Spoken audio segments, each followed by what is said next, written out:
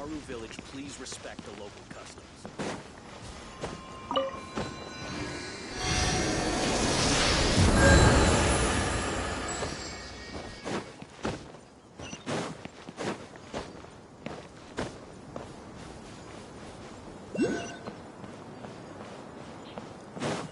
No time to lose.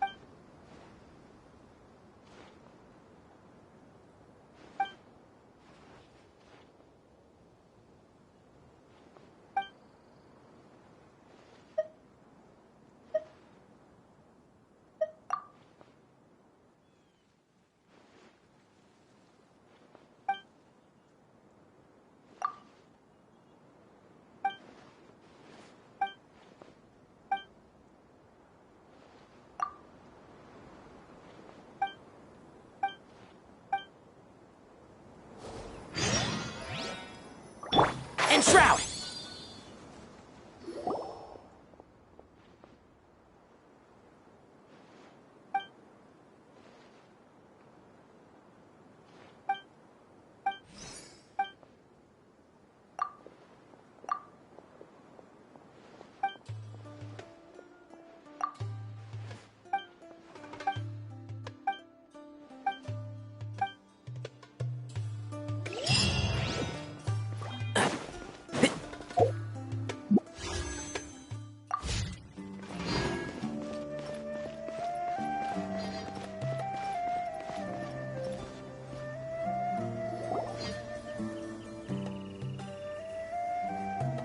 Although I've sent myself into exile, I'm still doing essentially the same things as before. Do you still have any questions for me before we start our investigation? One of my former subordinates told me that this title has its origins in a strange incident. The academia has long exiled mad scholars to Aru Village. A mysterious phenomenon exists here. When mad scholars first arrive, they are as incoherent and deranged as before. But after spending some time here, they invariably begin to calm down. Initially, the people of Aru Village greatly resented having to take in the mad scholars. But a strange incident one night changed that. Aru Village was struck by the strongest earthquake in living memory. seeing buildings on the verge of collapse all around him. The then chief of the village was preparing to take everyone to safety. Suddenly, he noticed a mad scholar crouching in a corner, caressing the ground with his hands. A soft, green light radiated from him, like a divine glow against the backdrop of night.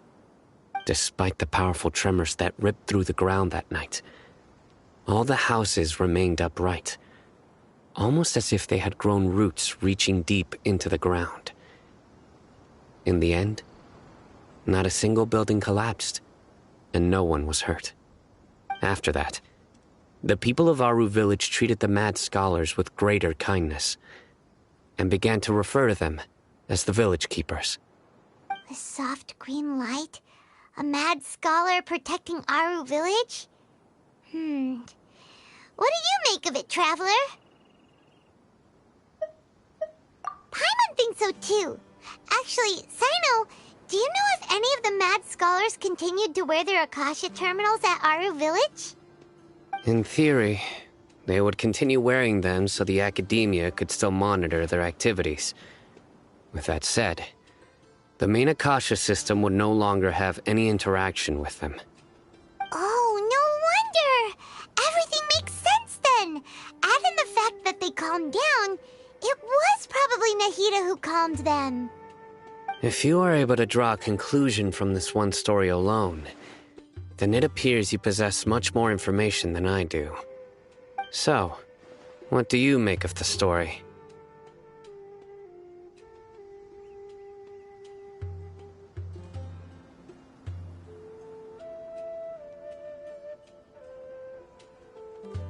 Really?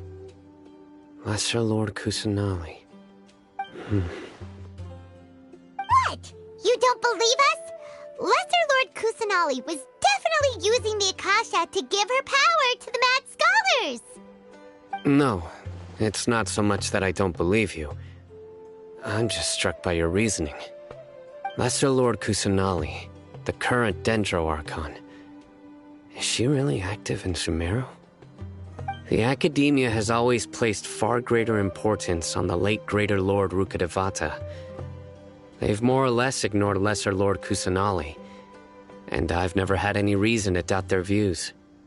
In addition, I've never heard any stories about Lesser Lord Kusanali and her deeds. To me, she might as well have been a god that never existed. No way! Nahida definitely exists! She's a... how should Paimon put it? She's a good Archon who's kind and wise, even if she says weird stuff sometimes. I've spent many years interrogating criminals, so I can easily tell when someone is lying. Good! Then you should know that we're telling the truth! That look in your eyes. I've never seen that from a liar. You two really must have met Lesser Lord Kusanali. How can this be? To think, our Archon has been amongst us this entire time. Alright, now it's our turn to put our skills to good use for this investigation. But easier said than done, especially since we don't have any leads. Maybe we can start by knocking on some doors.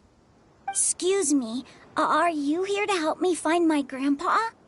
Huh? Who are you? By the sounds of it, a resident of this village. My name is Isak. You'll help me find my grandpa, right? Is your grandpa a mad scholar? Hey, don't say that. Grandpa is just Grandpa. Why do you have to call him that? It's not like he's a bad person or anything. The person you're referring to is not a local, yet you are. Why do you call him Grandpa? Grandpa is just Grandpa. He's my family. I heard everything you said to the village chief. Please, you gotta take me with you. I want to find my grandpa. I swear I'll help. I won't be a nuisance. Ah, So you're the one who was eavesdropping on us around the village chief's house. I was planning to go out and take care of whoever it was, but I had a vague feeling that they didn't harbor any ill intent. Whoa. Haven wasn't kidding about Matra having sharp senses. Sino, he's just a kid. All he wants is to find his grandpa. Let's find a way to help him. Sorry, I was only listening in because I wanted to know where Grandpa went. Honest. If you don't believe me, you can ask Miss Candace. All right. But first, let's confirm the facts with Candace.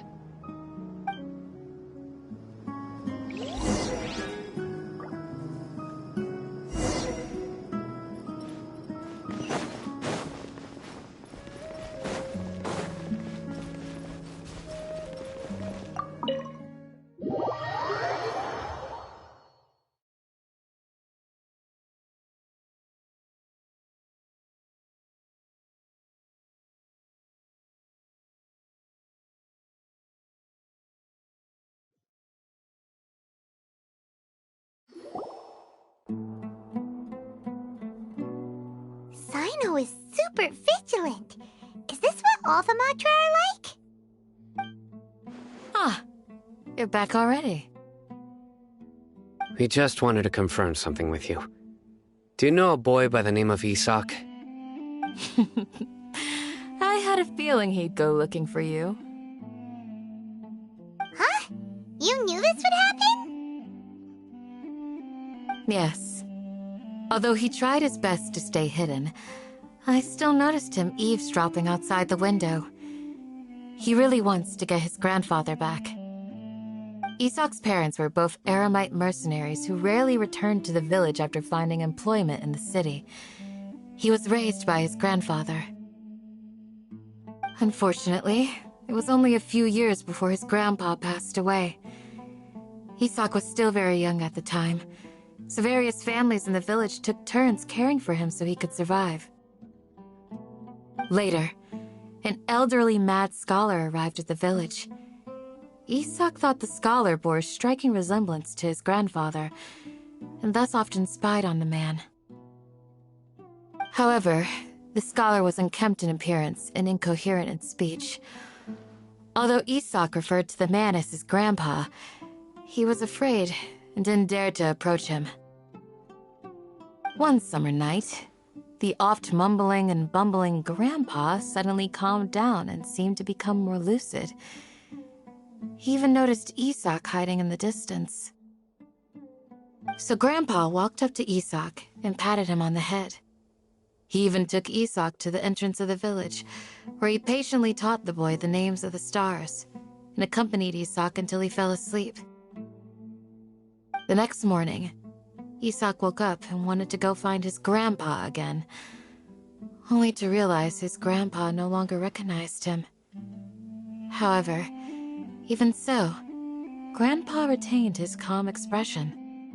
It's said that those who saw the scholar claimed he no longer appeared to be crazy, but appeared to be living in his own world, almost as if he were sleepwalking.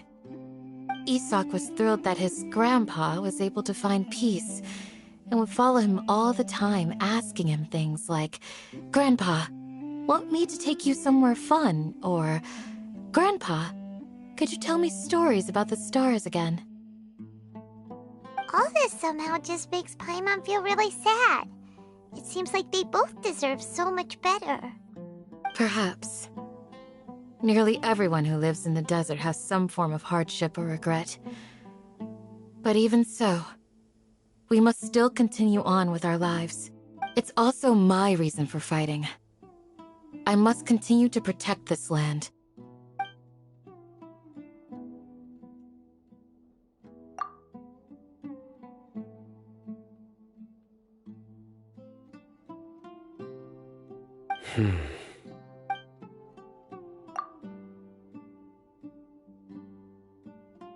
Maybe the people have always had a considerate god watching over them.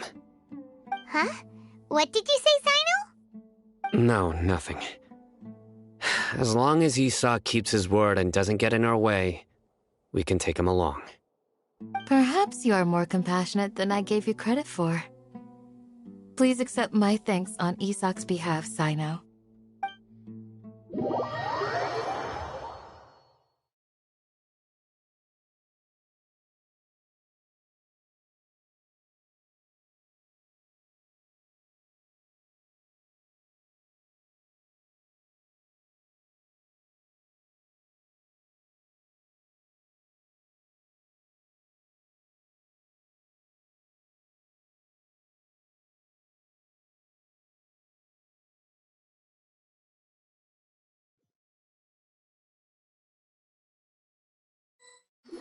Hey, Isak! Oh, it's you guys! We've cleared everything up. Let's go find your grandpa. Really? Wow, thank you so much!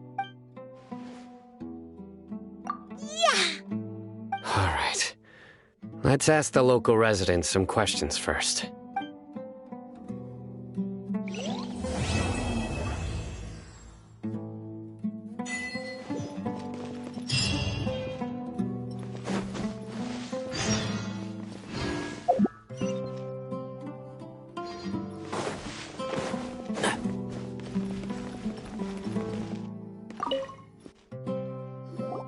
Excuse me, did you happen to see where the missing scholars went? You mean the village keepers? Oh, let me think. When I was eating dinner the other day, I saw one of them by the side of the road, muttering away and eating mushrooms and tree roots. They shouldn't go around eating that kind of stuff. Okay. Did you notice anything else? Anything else? No, I think that's all I have to tell you. Sorry.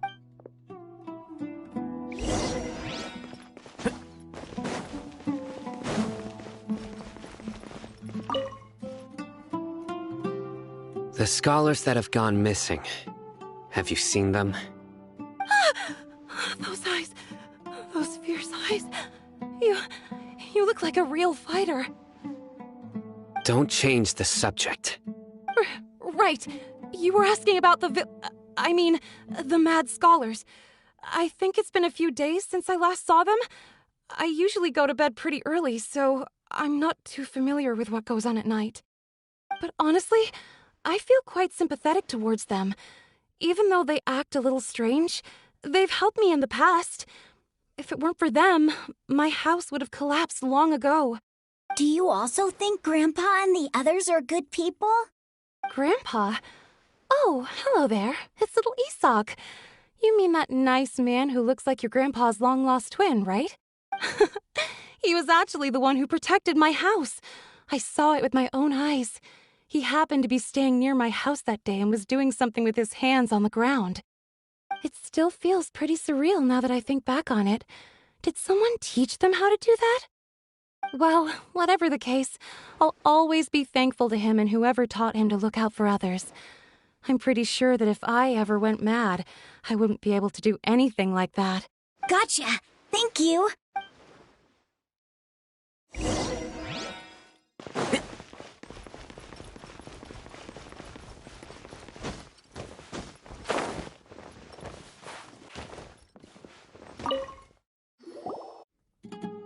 Sir, have you seen my grandpa recently?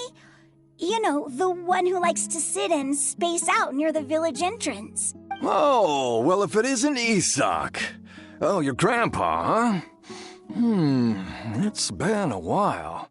The last time I saw him, he was spacing out by the road as usual. I went and asked him if he'd like any of the food I had prepared, despite my wife's protests. Like many people, she's really quite terrified of them. And speaking of my wife, she's still always complaining about how I don't make enough mora. That might explain why she's always mad at me. Oh, thank you. Thank you for taking care of him. It was nothing. You're looking for him, right? Did he go for a walk and get lost? Yeah. That's no good. Well, once you found him, come by my place again and I'll cook a little something for the both of you. I've known you since you were very young, so as far as I'm concerned, you're family. Please feel free to come by anytime.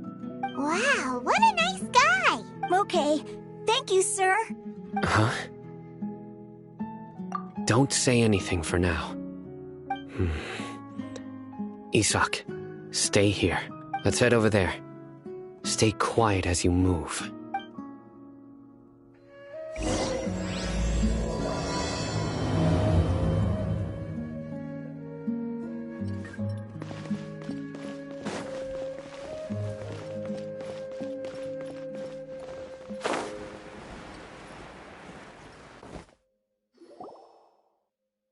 Listen, see if you can make out what they're saying.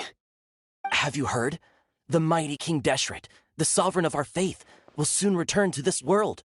Yes, of course I have. King Deshret is the one and only true ruler of this land. I've never believed in any other gods. Still, you say he's coming back, but it sure doesn't feel like life's about to change around here. And Haven't you noticed? The village has been getting more deranged scholars than ever. Delavar was saying that many people also went insane just before the fall of King Deshret's civilization in ancient times. We don't quite know why, but it seems like there's some sort of connection between insanity and King Deshret. Isn't it a sign of King Deshret's power that all the mad scholars have disappeared? If you ask me, they must have been chosen as the final sacrifice for King Deshret's resurrection. Huh. Now that you say it, that does make some sense. Does this mean our lives are finally going to take a turn for the better? Exactly. Those city folks will get what's coming to them. Now, repeat everything you've just said from the very beginning. Huh? Who are you? Where did you come from? My patience is running thin. You heard what I asked.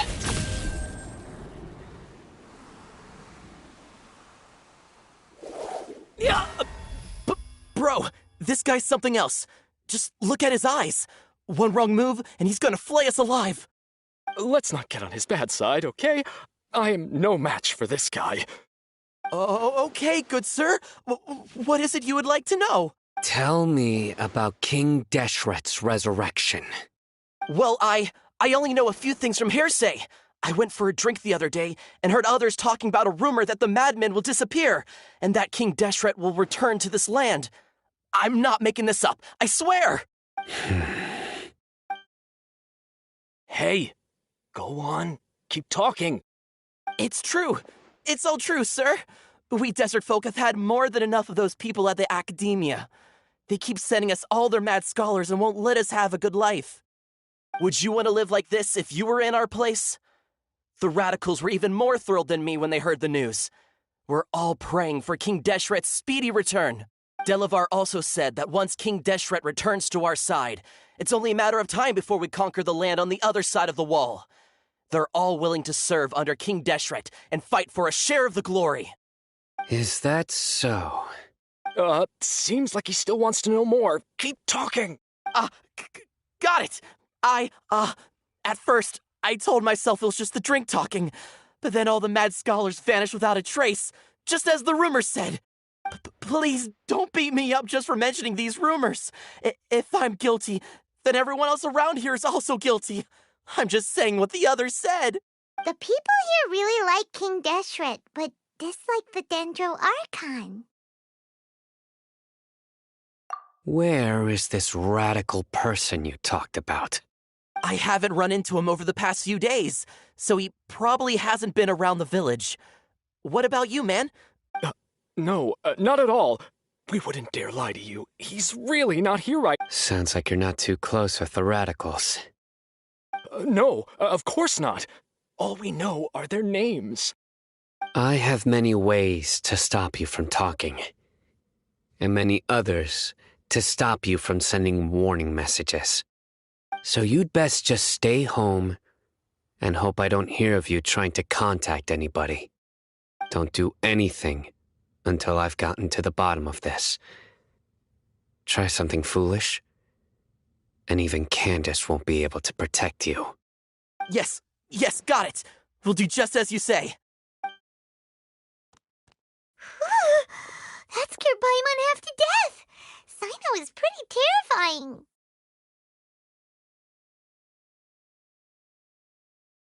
He didn't try to reassure us at all. It's like he's used to hearing that. Oh, Paimon bets lots of people have told him that before. I heard that. Sorry. It's part of being a Matra. The rumor we heard just now seems like a strong lead, but we need to check a few more places. Very well. Isak! I'm here. Where's your grandpa's house? Well, I can take you there. Just follow me.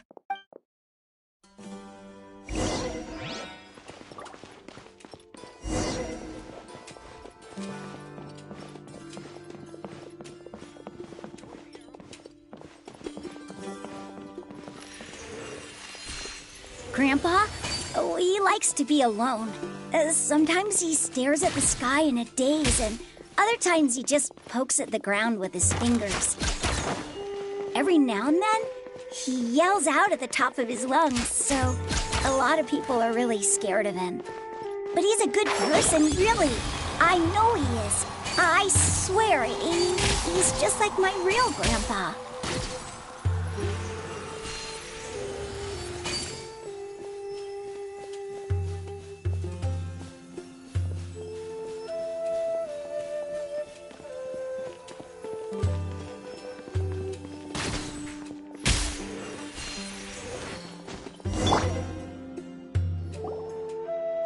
This is where Grandpa usually stays. There sure isn't much here. No. Incense? Please don't say it's the same one as before. But are you okay? Are you getting dizzy or need to lie down? There's a scent that you can sense, but I can't. A certain traveler here once passed out from that smell. Thankfully, Tighnari saved the day. And then he gave us a long lecture to explain all about how it worked. So, you know Tighnari? Huh? You know him too? Are you two friends? Yes. Now that I concentrate, I can also make out the scent of incense. Wait, surely Tighnari didn't lecture you too? No, no need. Did you first encounter this scent at Tighnari's house? In the forest. From a scholar.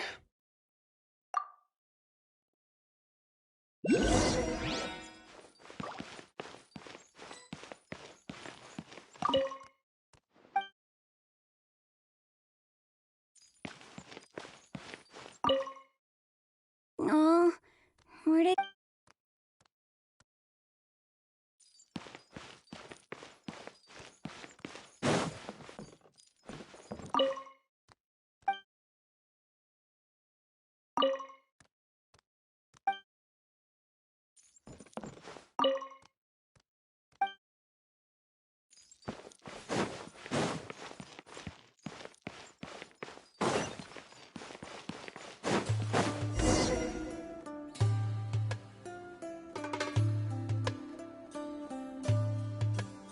What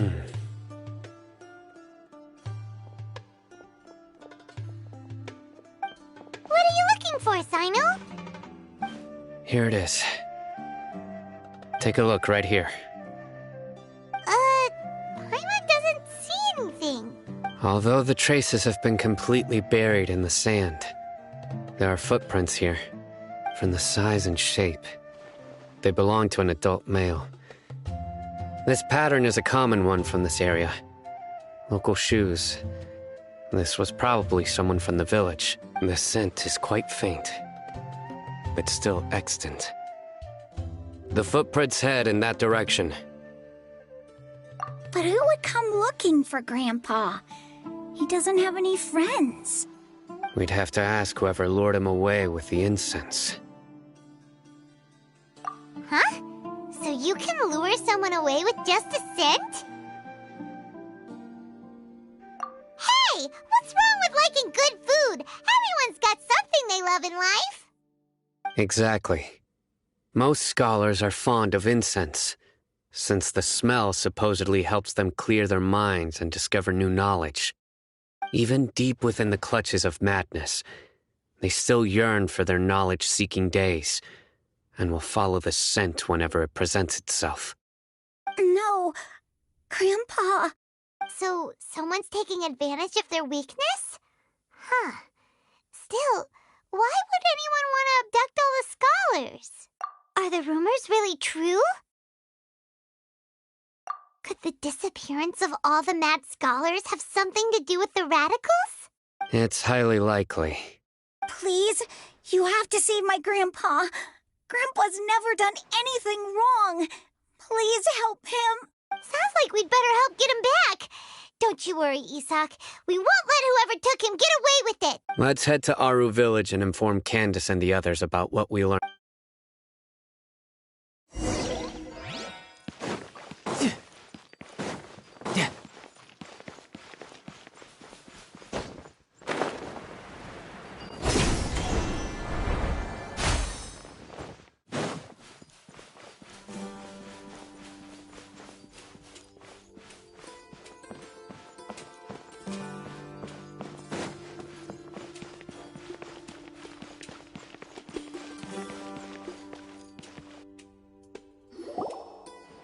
Right.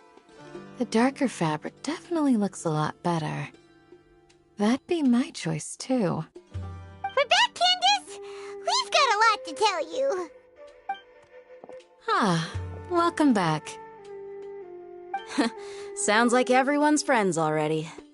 Oh, Dia's here, too! You bet. So, everything goes smoothly? Reasonably.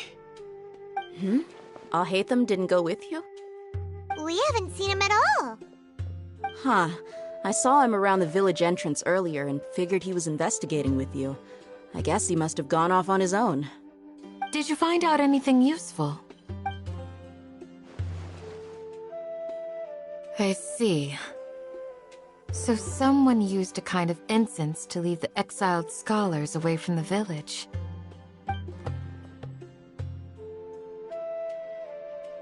The resurrection of King Deshret? First I've heard of it. Far as I know, the kind of incense you just mentioned is only popular beyond the wall. Scholars are fond of it, but as you can see, there aren't many scholars still studying around these parts.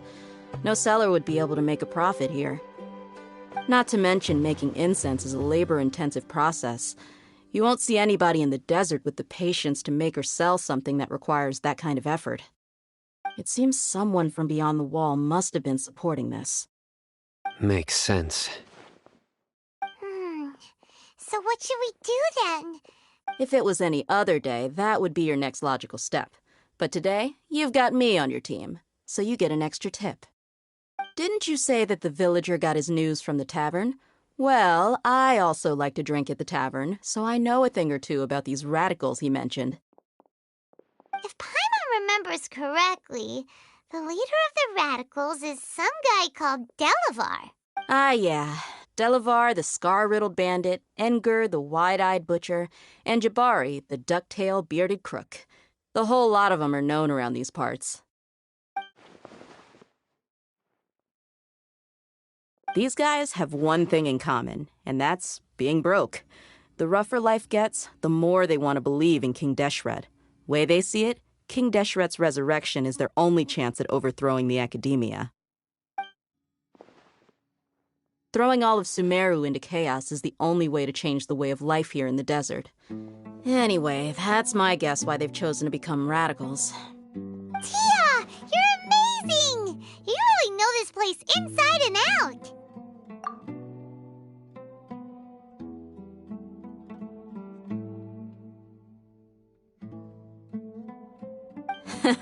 No merc can afford to slack off on gathering intelligence. Every more I've spent in the tavern has been a valuable investment. Let's head out. Now hold on, you're staying right here, Sino. Why? Aru Village is not a big place. Outsiders stand out here like a sore thumb. I'd bet word about you has already gotten out. The desert is unforgiving, so the way of life here is also a lot tougher than on the outside of the wall. You survive on making connections out here. Compared to you, mercs like me are just third-rate amateurs. I've got no actual fighting skills to speak of. But that also makes it a whole lot easier for me to gain the locals' trust. I need to go around and ask some questions, but it'll be difficult if you're with me. Fine. Good, then we've got a plan.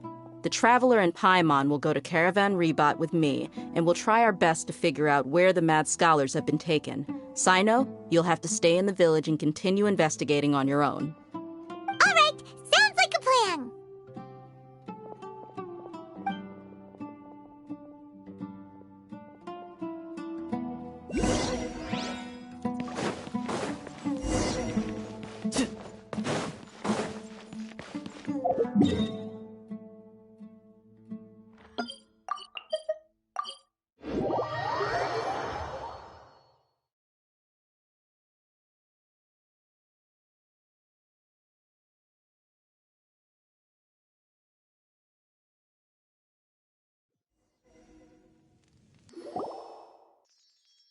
Well, here we are again. Sounds like you're starting to get familiar with the area. Paimon's amazed every time we see the wall of Samiel. How can a wall this tall even exist? I know what you mean. I had the same question every time I walked this way Also, why is this high wall here? And can a wall really block sandstorms? It was only after I grew up that I realized the wall of Samiel isn't just there to keep out the sandstorms. It serves a more important purpose, keeping out people like us. Sumeru is run by wise and mighty sages. To them, us desert dwellers are nothing but tools that can be used and discarded at their whim. We're cheap labor, like livestock, but easier to control. Nothing more. Even if a child from the desert got the chance to obtain an Akasha terminal, almost all their requests for knowledge would be denied. The academia believes we're underserving. Geniuses like Sataria are 1 in a million. The other children never get a single chance to try and rewrite their fate, even though the academia knows very well that we're humans, just as they are.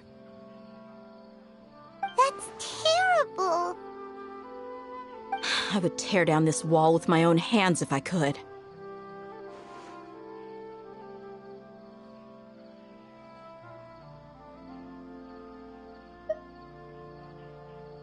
Hey, Dia. You're not thinking about doing anything scary, are you? No, not at all. This place just gets me thinking, that's all. Besides, we're here to procure information, aren't we? Yep, we gotta catch those... Shh. Caravan Rebot is crawling with people, so be careful what you say. We don't want anyone to find out what we're here for. Our mission started the moment we arrived here. Let's go check out the tavern. Maybe we'll find someone I know.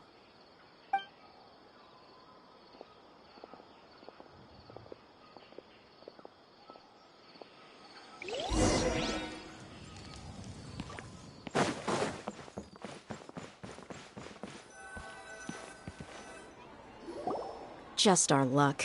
None of them are here today. You mean, you don't see anyone you know? Dia, is that you?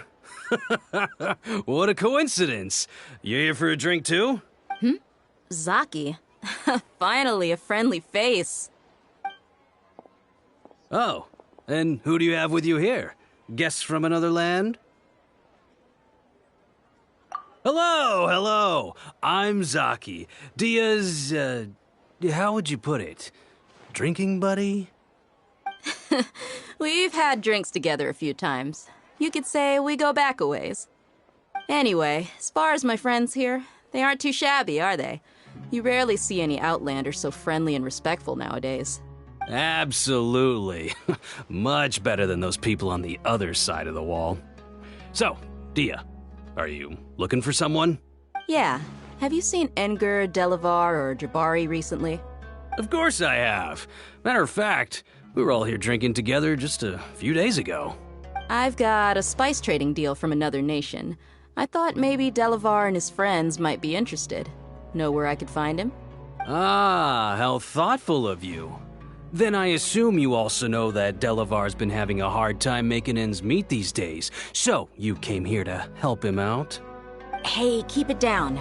Let's just say I prefer to keep this deal a secret. Y'all at Caravan Rebot are like family. If there's more to be made, why not do it together? Besides, Delavar and his friends have muscle. They'd be a good fit for escorting the goods. Yes, how considerate of you. Delavar's my friend too, so of course I can take you to him. Come with me.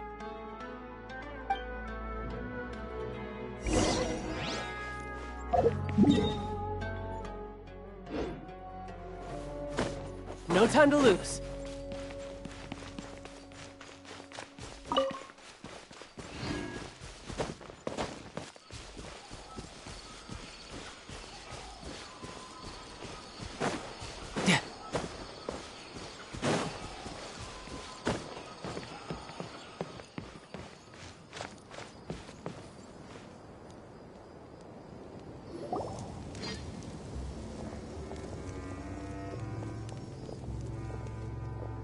Are we there yet?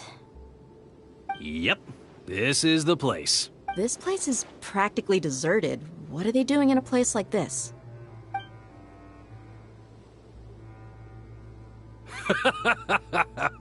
Why don't you take a guess? Go on, a wild stab in the dark. You're like lambs to the slaughter.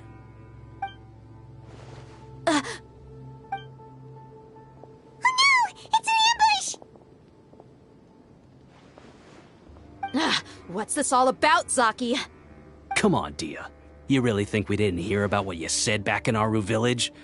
The boys have kept a close eye on you from the moment you set foot there. Not only do I know that you're looking for Delavar, I also know that you've teamed up with people from the academia to look for the missing scholars. So, you've been watching us from the very beginning? Uh-oh. I knew leaving Sino behind was a mistake! And you left the strongest one in the village, didn't you? Who do you think you are? You really thought we'd fall for your little business deal nonsense? So you and Delavar have been partners all along. Dia, I guess it's only natural for a traveling mercenary like you to be out of the loop. Those of us who hang around the tavern have stronger bonds than you think. But you got one thing right. We're all looking forward to an uprising in Sumeru.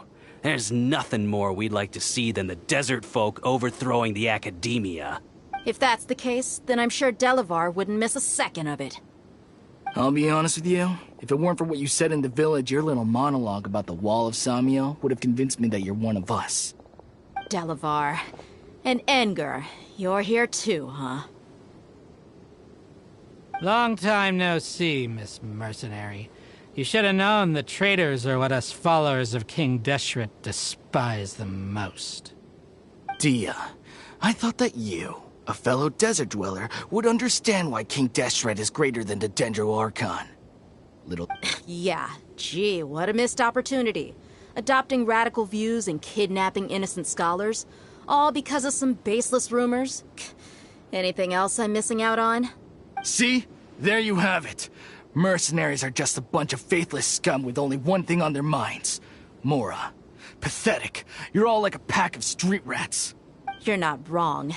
Mercenaries are driven by Mora, and my faith lies with whoever's paying me. As long as there's a profit to be made, anyone can become my friend. Enough talking! Get him! Just as I expected. Let's teach him a lesson, traveler. Just following orders. Yeah! Yeah!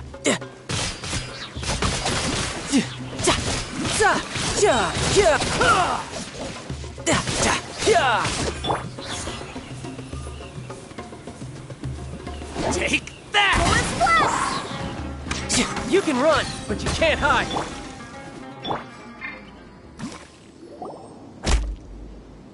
Impossible! How could you? So, What do you think about your meticulous network now, Zaki? How did you say it? It's only natural for a traveling mercenary like me to be out of the loop. I'm guessing your informant told you that I'm just an incompetent merc with no real fighting skills, correct? I mean, that is what I said after all. And of course you would believe everything he reported. The only thing you know about me is that I'm a mercenary, but you've never seen me in action. Even though you heard we went to handle monsters together, you believed that Candace was the only one doing all the real fighting. That so-called Flame Mane is just a fraud. She admitted it herself. She just uses her connections to gain the trust of others. That's what you thought, right? Ugh. You lied in the village because you figured that we'd have people watching you. And you were stupid enough to fall for it. I figured as much the first time we drank together. You all thought you were so smart. Pathetic.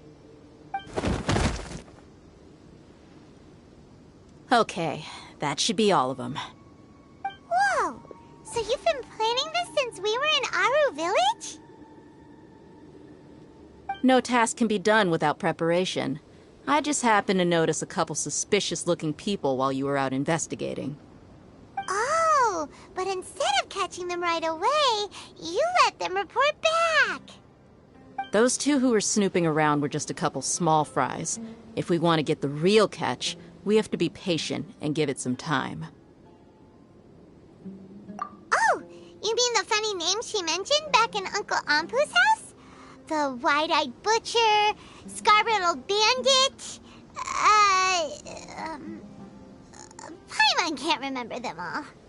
That's just a bunch of drunk talk. Edgar and Delavar like to talk themselves up when they're drinking. Edgar, the wide-eyed butcher, and Delavar, the scar-riddled bandit, are the nicknames they came up with for themselves.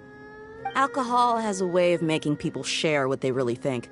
So Edgar and Delavar are always rambling in the tavern about how King Deshret is a superior deity. What about Zaki?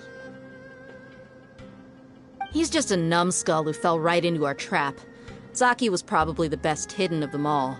My initial plan was to find Delavar first, and then try to track him down. That's what you wanted to ask when we were at Uncle Anpu's house, right? Jabari is one of the villagers you talked to. You know, the one who wanted to treat Isak and his grandpa to some food. Wait, so he's a radical too? No, he isn't. I just needed to tack on a random villager name to make the eavesdropper think that I was making some wild guesses based on my impressions.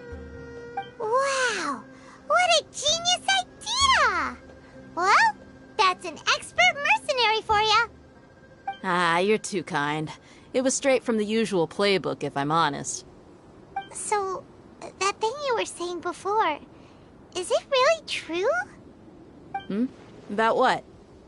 About how mercenaries only care about Mora, and that anyone's a friend as long as there's a profit. Does that bother you? What makes you so sure? Dia, do you dislike the Dendro Archon like the other desert folk? You two are pretty sharp. No, I don't have anything against the Dendro Archon. I've heard a lot of nice things about the Lesser Lord from Dunyarzad. I can understand her devotion and gratitude. Dunyarzad's just an ordinary person. There's no way a god would be so involved in the lives of everyday people, unless they were truly compassionate. I've begun to realize that the sages are behind everything that's happened recently. The radicals' blind belief in King Deshret, making the Dendro Archon out to be an enemy. It's all the academia's trickery. But I see through it all. And unlike them, I can never be hostile towards anyone who's never done anything wrong. Dia. Anyway, looks like we're done with business here. Traveler, lend me a hand. Let's tie him up and bring him to the village.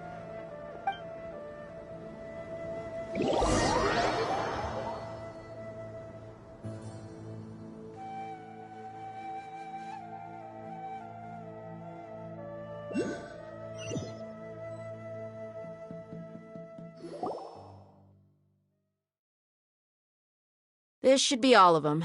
I'll let you take it from here. All right. I'll be in touch. Until then, please stand by. Candace, do you need any help? Candace will be okay on her own. I trust her, so you can too.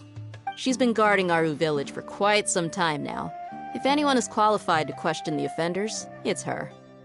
While I'm questioning them, why don't you pass some time by exploring the area? I'll meet you back here tomorrow morning, Traveler. As for these idiots, let's just hope they live to see another day.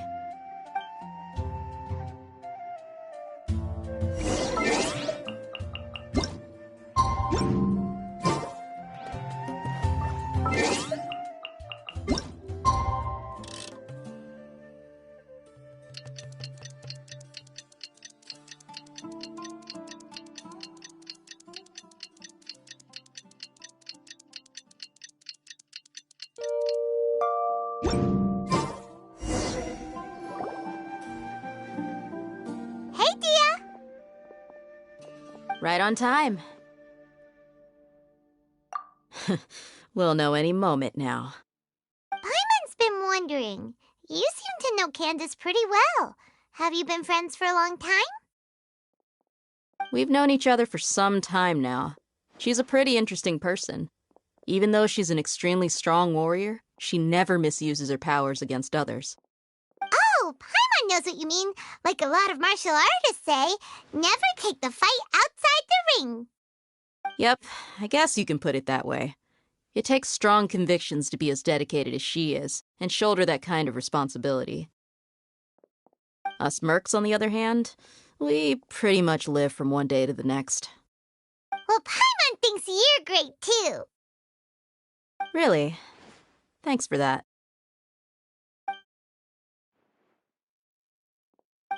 Oh, Sino's here, and he's pretty early, too. Yes, I was here yesterday to help out a little. To help out? By doing what? Sharing some interrogation techniques. Oh, you mean you taught Candace some more persuasive methods? Right. Come on in, everyone. Come on, let's go inside.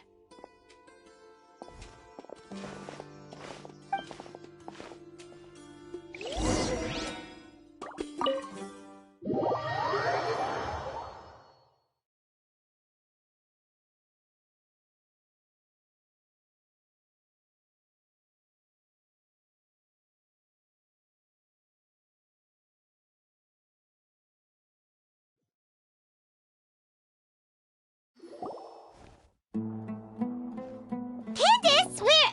Whoa, you look furious. Do I? Huh. What gave it away? Oh, there's no mask that can hide true bloodlust. Cover up your eyes, and it'll still show itself at the corners of your mouth. Perhaps I need to work on my composure. Still, it's perfectly understandable why I'm angry. I'm sure everyone present would agree. Yes, ma'am. Please, don't beat us anymore. We're gonna die. Well, looks like Sino taught her well.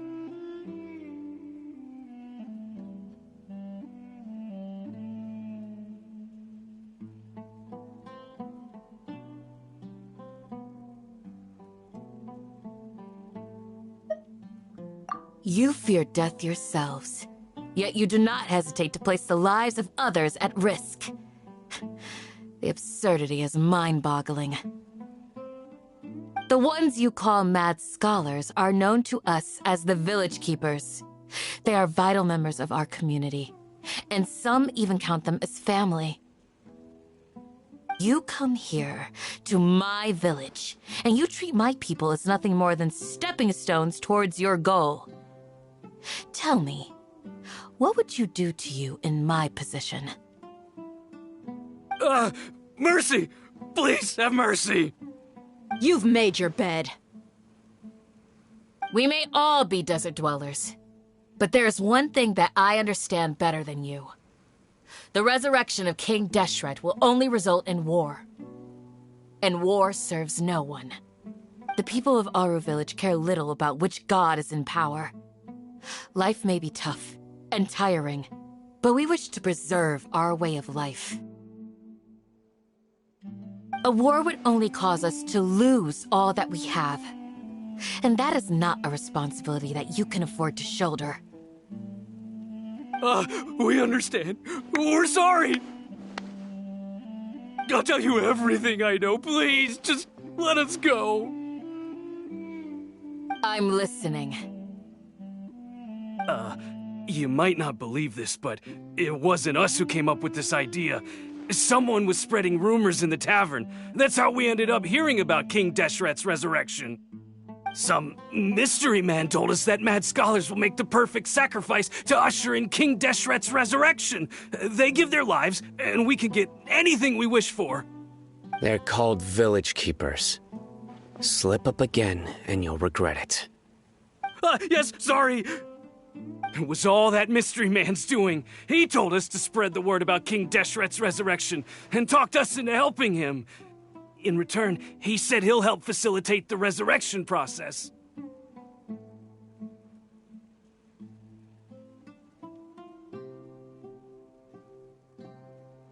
I'm not sure.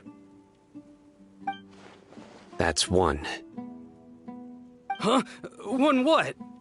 Strike. You get a total of 3. Then, you die by my hand. Wait, I'm telling the truth. We don't know anything. It was all him. 2. He got us to lure them out of their houses in the night with some kind of incense. We take them to a junction outside the village. Then the mystery guy takes them from there.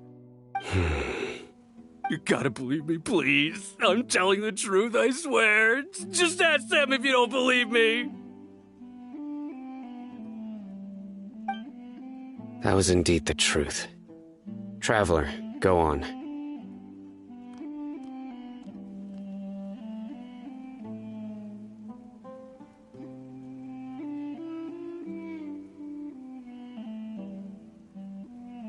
You have to believe me. If I knew that, I would have told you his name right away. I'm not risking another beating to keep his secrets. No way.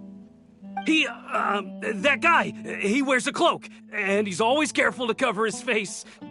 He calls himself King Deshret's envoy. I believe I may know what's going on. Uncle Anpu? What do you mean?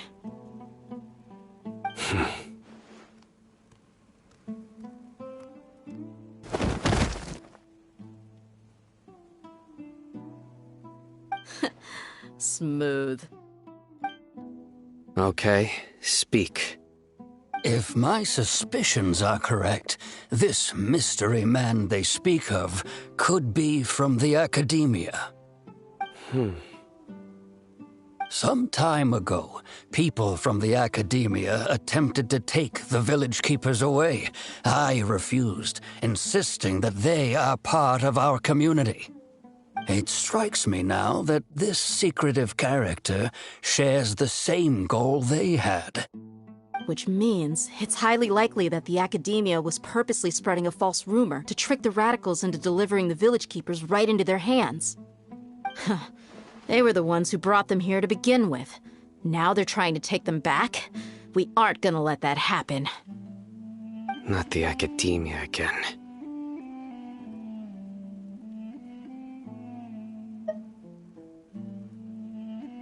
Just as I thought. But what could they want with the village keepers? People are nothing but tools in the eyes of the academia. A change in their plans likely means they found another way to exploit the scholars. Regardless, our top priority now is locating the village keepers. You're right. Isak is still waiting for news on his grandpa. Time to go. Let's leave the village and try to track them down. Yes. Pack up and get ready to leave. You got it. Candace, I'll let you deal with the radicals. Leave everything outside the village to us. All right. Let's meet back here once everyone's ready.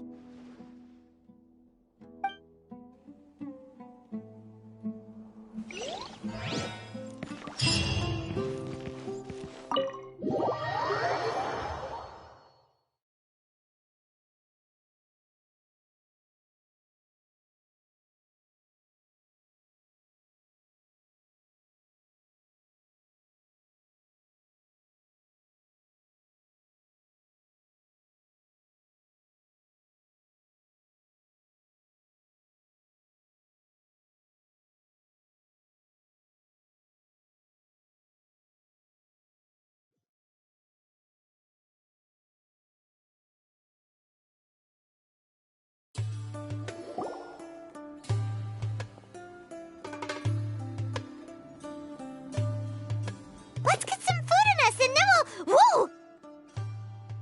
Where did you come from? Well, as you can see, I am merely sitting here and reviewing what we have deduced thus far. You were gone for ages! And now you're suddenly sitting here musing to yourself? Where have you been anyway?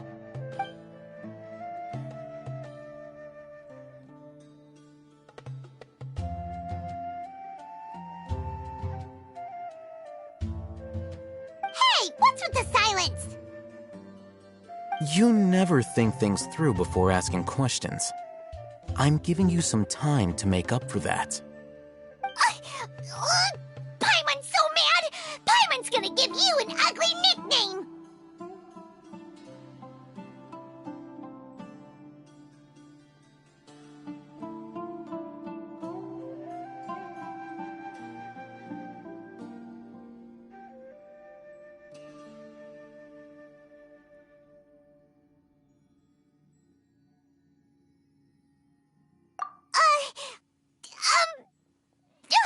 Never mind. Paimon's got nothing. There's just nothing super obvious to pick with this guy. It makes it so hard. Well, you've heard nothing to suggest I left this whole time, so clearly I stayed in the village to investigate. Anyway, you plan to leave Aru Village and keep searching for the truth of this matter, yes? Yep. We're not gonna find out anything more by staying here, so we thought that we might as well take the search elsewhere.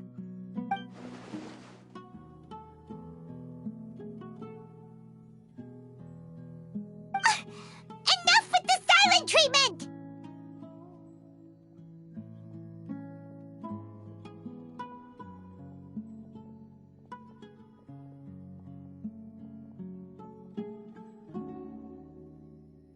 No. I'm just surprised that you decided to team up with him. All Hatham, you haven't helped us out at all ever since we arrived at Aru Village. Bold of you to question our choices. Yeah, you're all talk! While you were investigating, I had my own work to do, which I've now finished. Really? Paimon doesn't believe you. To be honest, we aren't really a team, so I have no obligation to inform you of my whereabouts.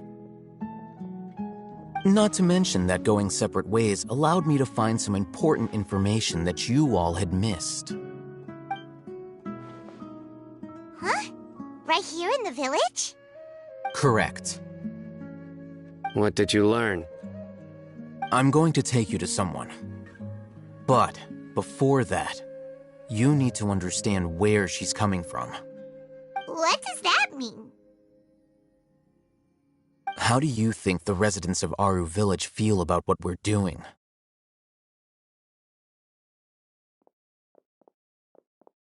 In other words, do you truly believe every single word the villagers tell us? You mean some of them lied to us? Hiding the truth does not necessarily equate to lying. Again, these people have their reasons. Remember what Candace said? Most people in Aru Village don't necessarily care which deity is in charge of Sumeru. That's because whether King Deshret or the Dendro Archon has power is of little significance to them. By contrast, the perils of their daily lives are ever-present concerns. They won't simply share everything they know with you without good reason. That's why you believed there was no further information to be found in this village.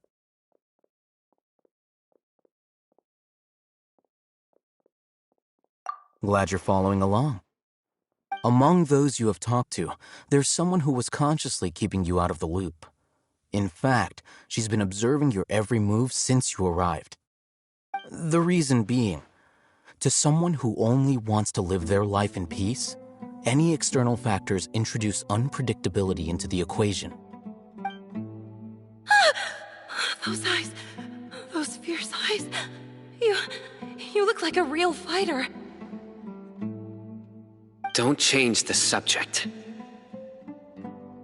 It's quite obvious that she's intimidated by Sino's authority and strength. Right. You were asking about the mad scholars. She corrected herself mid-sentence because she's aware that there are King Deshret fanatics in the village. If she sounds too friendly towards the village keepers, she could easily make herself the radicals' next target. I think it's been a few days since I last saw them. I usually go to bed pretty early, so I'm not too familiar with what goes on at night. Remember? She made a point of denying her involvement in anything that occurs at night. But honestly, I feel quite sympathetic towards them. Even though they act a little strange, they've helped me in the past. If it weren't for them, my house would have collapsed long ago. After speaking to the village chief, it became clear that the village keepers had protected Aru village at night. In other words, the young miss was very much awake during that time. Then why would she lie? By getting involved with an outsider, she risks drawing unwanted attention to herself. As for why she might be so wary about all this, maybe you should ask her. I'll pass on this one. You said that she is afraid of me. If so, it's best if I stay out of this. We're on it!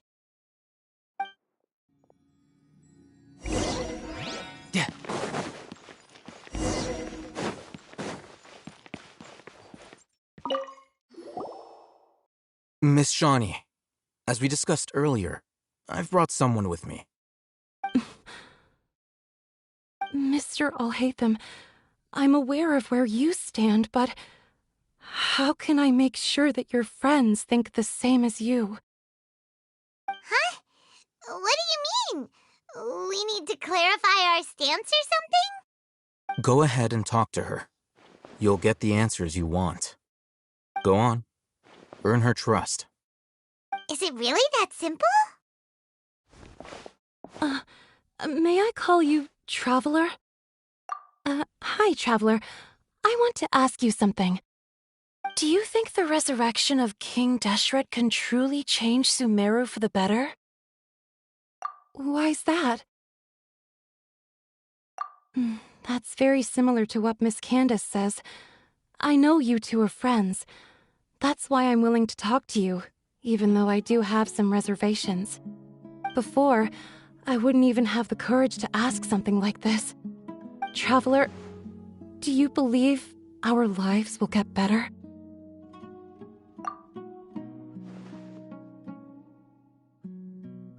Yeah! We came here from another nation, so it isn't wrong of you to be weary. And we aren't really residents of any one nation. But even so, we've met lots of people from different places, and we've always fought for what we believed in. We have friends in Sumeru, and we want to help them. That's why we decided to stay here for a while.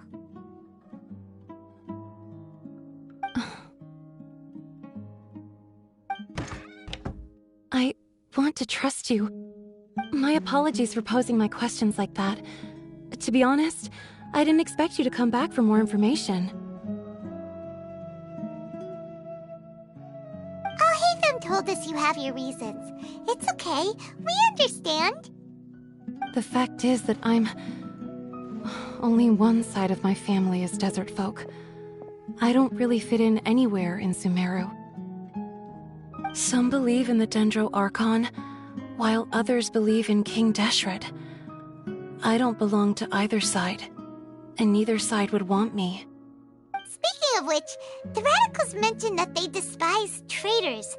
Do they just think that anyone who's different from them is a traitor? Yeah. Some people can be so narrow-minded when it comes to bloodline and beliefs. It makes no difference what I say or how I behave. I'll always be suspected of having ulterior motives. Slowly, I just stopped talking to people. I pretended not to hear or see anything. All I want is to live my life in peace. And then it happened. The village keepers who had helped me disappeared with no explanation, and I didn't dare breathe a word about it to anyone. Until now. You can tell them. I'm sure she'll keep your secret. All right. I'll tell you what I told Alhaitham. I actually have a sharper sense of hearing than most. Sometimes, I hear strange crying sounds in the night. There are ghosts? Perhaps. I'm not sure. It's faint, but it's definitely the sound of crying. It comes from far away in the distance, and always carries very raw emotion. It used to be louder and more frequent, but ever since you arrived in the village, it doesn't seem to happen as often. And when it does, it's much quieter. I have to focus really hard to make it out. I confirmed this with the guards on night duty. They also have someone with a good ear, and he's heard similar sounds at night. But, because we're in the middle of a desert, he would rather believe that they are the cries of beasts than ghosts.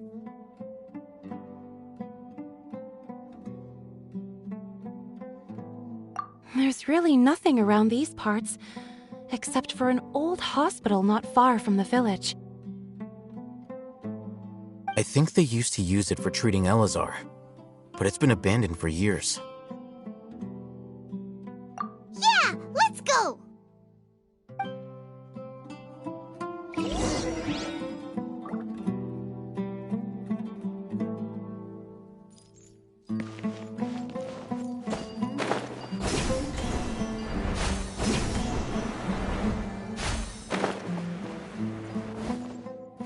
No time to lose.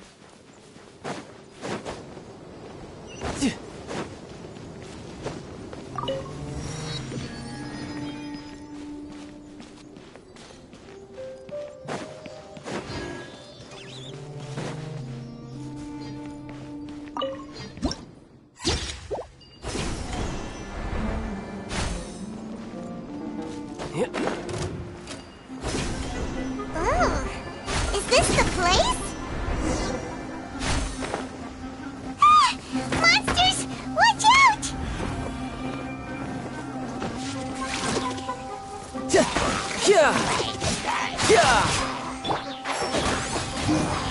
I'll uproot you!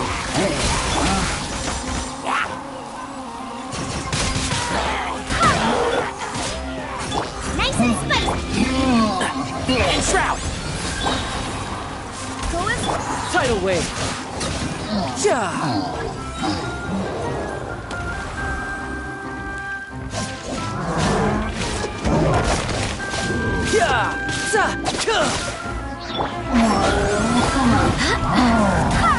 Barbados! Booba, get them!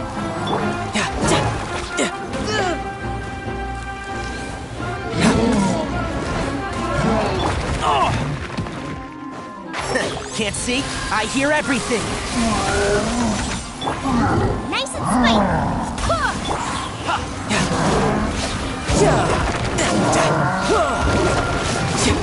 Run with the boys! Booba, get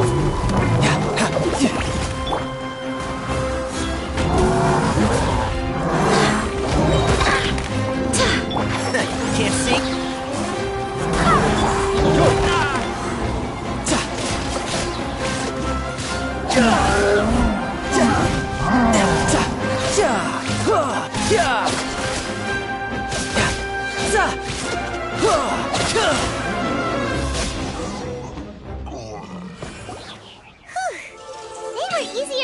death than Paimon had expected. Super strong bandits? Or monsters taller than buildings dropping out of the sky? Or, something like that. He looks super serious. We gotta stay on our A game too. This is the one.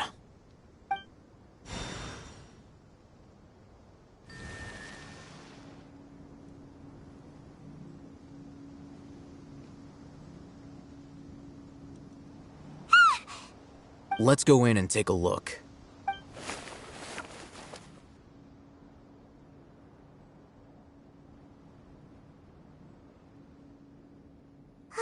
Hey, we haven't found squat. Are you sure we aren't? Patience. Shawnee says she only hears the crying at night. We have time to burn. Until then, I'm taking a break. And just like that, he sits down. Wait, he even brought a book to read? What are you reading? Let Paimon see! Okay, sure.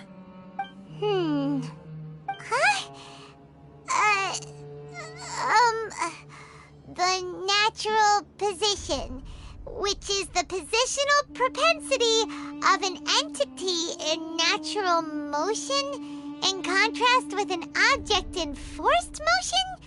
Huh? So, you got that? Oh, Paimon gives up. You keep reading your book. See ya! How is he so relaxed? Look at him, reading an impossible book in a creepy place like this. Hey!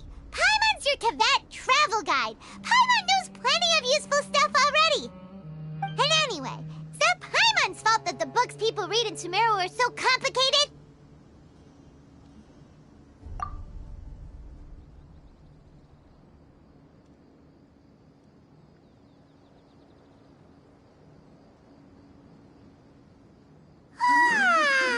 Paimon's getting so sleepy.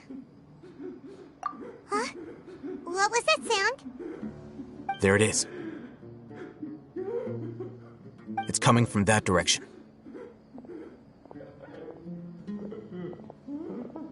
Is the sound coming from here? Huh. Paimon's not seeing anything. It's from below. But there's no way we can get down there. Something is off about the interior here.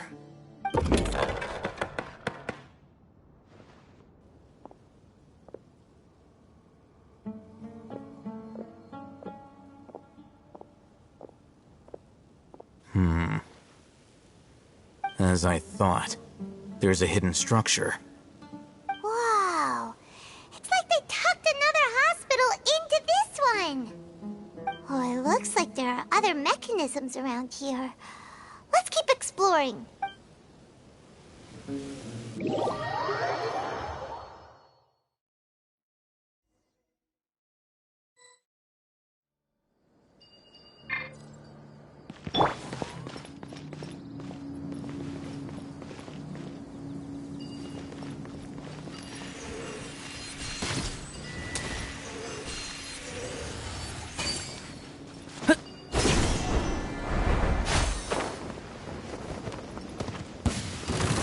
One with the force.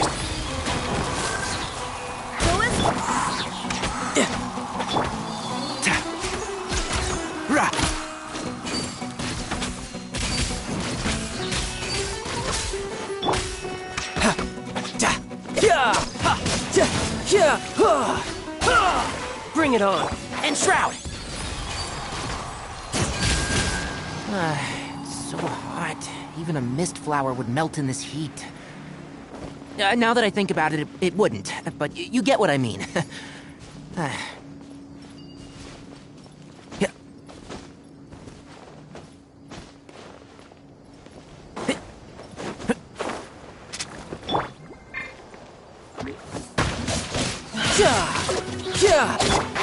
Can't see.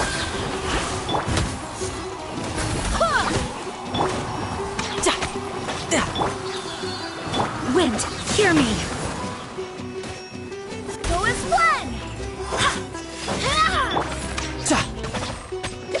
Enshroud! Yeah.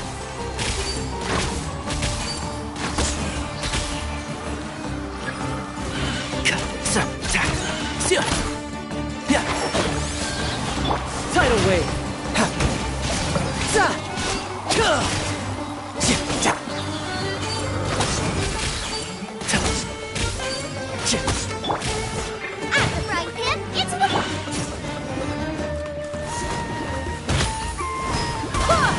You're mine! Shouldn't let your guard down.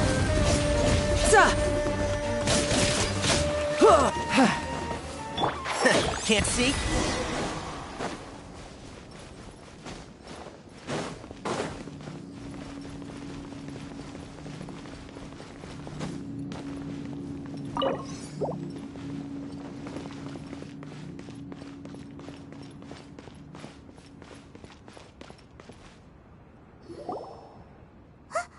Look!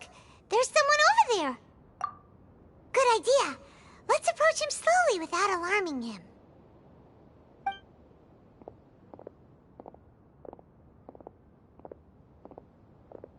Wait.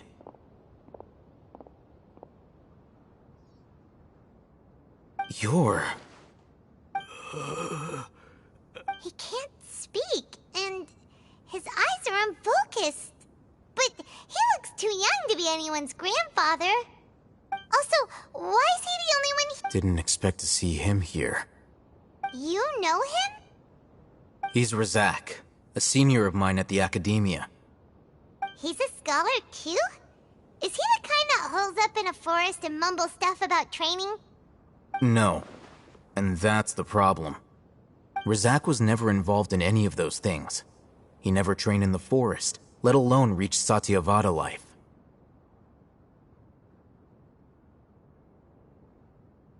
Leaving that question aside for the moment, him being here alone means that we might be too late. Looks like they've already taken everyone away. For whatever reason, they left Razak here. Perhaps they simply didn't have time to come back for him. There are drag marks on the ground. They're clearer by the doorway. Someone was forcefully drawing a cart that was loaded with something heavy. Loaded with people? That is one possibility. It looks like they were in a hurry, as if they were afraid of being caught. The symptoms are identical. Looks like we found living proof. Huh? Why do you say that? Allow me to jog your memory.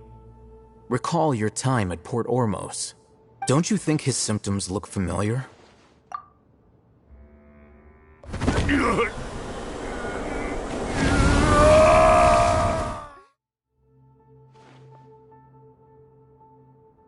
Oh, now that you mention it, they're acting the same way. Correct. The Academia is behind all of this. It isn't difficult to deduce their rationale. First, the Academia spread a false rumor of King Deshret's resurrection, emphasizing the role of the village keepers, the mad scholars who were exiled to Aru village. These rumors were all the persuasion that the radicals needed, and those based in Aru village leapt into action. Unbeknownst to them, of course, through rounding up the scholars, they were actually helping the Academia. As well as being able to exploit the radicals for their own ends, this scheme has one further advantage to the Academia. All the risks and responsibilities are offloaded onto King Deshret's followers. Life for the desert dwellers has been brutal ever since King Deshret's death all those years ago. Beneath the surface, feelings of desperation are widespread. Many would give everything they have for the prospect of something better. Anyone looking to exploit that for their own ends simply needs to make a few empty promises. Even if complications arise, people will see that those involved are all followers of King Deshret and look for no further explanation than differences of belief. A deep-seated mistrust of the desert and everyone in it by the rest of Sumeru will make sure of that. The notion of an Academia plot wouldn't even cross their minds. It may seem like a simple strategy, but it is able to work wonders under Sumeru's current circumstances. Oh, that makes a lot of sense. It's in line with the village chief's theory, too. But there's still one very important question. Wasn't it the academia that brought the scholars to Aru Village in the first place? Why does it want them back now? Throughout this process, one thing has changed. The scholars' identity. First, they were scholars. Then, they became lunatics. After that, they were exiles. And finally, they become missing persons. An exile is still patently a living, breathing human being. But when someone becomes a missing person, that is brought into question. If you can't find someone, you have no way of knowing what exactly happened to them. That makes missing people an ideal resource. Resource? For what exactly? One possibility is that the information in their brains could be extracted into knowledge capsules. Extracted? You mean canned knowledge comes from people's brains? With the technology of the Sumeru Academia, it's entirely possible. Perhaps the process caused them great suffering, which is why they cry out in the dead of night when no one is watching them. So, the human brain... Nope, nah, Paimon doesn't want to think about this. I'm the Academia scribe, after all. I'm familiar with their projects. Anyway, judging by Razak's state, the contents of a divine knowledge capsule were extracted from his mind. But something went wrong in the process. Or perhaps his curiosity got the better of him, and he used such a capsule for himself. Paimon's a little confused. Can they just use anyone's brain?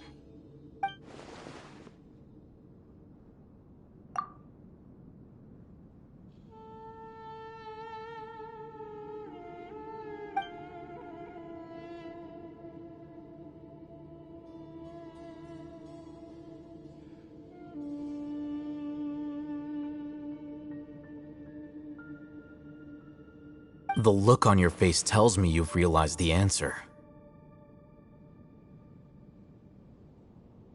That's right. To some scholars, gaining knowledge about the gods is their entire life's pursuit. Extracting canned knowledge is just one of the extreme measures they turn to. However, I can't help but wonder, what do they seek to gain from divine knowledge?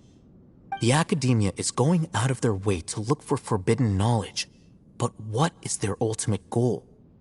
I've spent quite some time trying to analyze the contents of the divine knowledge capsule, but to no avail. It seems like my way of thinking is too different from theirs. You mean you're not even slightly interested in getting your hands on this forbidden stuff? All scholars seek to expand the horizons of knowledge, but I'm not particularly interested in gods, so I don't share their degree of zealotry. Extracting information from people as if they were lifeless objects? If this is the direction of academic progress, then the Academia may as well shut its doors.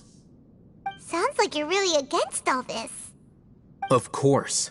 The Academia's actions run contrary to their rules. Whether it be academics or knowledge, everything has its boundaries. If those lines are crossed, the rules and order that govern everything in the world will be destroyed. This matter needs to be corrected, just like fixing a typo in a book. Wait, didn't you step in to help because you felt sympathy for those poor people? Not to be callous, but no. My criteria are a little more restrictive than that. There is no shortage of suffering in Sumeru, and the same can be said for the rest of Teyvat as well. What do you plan to do about that? Save every last person? Probably not. Paimon's not sure. You can say that. Simply put, I don't blindly place my faith into strength or heroism. The divine knowledge capsule is something I want to investigate in full. That doesn't mean I'm willing to take action for the sake of a few strangers.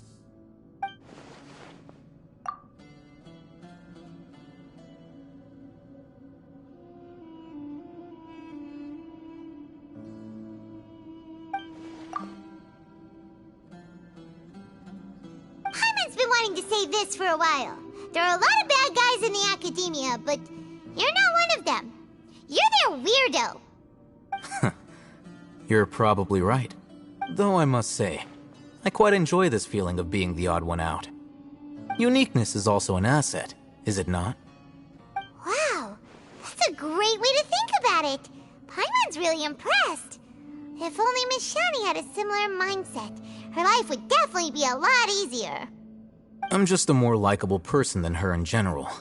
There's nothing more to it than that.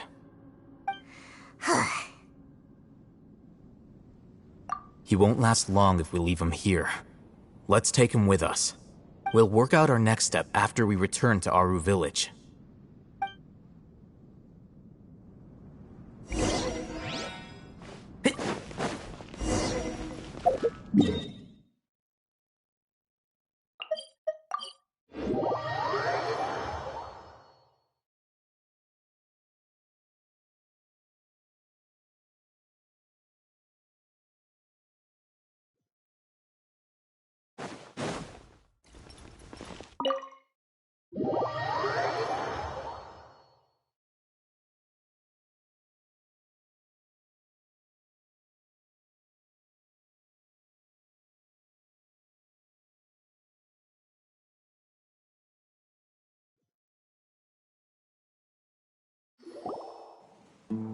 We're back!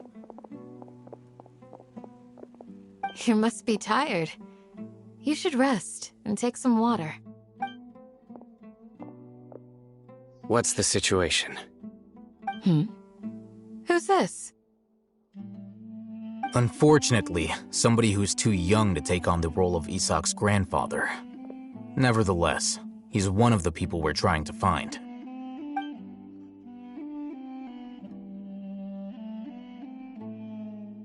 So, at one point in time, the abandoned Elazar Hospital served as the academia's site for extracting divine cant knowledge.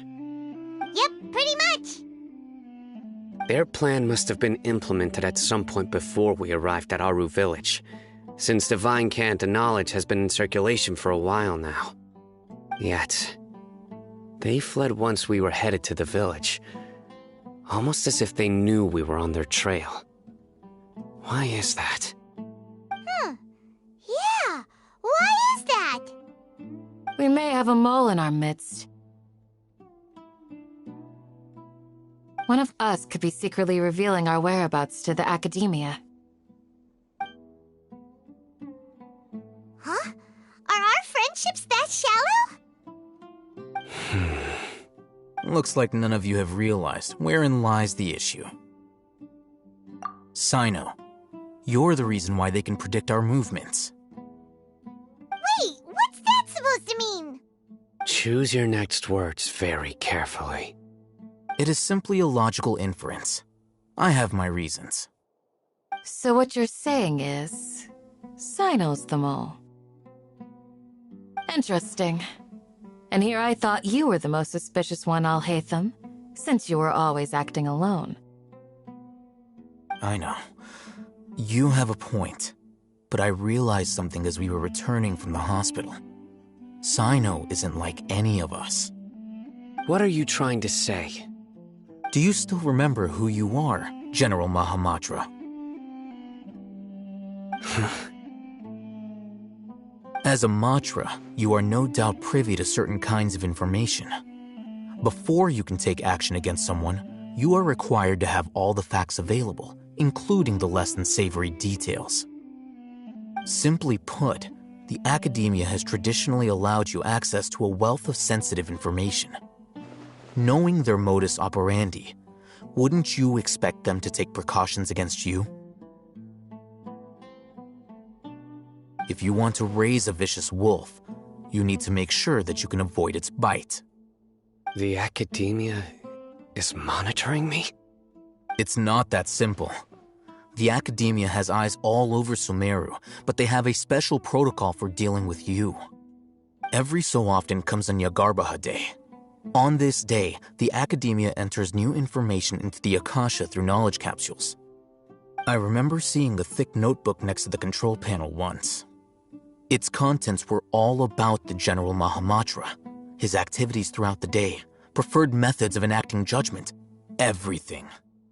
You're saying that the Academia entered my information into the Akasha too? But what's the point in doing that? My actions aren't important enough to be added into the Akasha. The Akasha is capable of computation. The Akasha's algorithms are entirely capable of predicting your movements using the data entered. When you would depart, the route you would follow, your destination. It knew all of this. It predicted my every move. The Academia has been watching you longer than you think. However, the fact that you resigned is proof that their suspicions were well-founded. So that's how it is. Sino adheres to his principles so strongly that he's actually a thorn in their side. Tenacity of will and steadfast faith are worthless to the Academia. They need scholars who are easily pliable and mindlessly go after anything they can profit from. Sino, don't take it to heart. This just proves how much of a trustworthy ally you are. They escaped because of me. Don't blame yourself. It's not like any of us would have known. I have an idea. If they predicted my movements, then I might be able to guess where they went. Whoa, you bounced back fast. There is always an opportunity for safety after danger passes. Oh, so that's how it is! Paimon gets it now! If the Academia is trying to avoid Sino, then the safest place would be...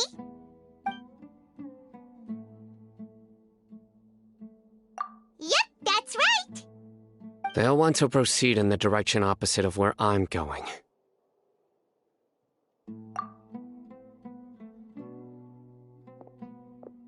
I must go. There's also something I want to investigate. Let's go, guys! After him! Please, wait! I want to go too! You want to go too? If so... I want to find Grandpa. I promise I'll be careful and not cause any trouble. Everyone, I leave him in your hands. Yay! Let's go! Remember to pack some food with you! Paimon feels like we're missing someone, though.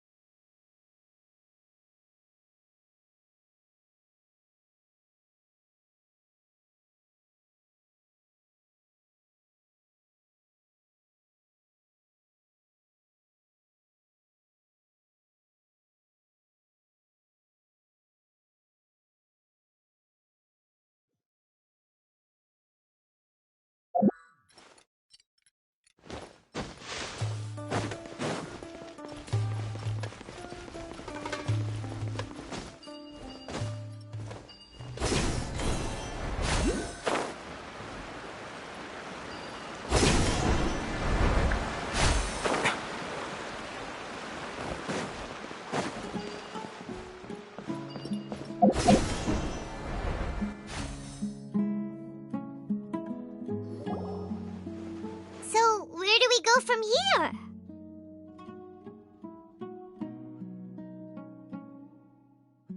Yes.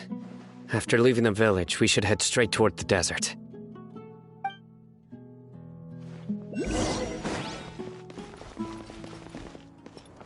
I know the desert like the back of my hand.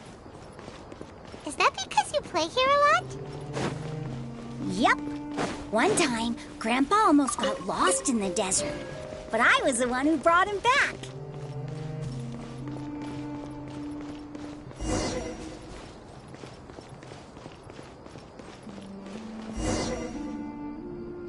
There's something here. What's this? It's buried in the sand. Looks like we'll need to roll up our sleeves and do some work. And Paimon thought running around everywhere was already enough work. Okay. So, we have to dig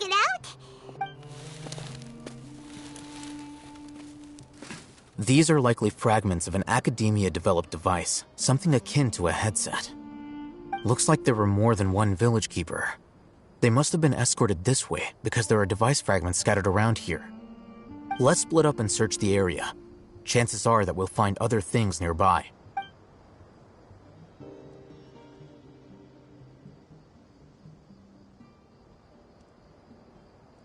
Is this what we're searching for? It looks kind of scary. This is definitely a device used to extract divine knowledge. How did it end up buried in the sand? That can't have been part of the plan. They must have been attacked along the way. Wait, what? Grandpa, I hope you're okay. Don't worry, your grandpa's gonna be fine. Razak didn't display any signs of starvation or dehydration, which means that they left fairly recently. We should be able to catch up. One more thing. Given that the device had been entirely I believe the attack must have happened prior to the sandstorm. Let's keep going. They can't have gone far.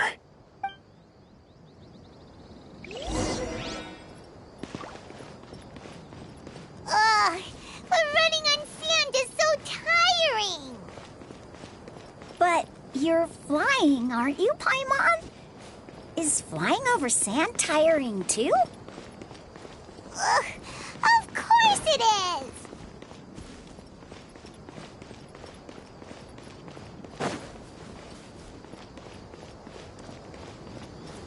Voices. Don't get any closer. They'll notice us. Dia's talking with the Eremites? Very interesting. Let's listen in. If you had informed me sooner, there'd be plenty of room for us to... You're one of us. We would never lie. Scholars. You don't know as much as I do. Need me to... I knew it. That's our Dia. Dia? Why would you... Dia! Hey, what are you doing? Huh? Didn't you say you'd help me find Grandpa? Why are you on their side? Well, look who's here. Ain't that something? This complicates things. You've betrayed Aru village? So, this is the great General Mahamatra. Dear, you'd be better off as my assistant than hanging around with this motley crew. Seen for yourself, I have the means and methods, and my ideals are far more admirable than theirs. I'm not the type that's easily swayed, Raman. You of all people should know that. Wait, what's going on, Dia? Whose side are you on here? Shut it, Paimon. It doesn't matter. Whichever side you pick, nothing can deter us from the grand mission of resurrecting King Deshret. Once our Lord of Old returns to this land, we will have a new beginning. Face the facts, Raman. It's not gonna happen. You should understand that more than anyone. Have all your years as a merc taught you nothing about placing hopes in a ruler? I'm a desert dweller and a proud follower of King Deshret. Whether I live by the edge of the sword or in peaceful comfort, my soul will always carry this conviction. It's not too late yet. The village mad scholars aren't gonna bring King Deshret back to life. You don't understand, my dear lady. Pursuing our faith is our purpose in life. Even if the chance of success is 1 in a million, we must be willing to give everything we have. Even if it'll expose you to the academia? Even if they end up disbanding the Eremites? Your Eremites, which you've worked so hard for all these years? Yes. We've waited a long time for this day to come. The sun and the moon no longer shine here. With these scholars in our custody, we'll stomp the Academia's forces and fight our way beyond the wall of Samiel. Ridiculous. Think about it. The Academia controls the entirety of Sumeru. Your powers are negligible in comparison. If you still don't believe me, then try asking these two men. They're also against the academia, but neither of them are as arrogant as you are. They look more like pawns of the academia to me. Why would I listen to anything the people of Greater Lord Rukkhadevata? Filthy traitors. Your god abandoned all honor and betrayed King Deshret. We desert dwellers will never trust the likes of you. It's impossible to communicate with someone so hostile. Perhaps we should. Do you really believe that by kidnapping the scholars, you'll be able to negotiate with the academia? These people have no value as bargaining chips, but I could be persuaded to take their place as your next hostage. These scholars were exiled from the academia. I, on the other hand, am their current scribe, and will be a much greater asset to you. Wait, you can't be serious. So, you want to trade places with the hostages, do you? Precisely. Any wise person would gladly accept my offer. What are you thinking? What if they decide to kill you instead? Well, that would be bad luck for me. However, I'd get the chance to observe the scholars, perhaps even find out the truth. Think you can talk me over with that confident look of yours? I'm not trying to persuade you. I'm using this as a means of joining forces against the academia. You are the scribe. What do you have against the academia? Not all desert dwellers believe in King Deshret, and the same applies to the academia. Why must all knowledge seekers approve of the academia's way of doing things?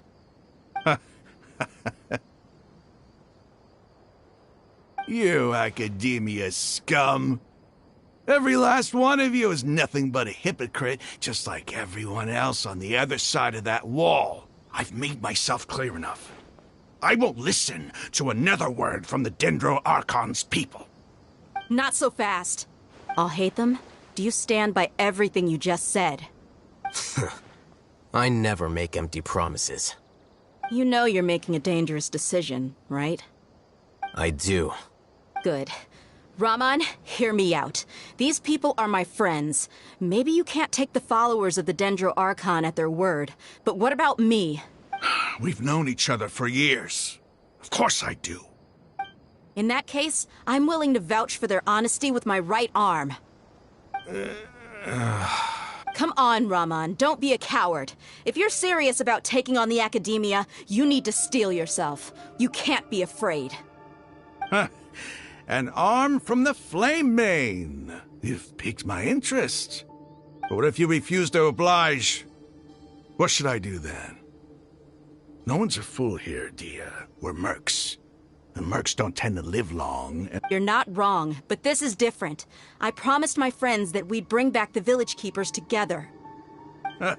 Let's do it right here then. Give me your right arm as proof of your resolve. Don't listen to him! He's not even trying to negotiate! He just wants to make things more difficult! That's fine. Are you crazy? We came here to save lives. One arm for that many people is still a pretty good deal, if you ask me. Raman, I'm holding up my end of the deal here. You'd better not let me down. Sure. Go ahead and cut off her right arm.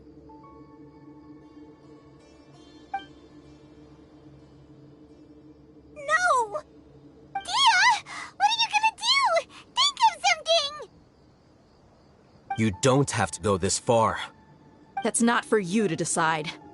Do it! Dia! Run!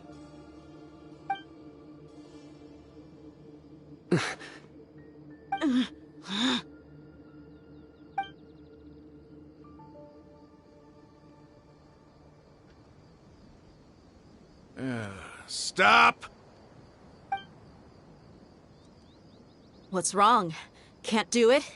Flame Mane, you and I are both desert folk.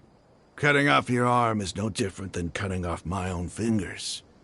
Where's the sense in cutting my own kin to pieces? You've shown me that you're serious. Go on now, take your friends and leave. Meet me in the desert at noon tomorrow.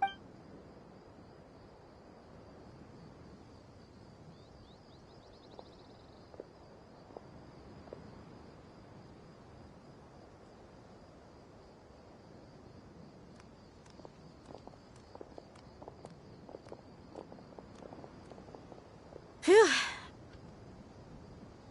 I was really counting on him not going through with it. Dia!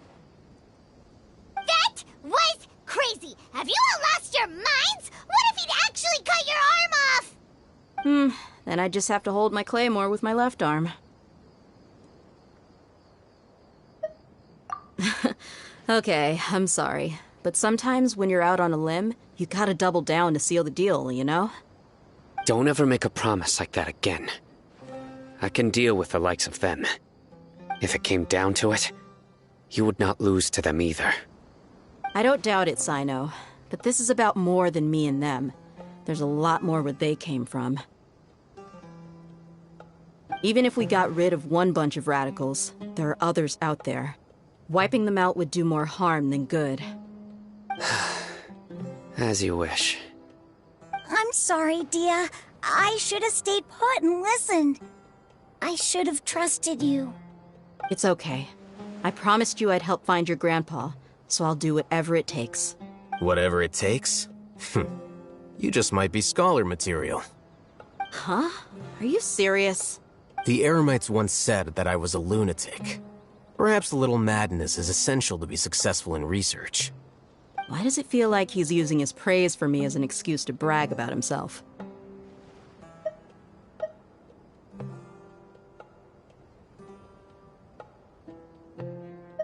Okay, let's get moving. We should head back to the village and rest up. Today was just a trial run. Noon tomorrow is gonna be the hard part.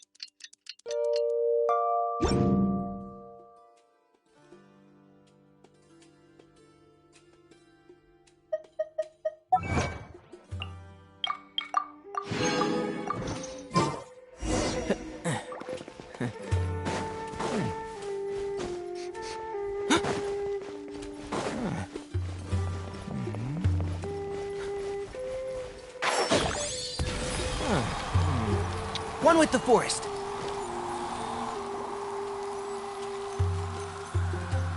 You're all here so early. Looks like we have everyone here.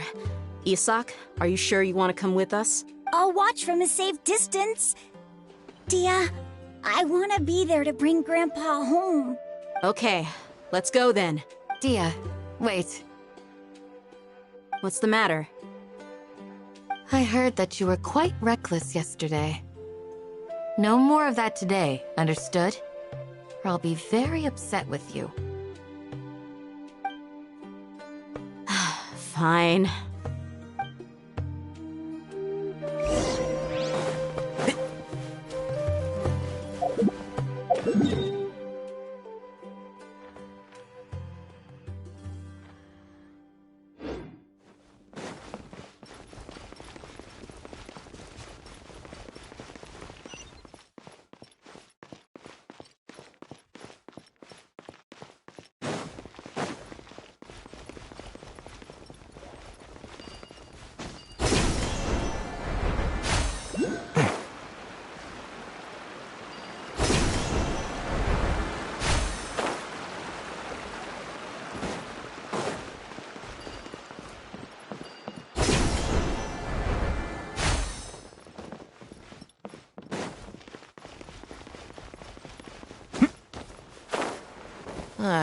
So... What? Even a mist flower would melt in this heat. Now that I think about it, it wouldn't. But you get what I mean.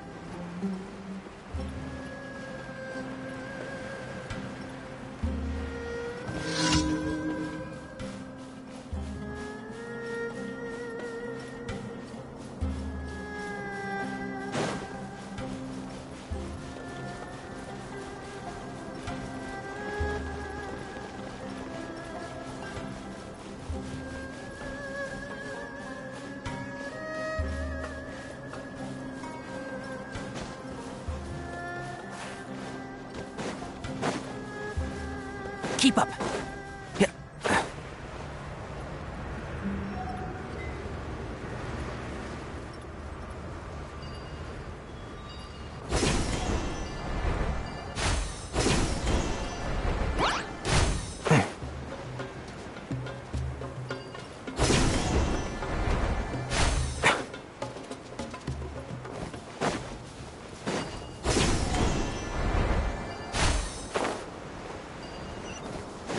Keep up.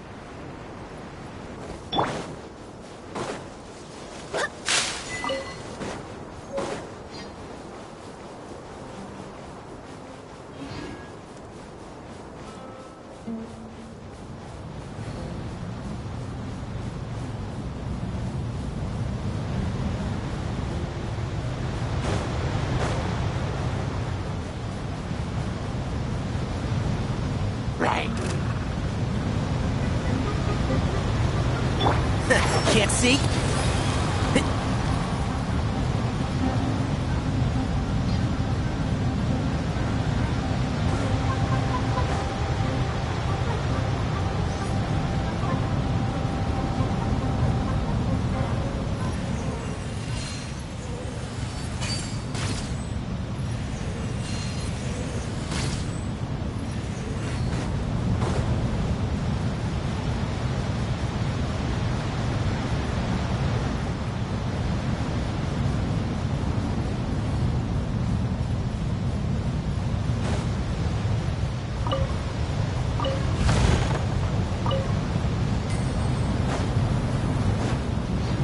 Keep up.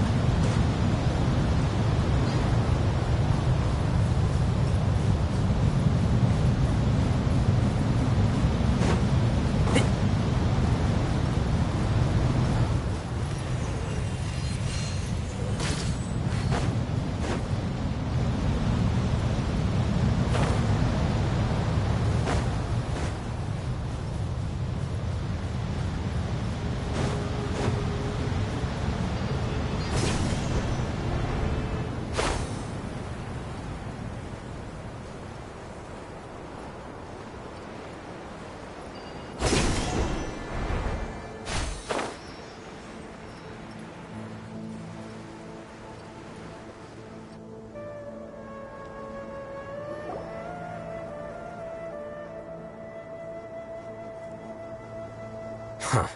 They got here before us. Uh-oh.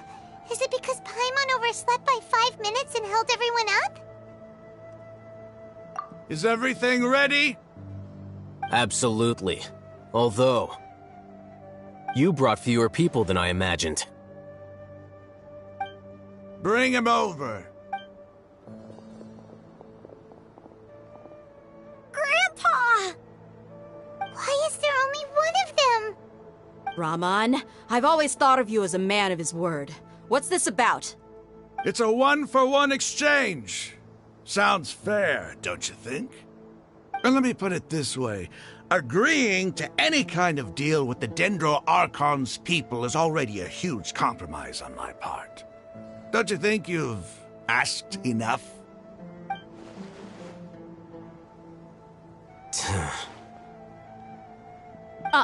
You stay right there!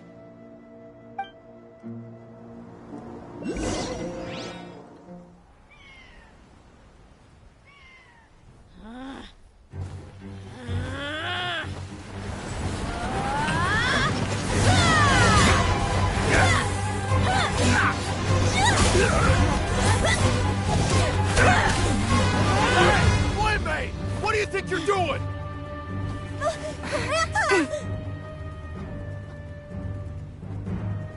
Don't you see this blade here? You coward! Why are your hands shaking? Wait a second! It's a earthquake!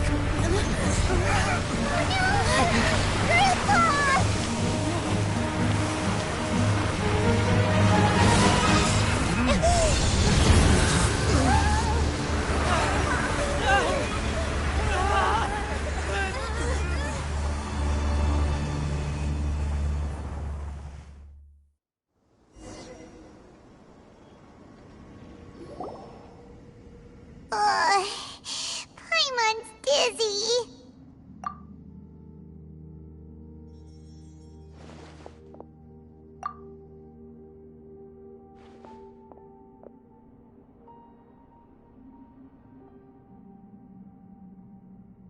This day's going just great. What a nuisance. The sand dune collapsed. I saw an energy field. The village keeper protected us. It glowed green with dendro. Just like you said, it may well have been the remains of Lesser Lord Kusanali's power inside the scholar's body. The dendro Archon. Grandpa? Grandpa? Hey, look around you. Did there used to be a temple here? It seems that when the sand dune collapsed, it exposed these underground structures. The symbols on the gate belong to King Deshret's civilization. This structure must be ancient. Over time, the sandstorms completely buried it and left it in the state we see now. It could have been an underground palace in the distant past. Oh, a miracle. Praise King Deshret! What's he doing here? And his men too? They must have fallen down here with us. Pretty lucky if you ask me. Most of them seem in really bad shape. Except for him. He got off lightly. Mind your head. No, this isn't the time for conflict. Our exalted lord has shown us the way to his sacred palace. He's not actually gonna go in there, is he? As it happens, I want to take a look inside too. What are you doing? Don't you think it's curious? 1 minute, Lesser Lord Kusanali's power protects us from harm, and the next, remnants of King Deshret's civilization appear. 2 major deities are vying to showcase their power to us. It would be a shame not to witness them both. Paimon thought you weren't interested in gods. Indeed. In my view, gods are just a higher form of living being. Or creature, you could say. New discoveries are always worth investigating. Whether they have anything to do with gods is neither here nor there. Raman, what are you gonna do about your men? I'll just let them lay here. King Deshret will take care of his people. Right now, I'm going inside.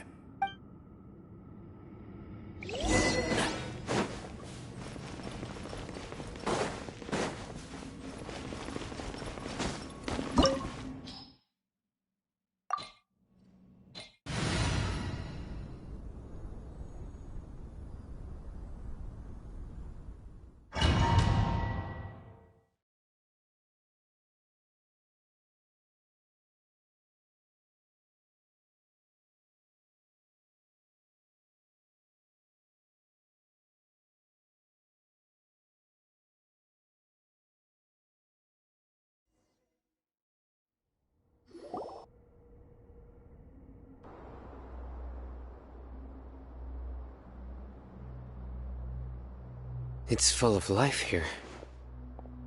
This defies comprehension. It looked... Yeah! And there's so many plants. It's so pretty! Sir Raman. Huh? Do you see another Raman here? Are you mocking me?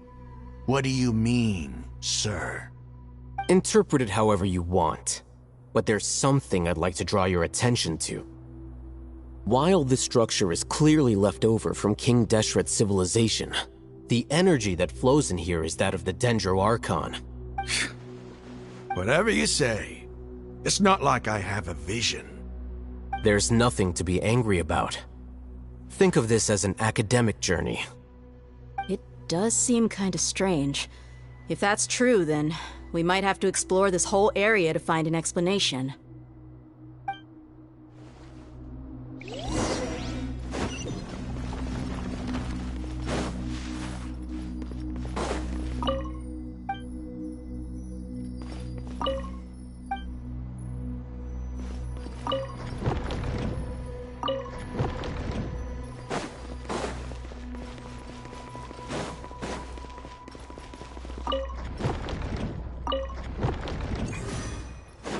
Keep up.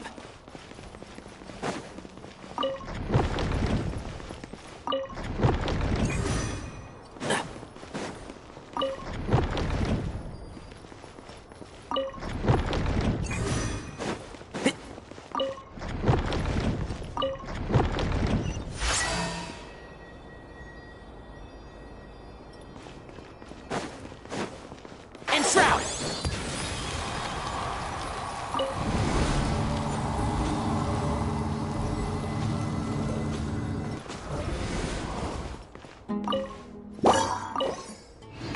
Can't.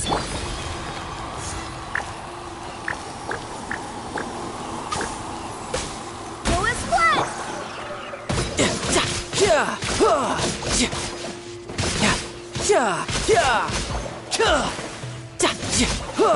Who's next?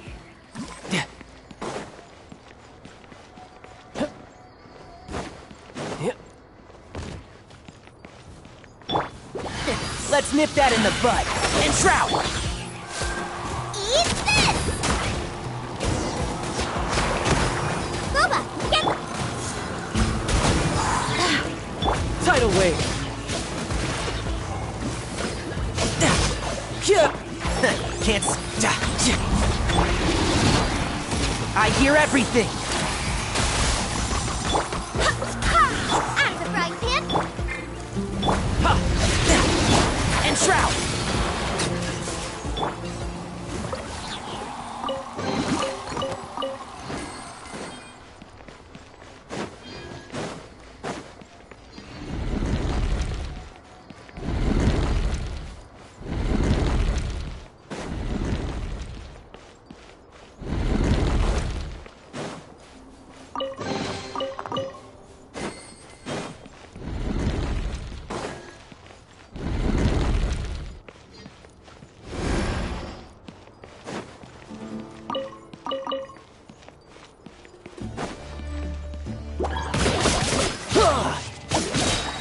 Brace yourself. This is gonna hurt.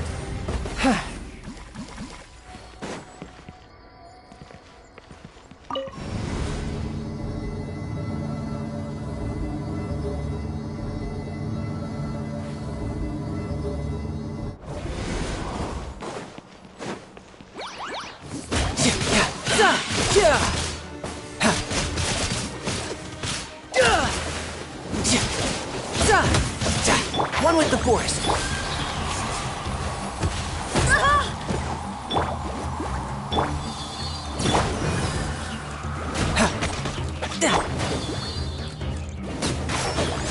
I'll uproot you!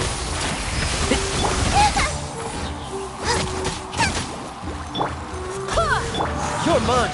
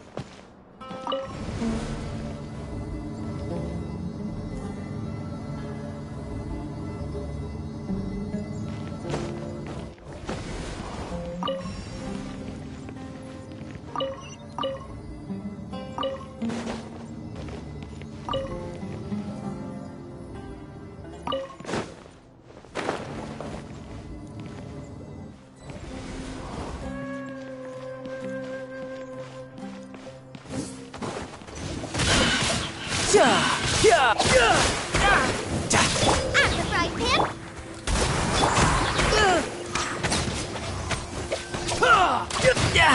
Amateur. Barbados, guide us. Tidal whip. Shouldn't let your guard down.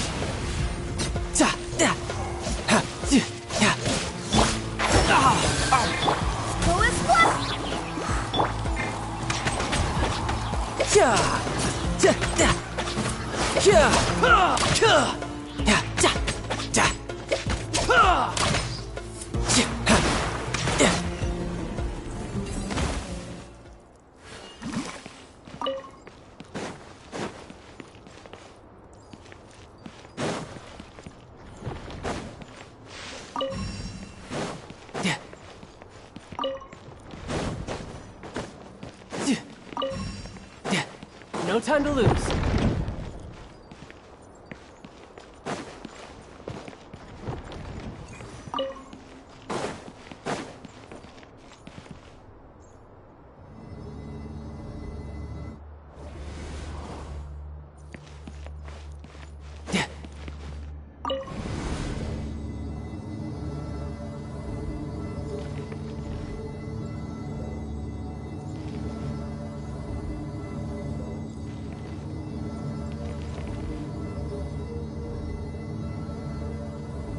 That's a sight to see. King Deshret's splendor surrounds us. There's so much vegetation here. It's different than what I expected. Sure are a lot of plants for a desert. That's what I call divine providence of King Deshret.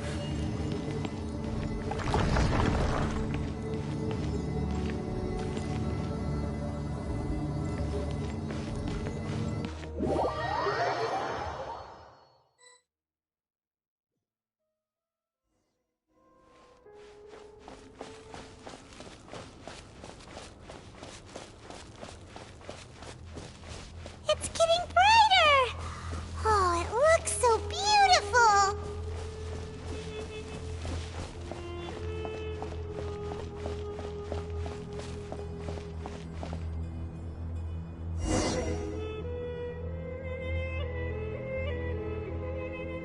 Wait.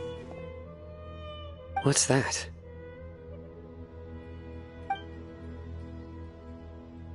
A load of flowers. And it looks like there's something among them.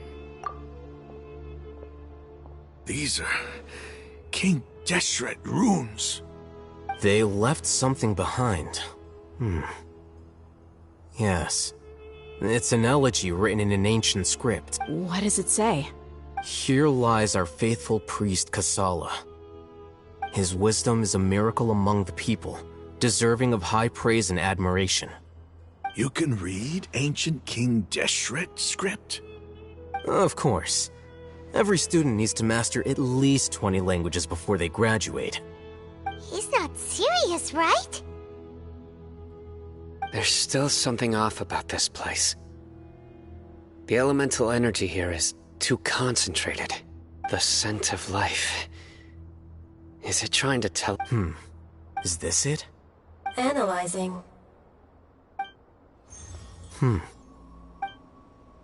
There seems to be a hidden message among these skeletal remains. Excellent. There's a device from King Deshret's civilization in this gravesite. I'll transmit the information over and project it for everyone to see. Isn't sharing knowledge against the Academia's rules? Yes. However, under the circumstances, I'd prefer you to see this for yourself. You'll understand after watching it.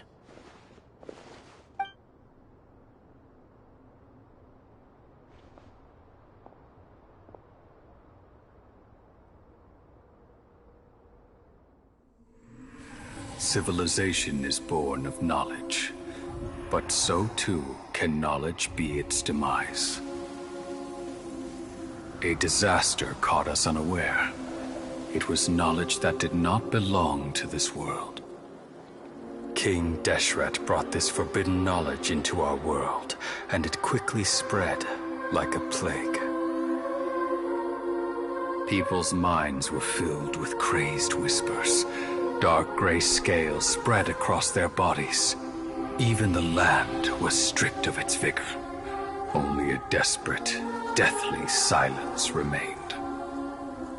Were it not for greater Lord Rukkhadevata from the forests, the damage would have been irreversible. She summoned the priests to build temples and infused into them the divine power of life.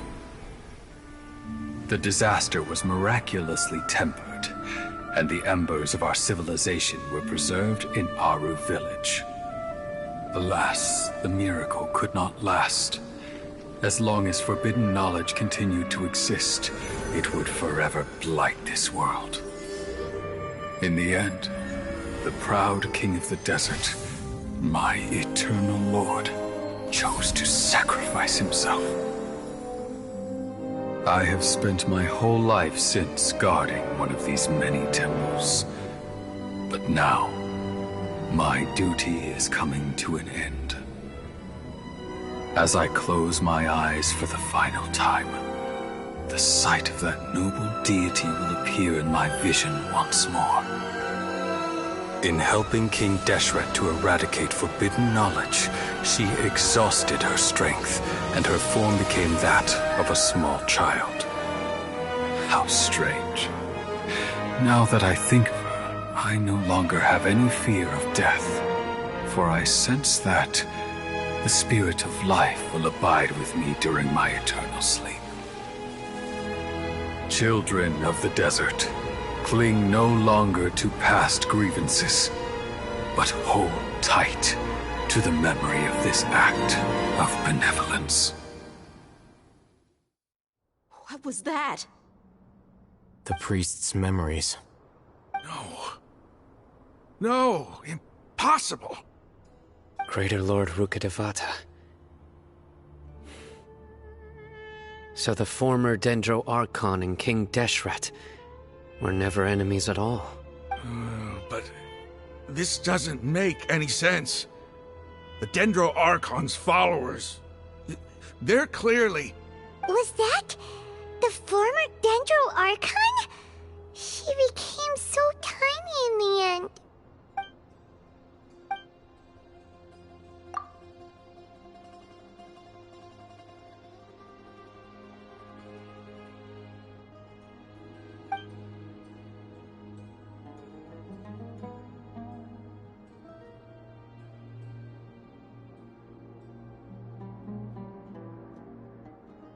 You might be distrustful of the Akasha, but there's no reason for you to doubt King Deshret's technology. You've just witnessed his priest's last words. I've never heard about any of this before. The surviving followers of King Deshret all gathered in Aru village. Our god did not make mistakes. We refused to believe any of the rumors.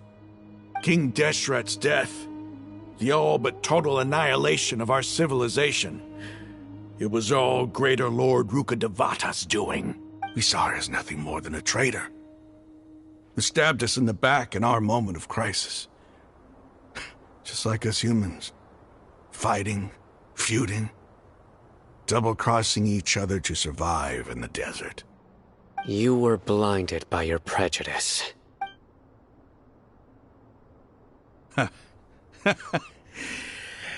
If I hadn't seen this for myself, if I hadn't witnessed his last words with my own eyes, ears, and heart, how could I ever begin to accept this?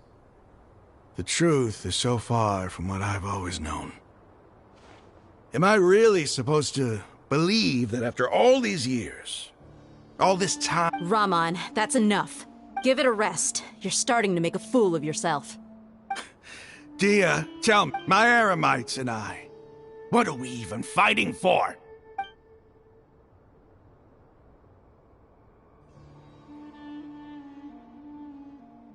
Hey, how you doing? I'll live. Thanks. I should probably go. Can't just stay here forever. What's your next move gonna be? Oh, I know what you're going to ask. I feel deeply ashamed of everything I've done. But please, give me some time. After everything that's happened here today, somehow I need to explain it to the others. It's not gonna be easy. Well, I guess that's for me to deal with. Dia, this is where our camp's located. Make a note of it. When would be a good time for us to go? Tomorrow, I'll convince everyone that we're all on the same side. And I'll return every last one of your your village keepers. We'll share our other resources with you, too. You seem to finally understand that our true enemy is the sages. Yes. The gods never gave up on anyone. It's the people responsible for all this that need to face the consequences of their action. That must have been rough, but he seems to have figured things out now. Ramon's no fool. Being the leader of your own faction in the desert is no easy feat. It's too bad he was held back by his belief in King Deshret. But now that that's changed, I guess we have a few more people on our side. The outcome, at least, is favorable. We should get going too. Let's head back, have a proper meal, and a nice...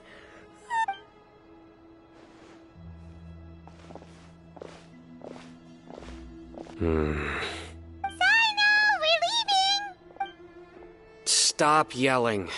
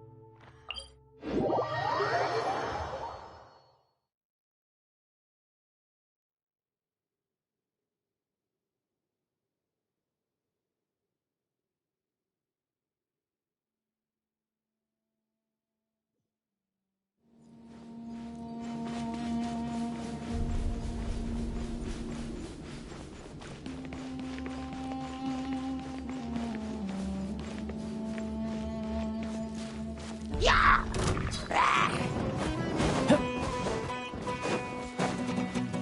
Yeah! Right.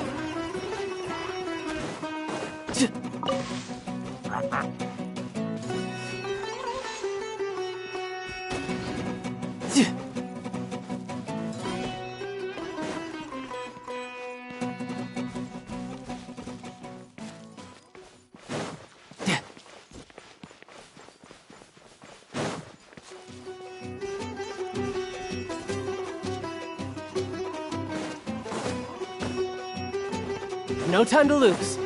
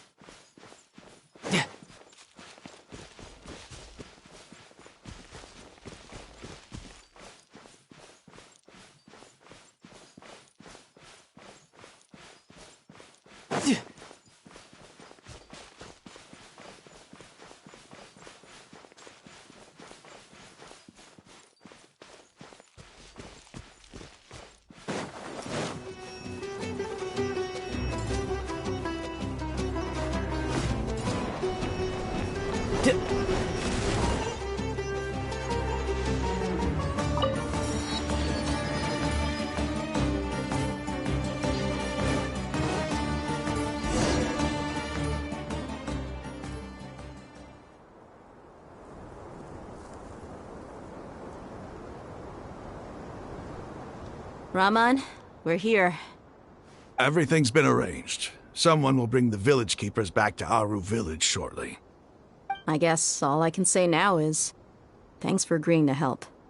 Don't mention it. I think we can both agree you went to hell and back for it. But we share a common cause now. From here on out, we're allies. Where are the perpetrators? I'll bring you to them.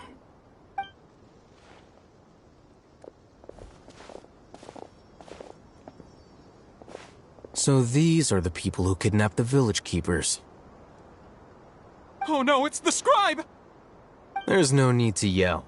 No one can help you now. We've been all over the desert trying to find you! That's right.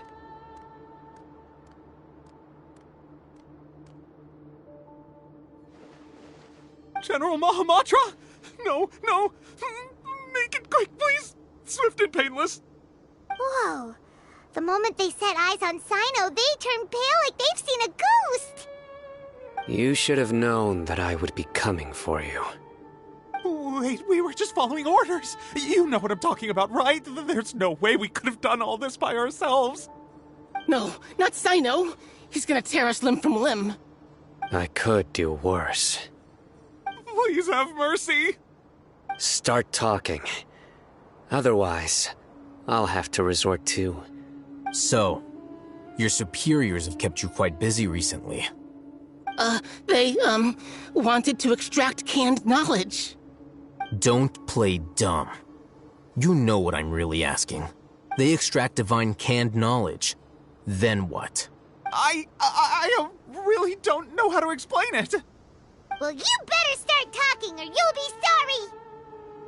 You don't want to make things any more difficult for yourself, do ya? Be my guest.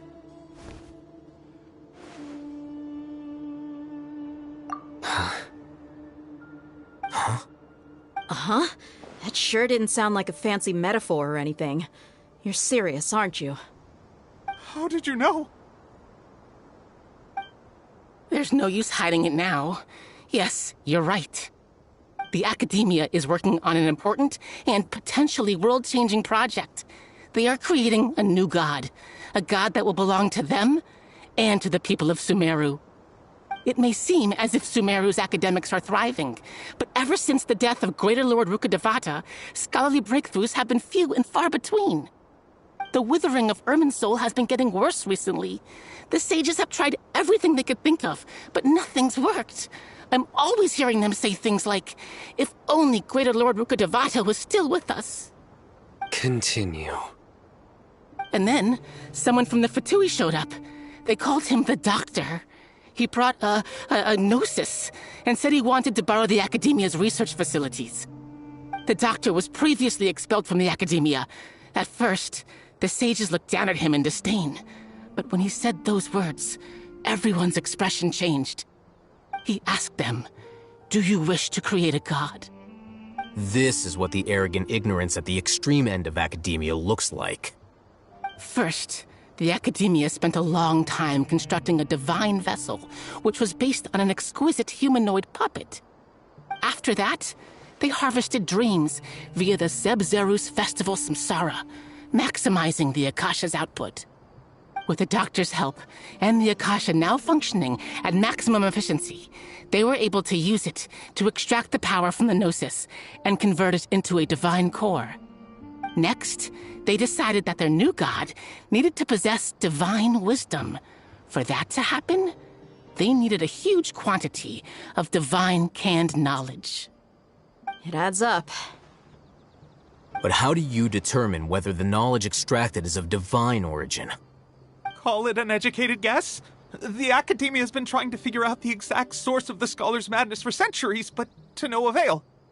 Nobody can explain the cause of this phenomenon. Surely you can see what that implies, Scribe Al-Haytham. If it's knowledge no mortal can comprehend, then it must be something only gods are able to decipher. In other words, it's the source of the God of Wisdom's omniscience and omnipotence.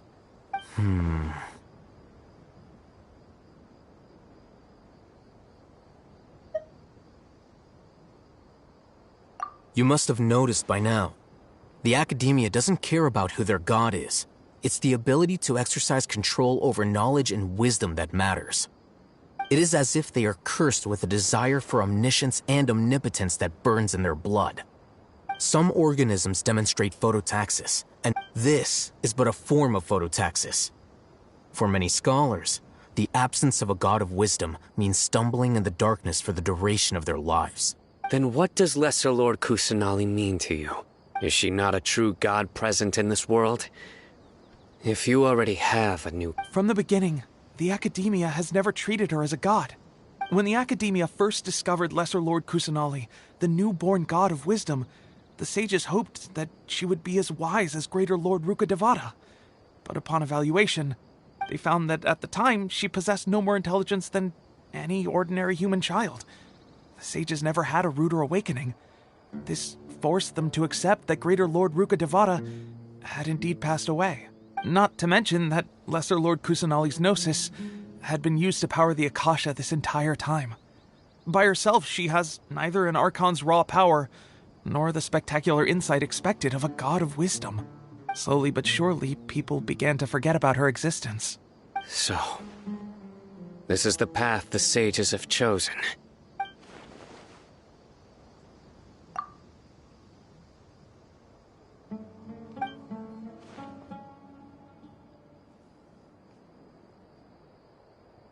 All right, let's try to keep our cool. If everyone's in a bad... Rahman, give me a few men to help us escort the village keepers back to the village. And these two scholars, they're coming too. Sure, as you wish.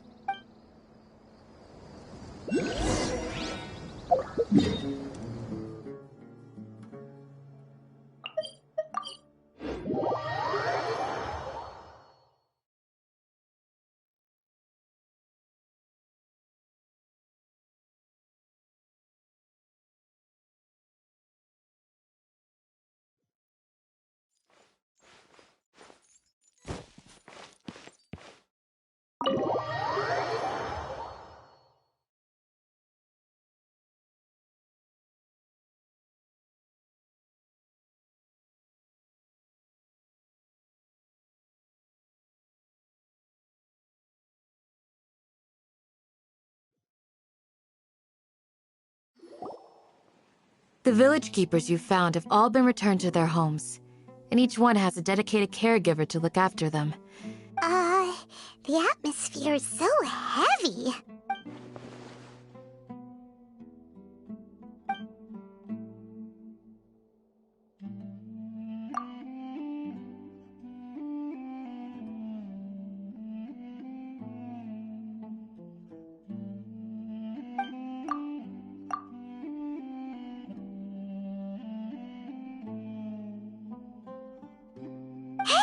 Say something! Stop spacing out!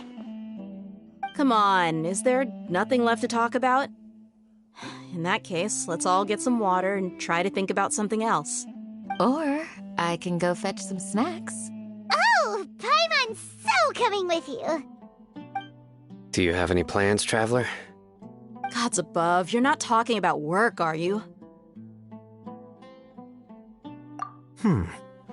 So you were still withholding some information?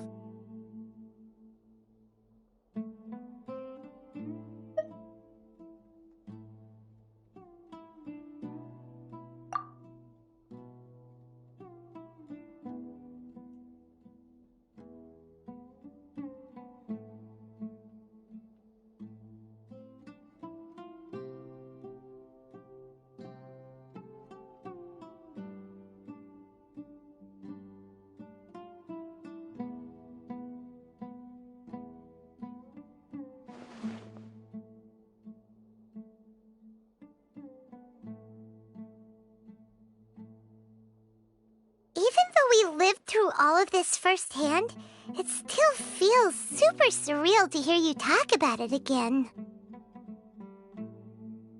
What a whirlwind of a story. I felt like I was holding my breath the whole time. It seems like there'll be more issues to face in the days ahead than I'd anticipated. Still, now's a good time to make our next move. It's time to make a plan. Indeed. These events are a flagrant transgression of the rules in every sense. We cannot allow it to continue.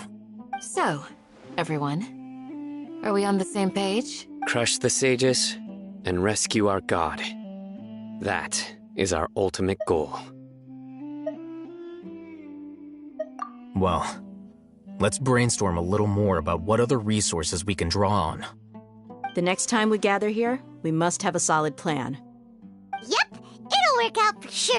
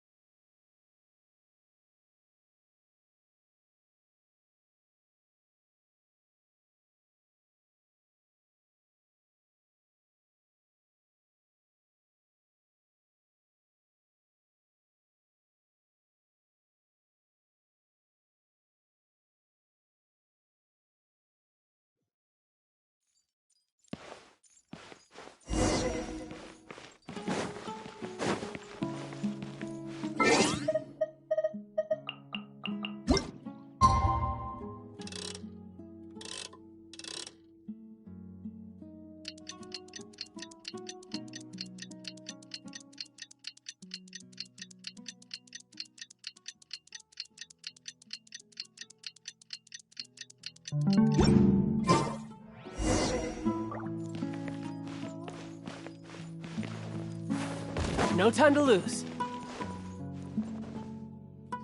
Candace, we're here! Has everyone arrived? Everyone is already waiting inside. Well, what are we waiting for? Let's... Please. Wait a moment. Before attending the meeting, I hope you can promise me one thing. What do you need? Promise me that you won't commit to anything too reckless. What do you think? Okay.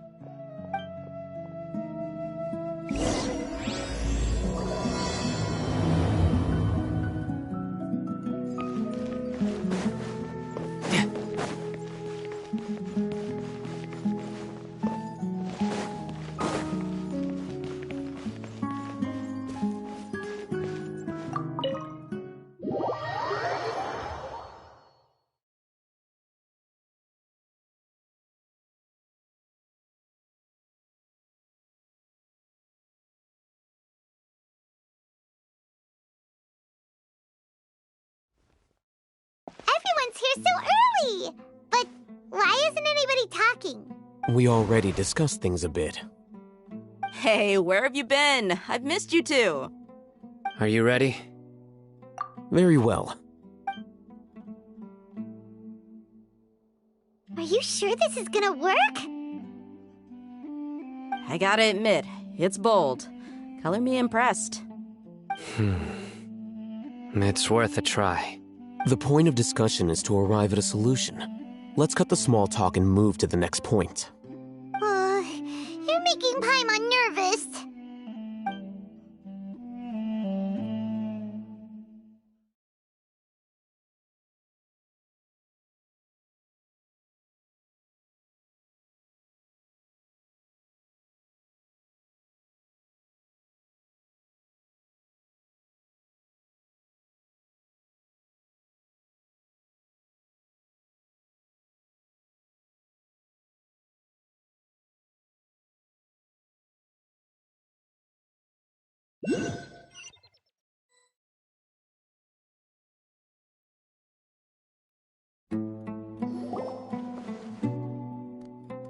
You're finally done.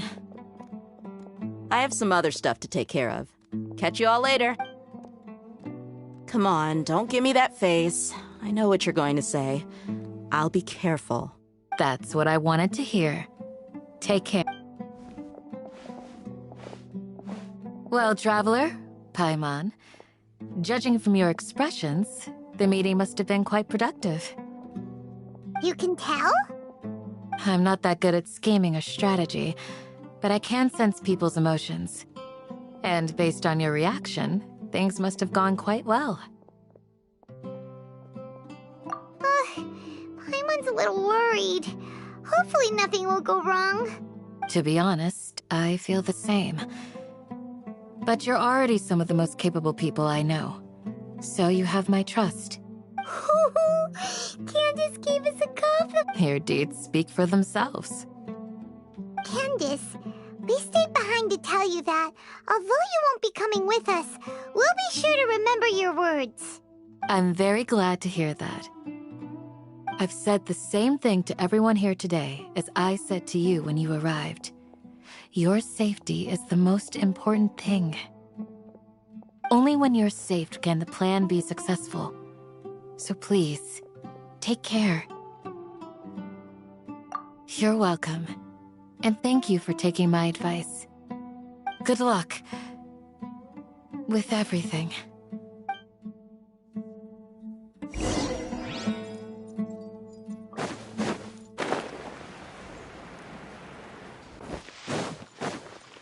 The clouds are like picture frames in the...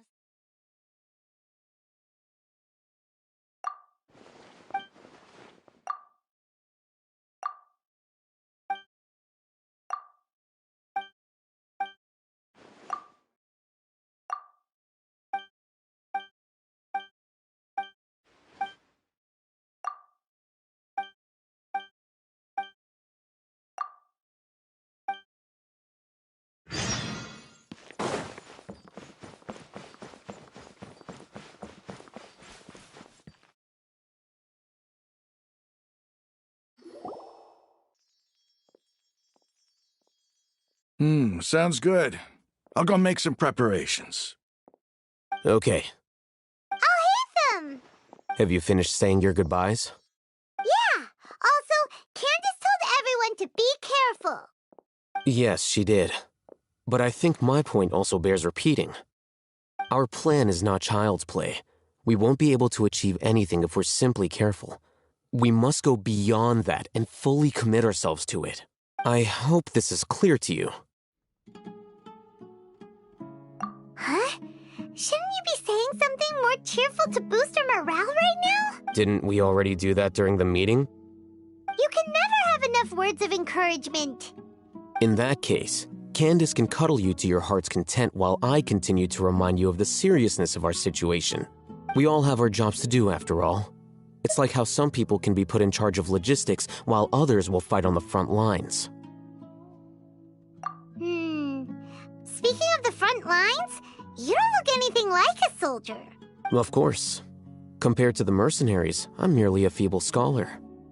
But the advantage of not being a mercenary is that I get to stay in a safer place and offer my strategic insight.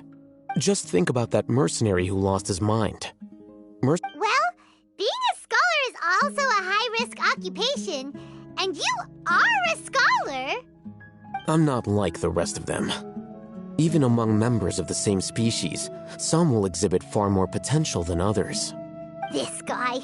Paimon still remembers when those mercenaries in Port Ormos called you a lunatic. All intellectuals are lunatics in the eyes of fools. I'll take that as a compliment. Do you remember the record we saw in the King Deshret ruins? It mentioned forbidden knowledge. You have a good memory. Forbidden knowledge has the power to drive people insane, but this fact has never been shared with the public. Even I, who has worked in the academia for some time, was never once informed of this.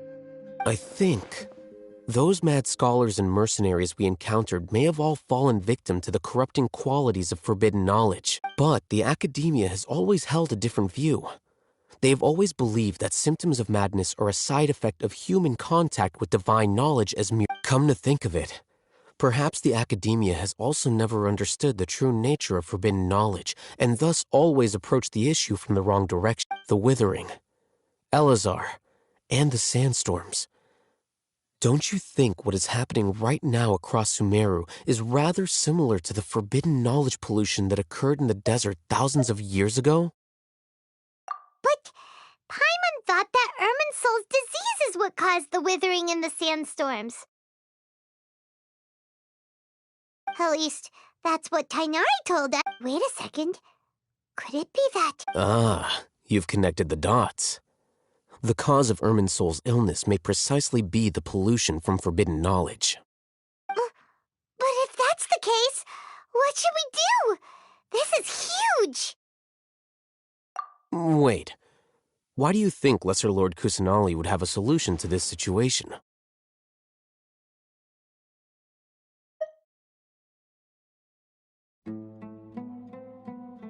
You mean, it's related to the scene you saw when you passed out in the Avidia forest? That whole, the world forget me thing? In that case, it's imperative that we rescue Lesser Lord Kusanali. Only by working with her to save Irminsul can we completely resolve the problems Sumeru currently faces. To make sure we're still on track, I would like to check on the state of some of our preparatory work. Where are we going? To an Eremite base.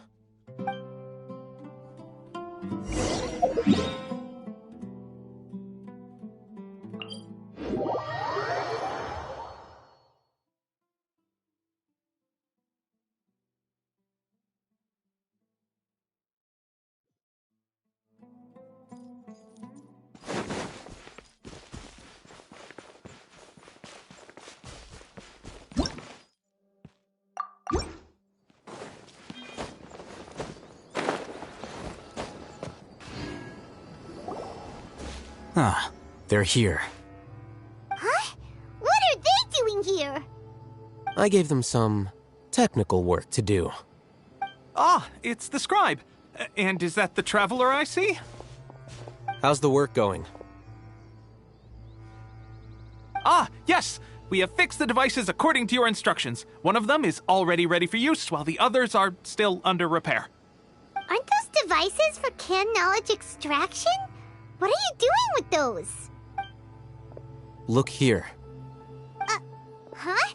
More canned knowledge? Are you going to put more weird stuff into her head again? What's that look on your face? Are you scared? Paimon's a little scared, but very, very furious!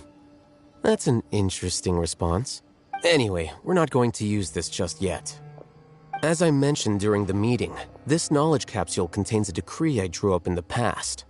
The academia should also have their own copy. And according to the plan we just came up with, Traveler, I want you to record something into this capsule. Do you believe we can save Lesser Lord Kusanali? Good. Conviction is the most important part of all of this.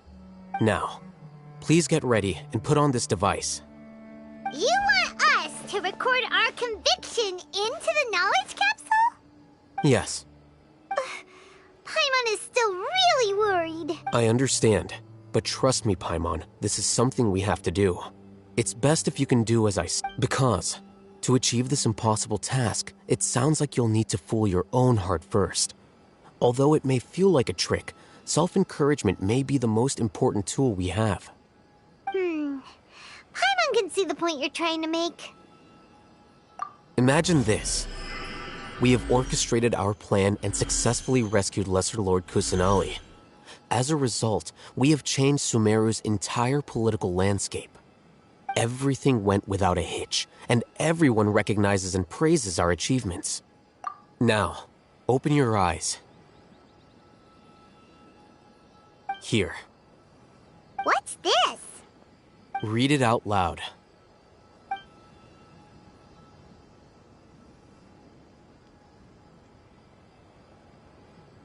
It's done.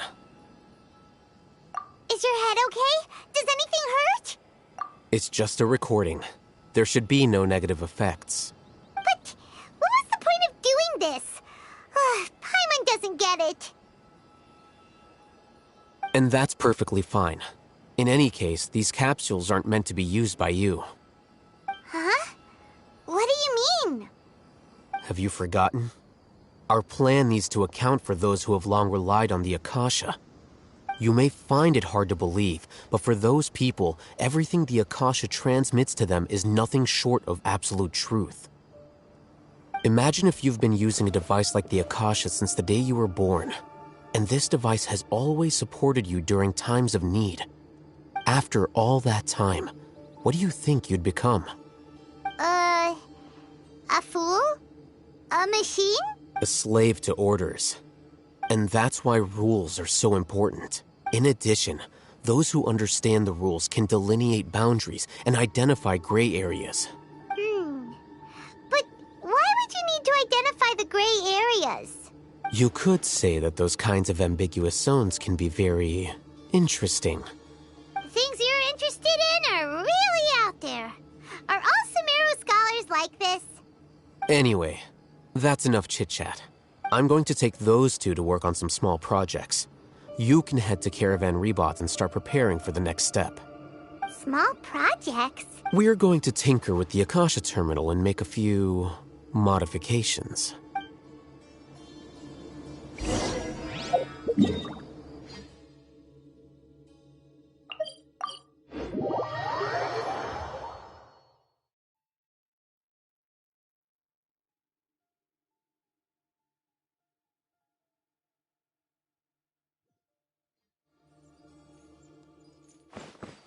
No time. I thought we agreed on a plan. How can you go back on your word? The plan is too radical and carries a high risk for casualties. I've given it a lot of thought. And in the end, I still can't agree to it. But it's still the best plan we have. As a former Matra, you of all people should be able to see the bigger picture and recognize the innate advantages of our plan. I did. And that's how I saw the danger behind these so-called advantages. Hatham's plan is even more radical than I imagined. Huh? Why are you guys arguing? My friend, you're just in time. Why don't you help me persuade Sino? He's turned against our plan. We agreed to work out a plan at the meeting. As mercenaries, you're familiar with the local environment, so you'll take care of the specifics. But then, you went to Al-Hatham for suggestions. Had I known Al-Hatham would give you those kinds of suggestions, I would not have agreed to the plan. Look, you already know that we're all on the same side here, don't you? Mercenaries place a lot of importance on their bonds of friendship, but also will not hesitate to make sacrifices if they deem the situation to be sufficiently dire. I'm sorry, but as things stand, Seems you really do understand the ways of the desert. Traveler, Paimon, this is also something you should know. Ramon's plan is to have me work with the Caravan Rebot guards in my capacity as a Matra. We will arrest the mercenaries and escort them into Sumeru City. Wait, how can we work with the guards? We can't get through that wall easily, remember? Caravan Rebot would never let so many unregistered members of the Eremites enter Sumeru City. My plan will clear us of any possible suspicion, and also let us enter the city as a big group. There is no better way. That also sounds like something Al-Hatham told you. Am I right? Doesn't Al-Hatham know how dangerous this plan is? Of course he does. He told me, there is no perfect plan, but this can get the job done. He also said that with the help of Sino and the Traveler, our chance of success would increase significantly. I never blindly trust anyone, and I've always had a good eye for people. I think he made a number of valid points. It's my own choice. If I make the arrests alone, I can control myself and prevent you from getting hurt. But I can't guarantee that kind of discipline from the guards. To make the whole thing more convincing, you'll need to resist to some degree. Casualties are inevitable once push comes to shove. I'm okay with the deaths of enemies. But now that we're allies, I'm against the meaningless loss of our own. I can't believe a Matra would actually care about us. I've lived a hard life, and I can say that people like you are hard to come by. I've always treated my allies with honesty and respect.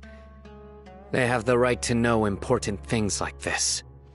Now you're making this hard for me. Hey, is there something we can do to help?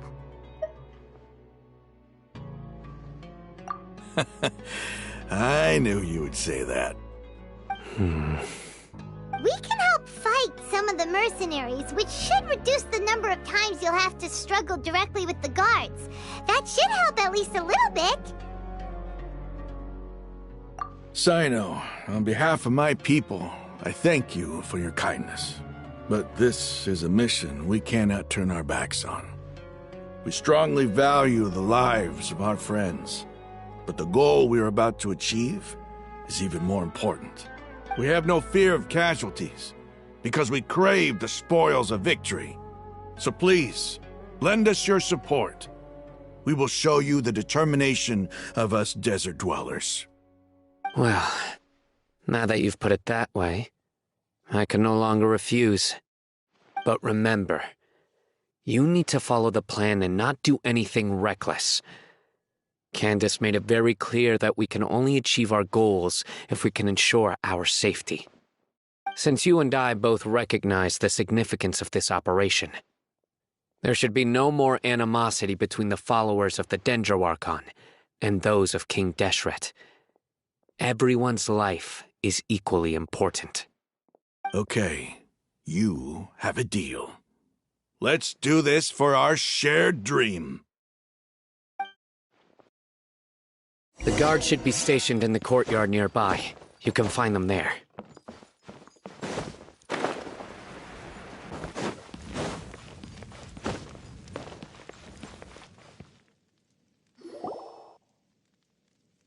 Guards! General Mahamatra! To what do we owe the honor? Keep your voice down. This is a secret operation. I'm going to arrest a large criminal gang near this location. According to the Academia's Guide and Regulations on Secret Operations, I have the right to ask for the cooperation of Caravan Rebot. Ah, of course. Mahamatra Sino's order is the Academia's order. Just let us know what you need. But who exactly are you planning to arrest, and how many people are you expecting? Depending on the scale of this operation, we may need to report it to our superiors. They're a squad of Eremites whose number is comparable to Ain el Akhmar in Port Ormos. They're involved in the theft and resale of supplies from the Academia. As many as Ain el Akhmar? This should definitely be classified as a joint operation. Then I suggest that you report this to your superiors as soon as possible, and treat it as a top priority desert operation. I will need personnel. Got it. Please wait a moment. I'll contact them immediately.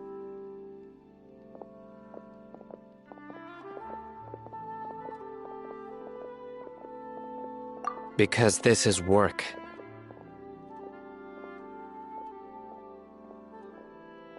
Because I trust you.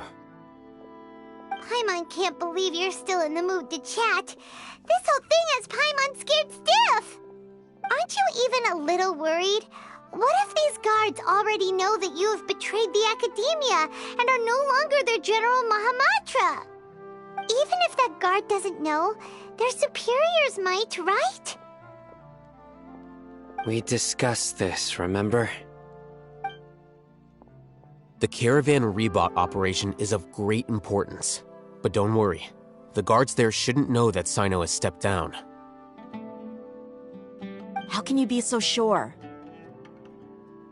First, the other Matras still don't know why Sino has left, which proves that the Academia has been covering up the matter. Second, this is a crucial moment for the Academia's God creation plan. If something were to happen to the General Mahamatra, it's bound to attract a lot of unwanted attention. No matter how you look at it, they don't seem interested in sharing the news of Sino's departure. A reasonable inference. I agree. Which brings us to our next issue. I'm sure some of you have been wondering if the prediction function of the Akasha will affect our operation. The Akasha is still in operation, so I must remain on high alert. Actually, considering the power of the Akasha, it's quite strange that it hasn't already tried to interfere with my actions. I've given that a lot of thought. For now, I don't think you'll need to worry. If you remember, when you first came to Aru Village, all your actions and routes were predicted by the Akasha. It even gave that information to those who kidnapped the village keepers. But things like that never happened again after we met up with the Traveler. That's true. But why? Look at it from a different angle. Why do you think the Akasha will predict your actions?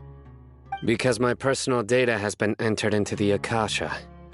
That's true, but the key to this question is, how well can the Akasha make predictions about a person? Haven't you ever thought about it? Just how can it do this in the first place? Because the Akasha controls the entirety of Sumeru.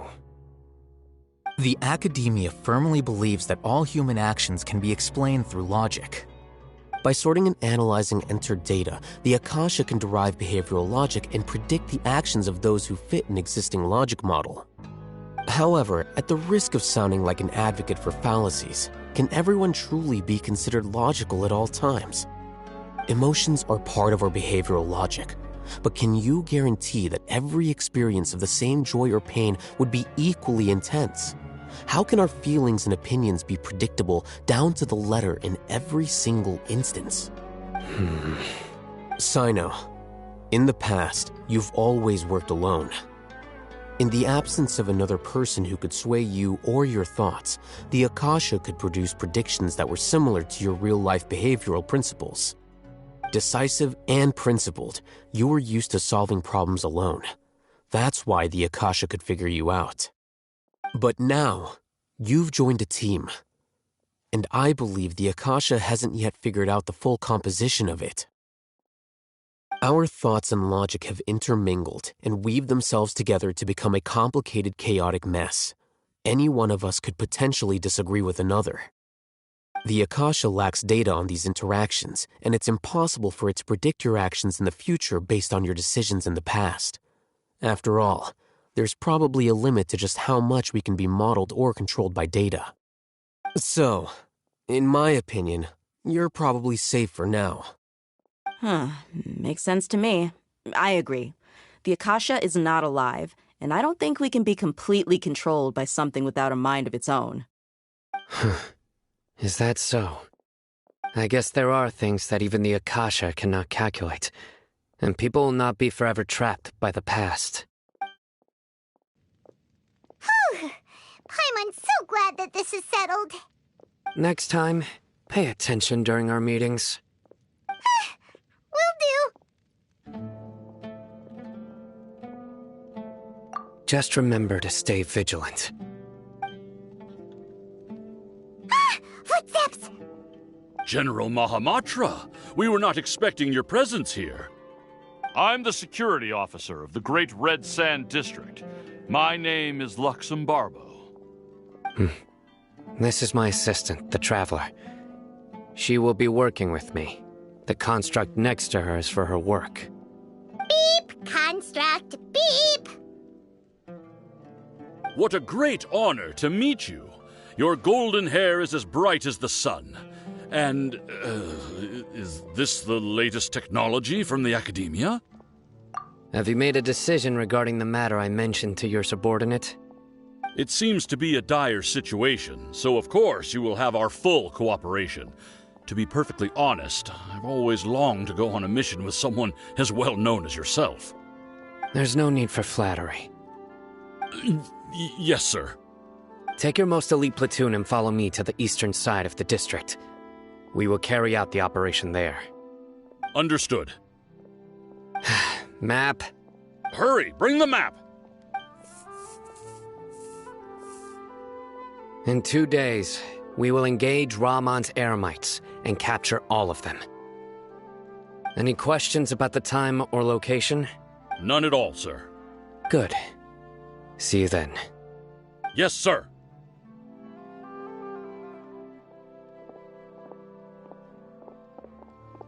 Maybe hanging around the General Mahamatra isn't so bad after all. Everyone's so respectful towards us. This is all due to the absolute authority of the Academia. And now, we're going to strike back against that massive pillar of power.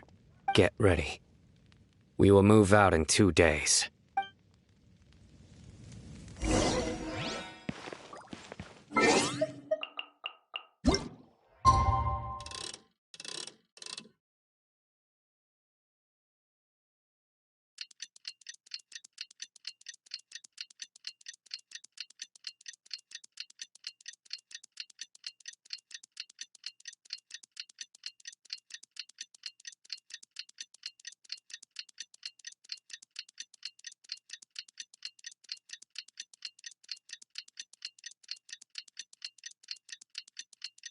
It's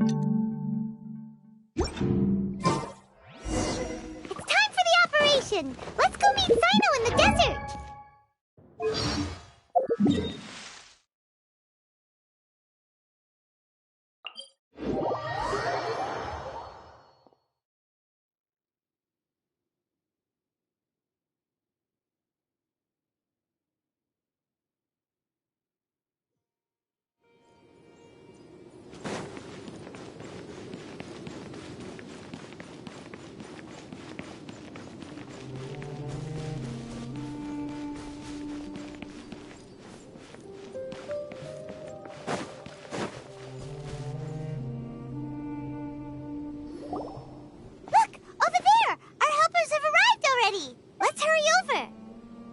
Wait a moment.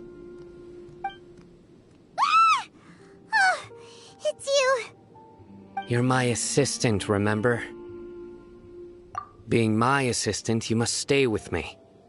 Now let's head over there. It's General Mahamatra and his assistants. We meet again. Huh. You're here early. It's to show how important we think the operation is. Since this is a big case for the Academia, we are prepared to give it our best. I'm glad to hear your sense of resolve. Remember, we must capture them alive. They are our only leads for the case.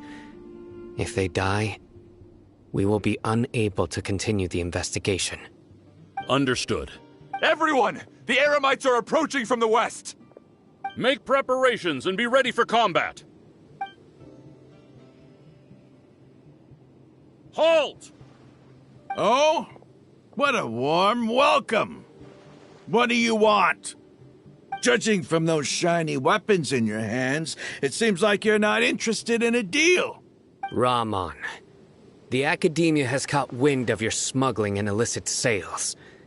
If you value your life, I advise you to surrender. Who are you supposed to be? A Matra from the Academia? I can't believe you came all this way just to catch us. I'm not here to talk. Oh. Nobody's given me this much time of day since I became a mercenary. Brothers! For that slight, let's wash our blades with their blood. Let's show them we Eremites are not to be messed with.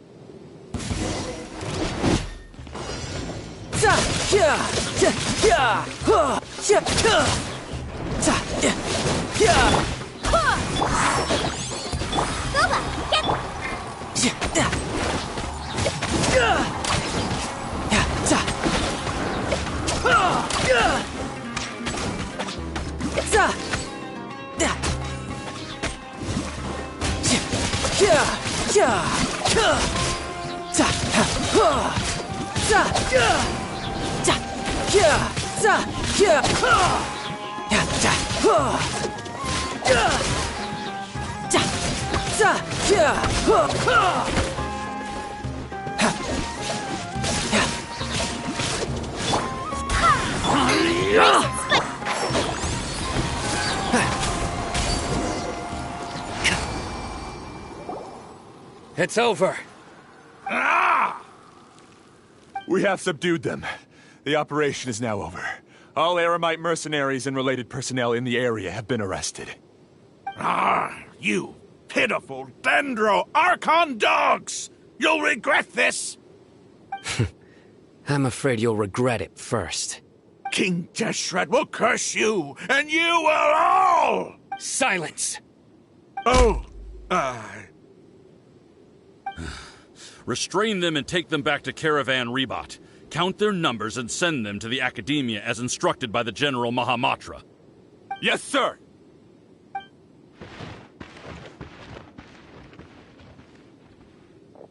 Mahamatra Sino, I will now take my leave. If you need further assistance, please come to Caravan Rebot and ask for me. Understood. You are dismissed. There they go. Let's talk elsewhere.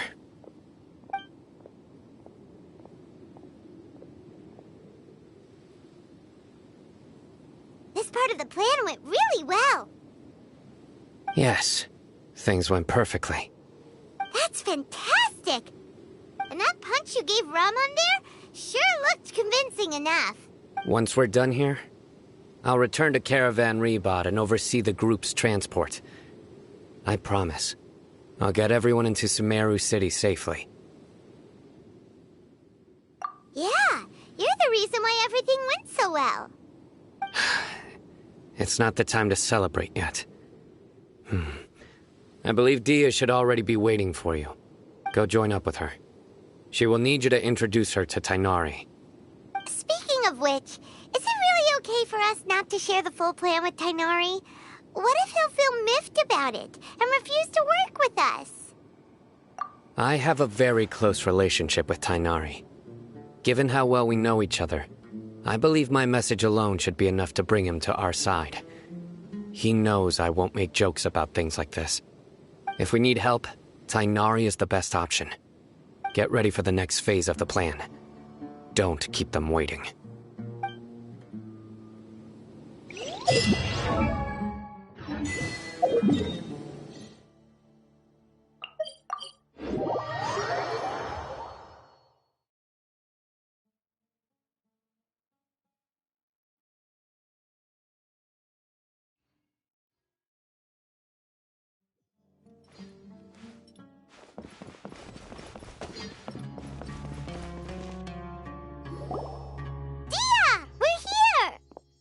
It's about time. Didn't you say our part of the plan is the most important of all?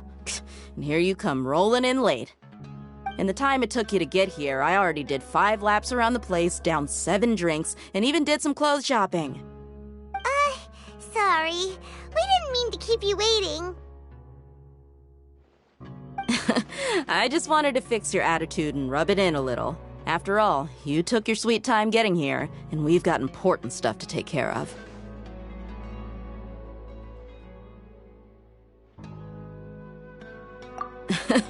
I just like seeing that serious look on your face. All right, I'll stop. All joking aside, I'm glad you're here. Let's get moving and take care of this as soon as possible.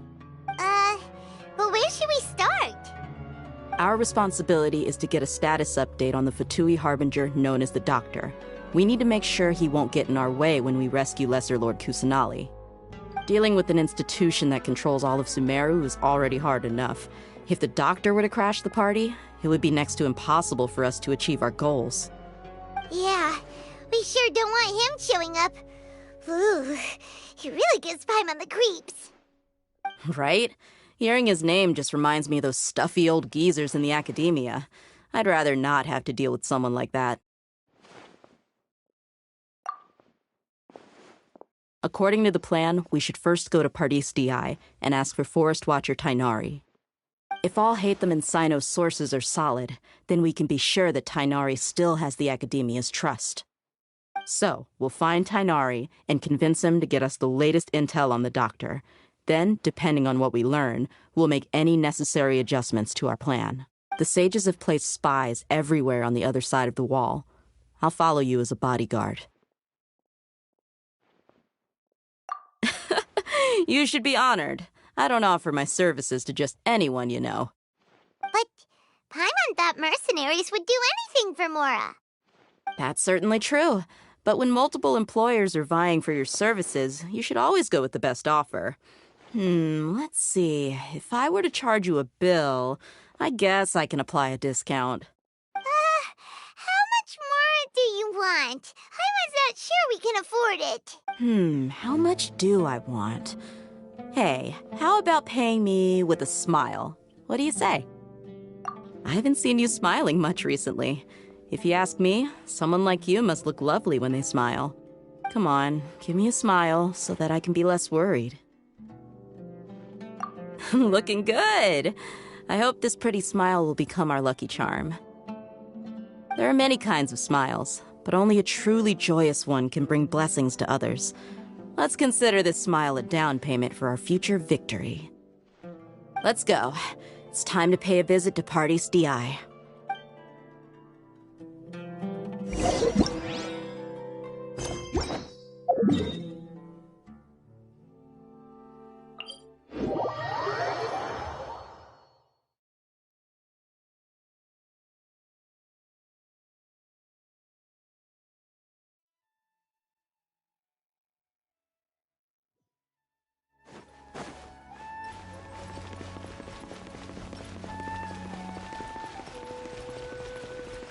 He's over there! Let's go say hi!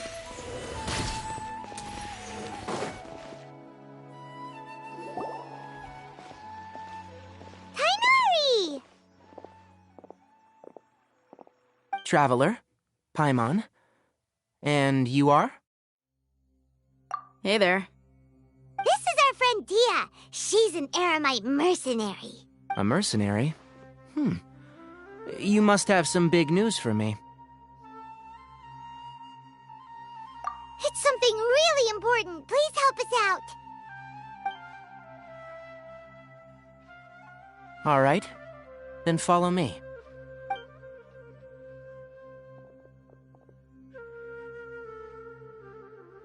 This place is better.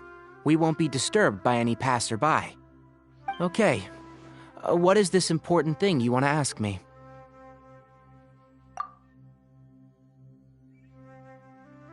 The doctor. He's that strange-looking Fatui Harbinger with the mask. Paimon thinks he has blue hair. Yes, I know him. Actually, he left Pardis DI just a little while ago. He left already? Yeah. He came looking for me. Can I ask what it was about? Sorry to ask you like this after having just met, but your answer is very important to us. For now, all we can share with you is that your friend Sino is working with us. Sino, you say?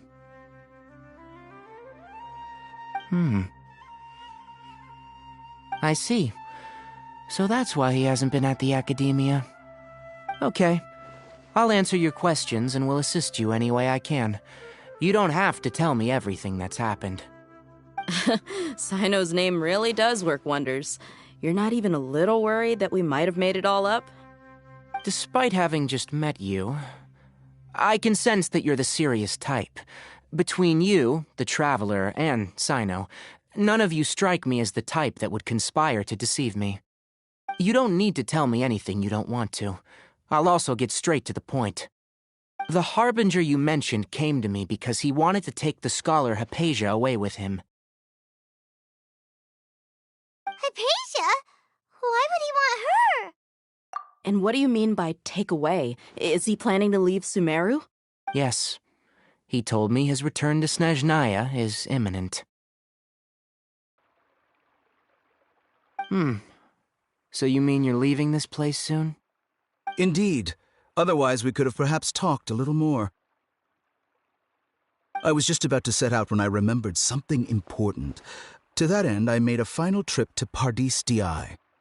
Let me ask, have you been taking care of a scholar by the name of Hypatia? Your sources are accurate. No doubt because you've recruited many informants. But you're right. Hypatia has indeed been receiving treatment from me. Forgive me for asking, but how's the treatment coming along? Given the way you're asking, Since you asked, I'll be frank.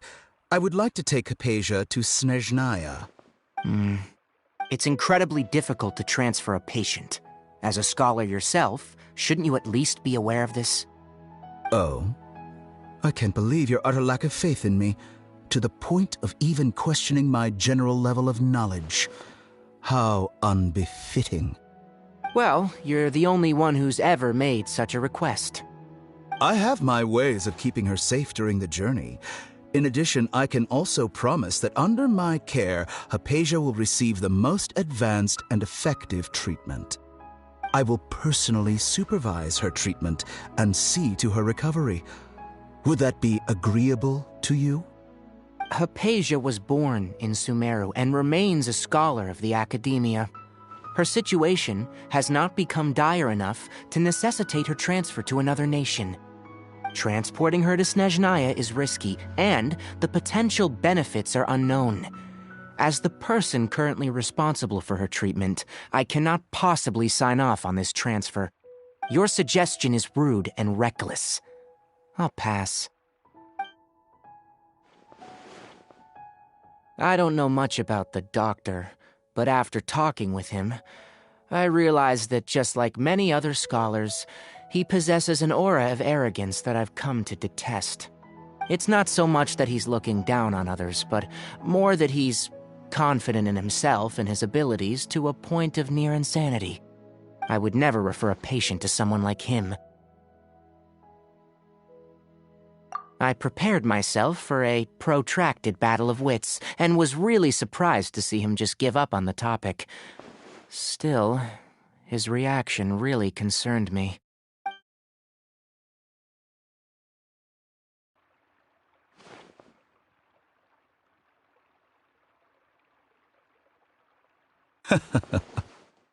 I see, I see.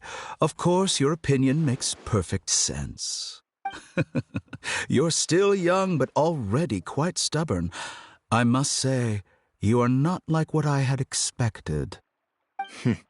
Under normal circumstances, I wouldn't just let you off the hook like this. But unfortunately, I'm in a hurry today, what with Her Most Noble Majesty the Tsaritsa calling for our return. Luckily, there is still some time left for me to take care of everything before I leave. It's just as the Academia said, you're a responsible and gifted scholar. Sadly, even with all of that, you're still lacking a bit of shrewdness. And that's also why people like you can never realize that sooner or later, everyone must pay the price for what they've learned.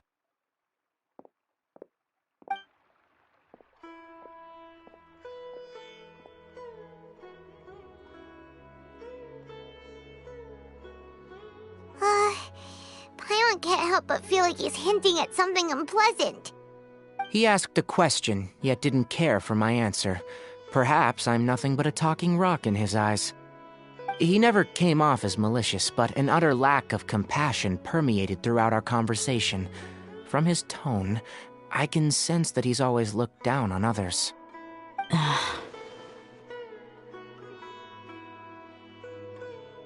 I can barely believe it myself. But if that's true, the situation will be in our favor. I don't think I missed any details. Frankly speaking, I don't want you to do anything too risky. Now that you know a little more, it should be easier for you to stay safe. Sorry we can't tell you everything. We appreciate that you helped us anyway. I won't forget your kindness. It's okay. I have an obligation to do so. To be perfectly honest, all of this may have started because of me.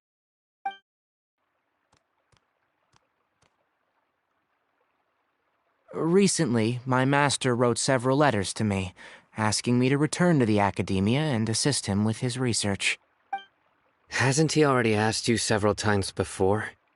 Yes, but there's something off about this most recent batch of letters. The handwriting and the tone are both familiar, but some details have been omitted. My master will occasionally leave a few dots on the back of the letter. 1 dot means that he wrote the letter on a sunny day, and 3 dots stand for a rainy day. This has been a habit of his for many years, but I didn't find any dots in his recent letters. I believe something may have happened to him. I get it. Since you are always at Gandharvaville, you would like me, someone already working at the Academia, to investigate this matter, right? I'd like to ask you to do that for me. If you can keep yourself safe, please withdraw immediately at the first hint of danger. I can do that, but I have a feeling it won't be that simple. The Academia has been working on a big project. I'm not quite sure what it is, but your master might be involved with it. If the higher-ups really are hiding something, then it will be difficult to remove myself from the situation if the situation becomes critical. I'll leave the Academia. If you don't see me there for an extended period, that's your cue. All right, we've got a plan. I'll stay at Gandharvaville to support you. If that scenario comes to pass, you must be extra vigilant. And be wary of any messages or direct requests from the Academia. I must say, I didn't expect a warning like this from the General Mahamatra. Being loyal to the Academia doesn't mean blindly doing whatever the sages say. On that note, aren't you also being quite distrustful of your alma mater? The Academia, yes. But my master is a man of integrity. Even when I was a student, I was worried that he'd get in trouble for sticking to his beliefs. I suppose he's lucky to have lasted so long.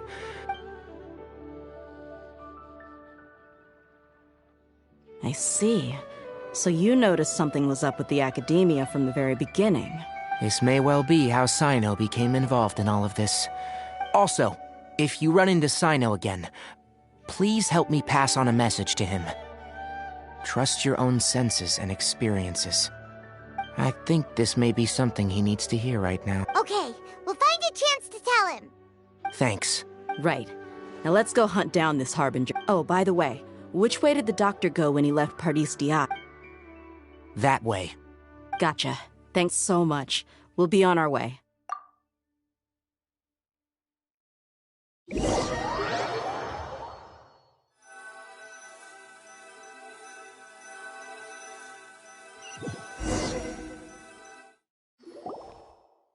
According to Tainari, the doctor is leaving Sumeru soon. I want to check if the doctor was actually... He also said that he'll take care of everything before he leaves. What did he mean by that?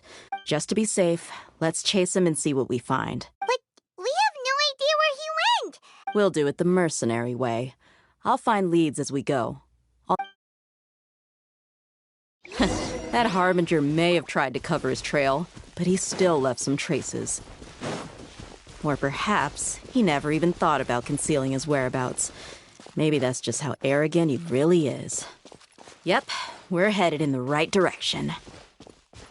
The traces are still fresh, but there's no sign of his entourage. Clearly they're in a hurry. It's just as I thought.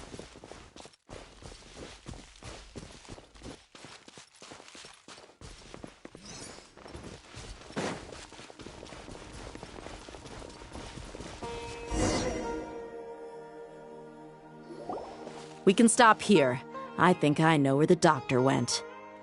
To the south of here is Port Ormos, which seems to be where they're headed. Port Ormos? They're going to leave by boat? That's right. Let's go to the port and have a look for ourselves.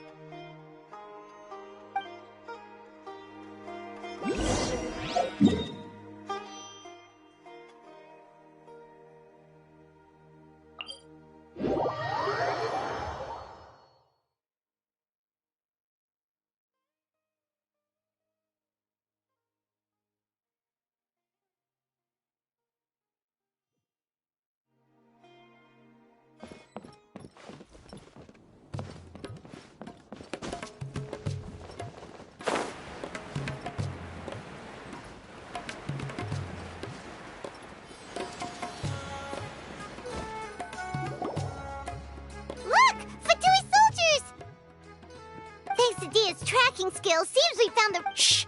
Don't draw their attention. The port is crawling with Fatui soldiers. Let's keep going and see what we can find. Now this is a proper farewell ceremony for a Snej Knight Harbinger. The Lord Harbinger is leaving. I've still only seen him once or twice. I used to hold a position in our homeland, and back then, The doctor spoke in a very different way from the way he speaks now. Maybe the way people talk in Sumeru has rubbed off on him? It's always like that when you spend too long away from home. When he gets back to Snezhnaya, perhaps it will also take him some time to get used to the life there again. Huh? But, sir, that can't be right. No, I remember it like it was yesterday. Both his expressions and tones are now very different. Also, for some reason, he seems like he's all smiles now. You must be mistaken. Nobody's supposed to look happy when they're on a business trip.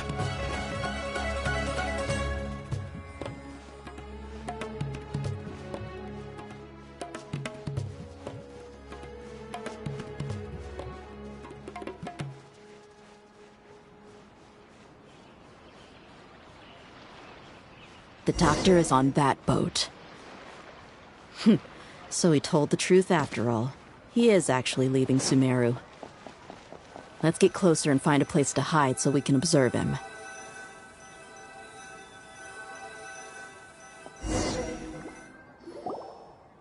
This place will do. We can hide here while we keep an eye on the boat.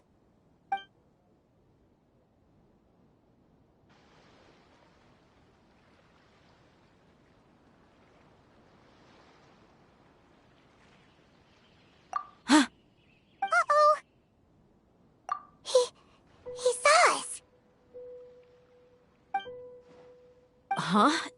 Is he waving at us? It's time to say goodbye.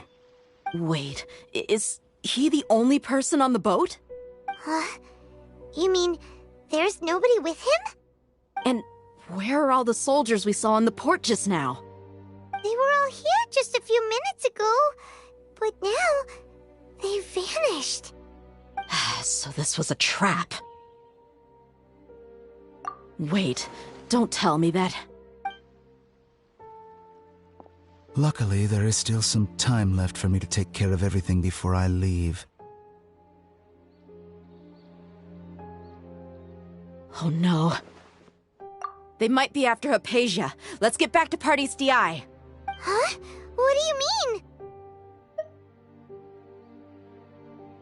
I'm afraid that she's seen something that she wasn't supposed to see. If I were the Fatui, I would also try to take her away. And if I couldn't... Oh no! Are you saying they're going to kill her? Let's go!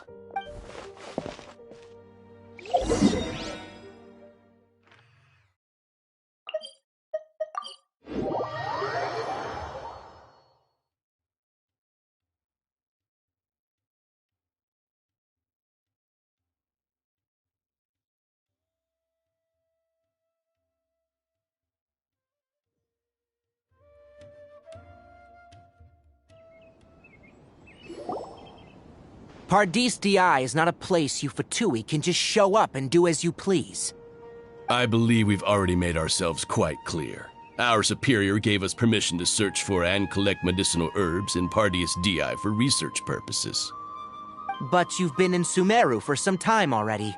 I find it coincidental that you chose to only come here today. Even the Grand Sage himself may not have the right to question our research, much less an ordinary scholar like yourself. I've done my duty to inform you. Don't make things difficult for yourself. It would seem that my words have fallen on deaf ears. You can keep trying to deny it, but coming to Pardis DI now, I'm pretty sure you're not just looking for herbs. With all due respect, your baseless speculations will only lead to unnecessary trouble.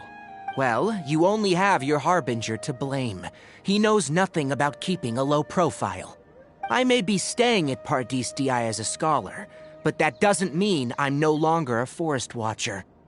It is still my duty to protect the peace and safety of the scholars who have contributed so much to Sumeru. Then it seems our conversation has hit an impasse. No one will lay a hand on you, Hypatia. Not on my watch. Tighnari! Are you alright? I'm fine. These Fatui have really crossed the line. Time to teach them a lesson.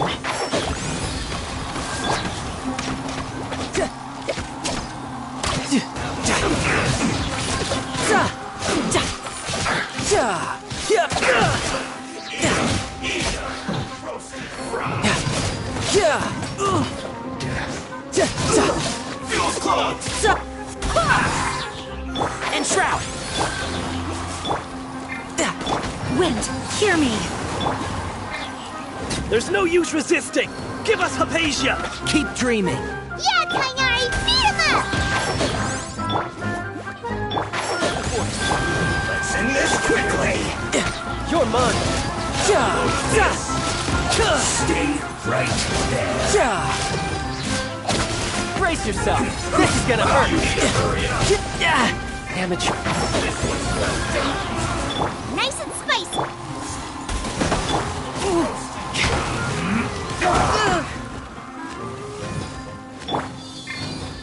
Almost.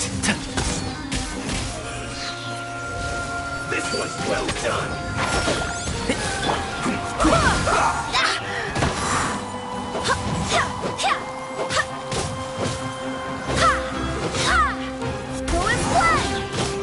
Let's end this quickly.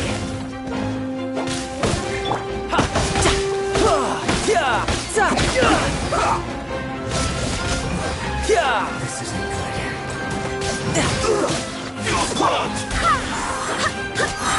I swear by my sword!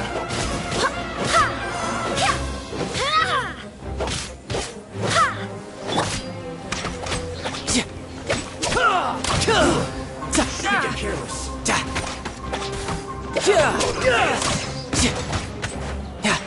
The doctor's orders are absolute! Yeah? You've been someone's lapdog for so long that you don't know anything else now!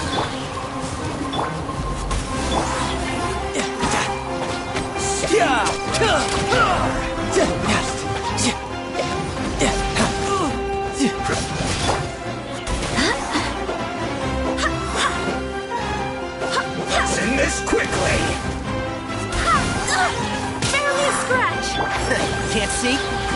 Let's nip that in the bud. Nice! Help! Wind, hear me!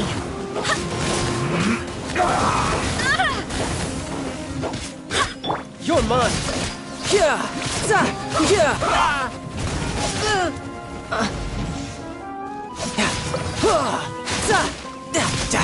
Bring it on! One with the force. Booba, get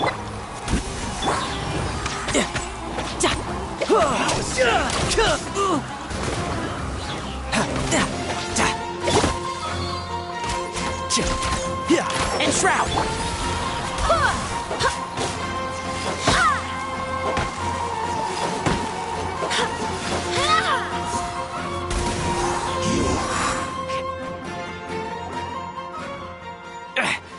We're not getting anywhere. Traveler, Paimon, please go to Hypatia. We need to make sure they don't try to sneak around and attack from behind. Got it!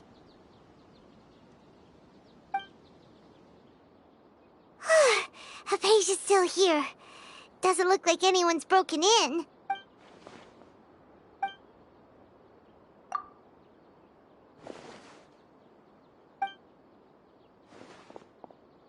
Well, how is she? Oh, that's good.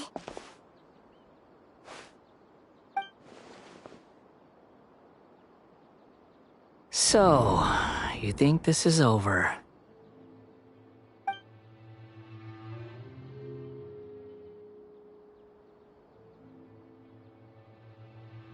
What? The Balladeer is here?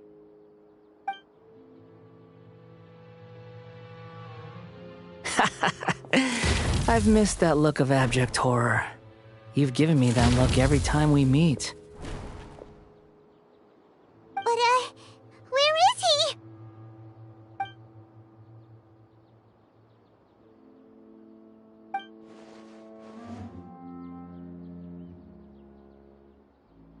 I can hear all of your thoughts, you know. Don't you remember? I already saw you the first time you came to Parties DI and made contact with Hypatia. I didn't need to do anything. It is her honor to be able to connect her consciousness with me. you. It can't be the balladeer, right? That's impossible. I know you must be curious. I might as well tell you that I decided to enter Hypatia's consciousness the moment I sensed your touch. I wanted to observe you on a fool's errand. Hey, Traveler! What are you— My deification is nearly complete. All that's left now are just some final details. Do you understand? Even if you manage to rescue Lesser Lord Kusanali, it will be impossible for you to defeat a bona fide god like me. Is it wise to force that childlike god into a divine battle against me?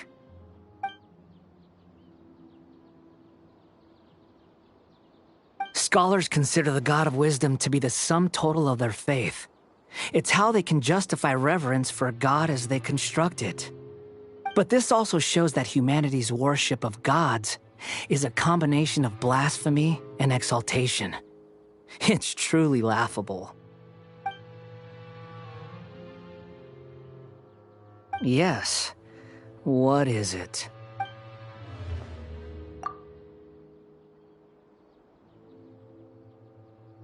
Yeah, I'm in a good mood, which is why I'm talking to you like this.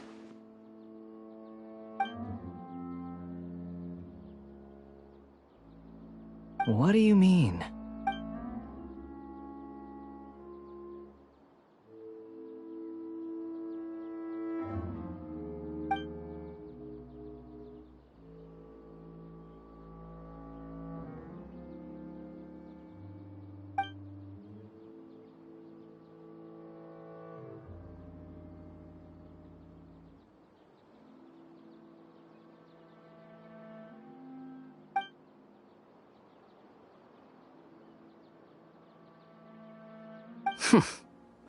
Those words almost make you sound like a friend who actually cares.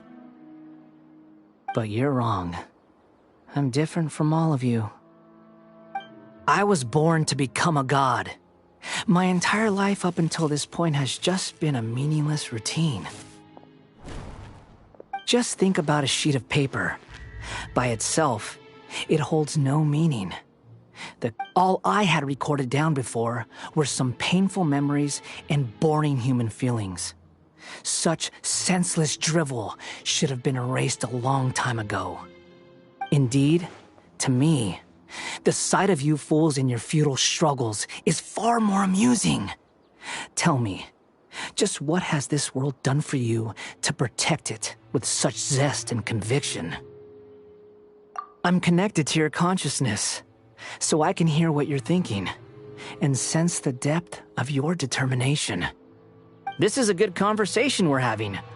So here's a word of advice. Let go of your misguided guardian complex. You know nothing about the truth. It'll be for your own good, as well as everyone else's. Humans are a species that can only find bliss in ignorance.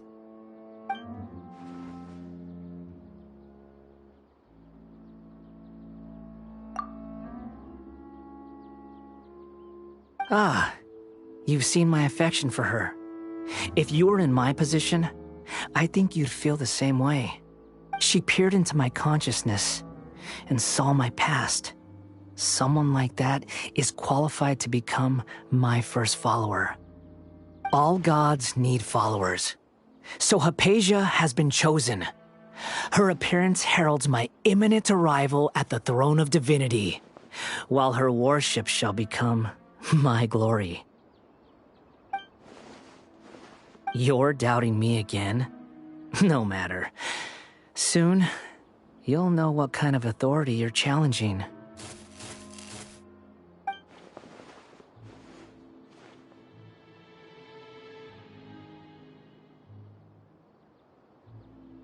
Who wants to hurt my devout follower?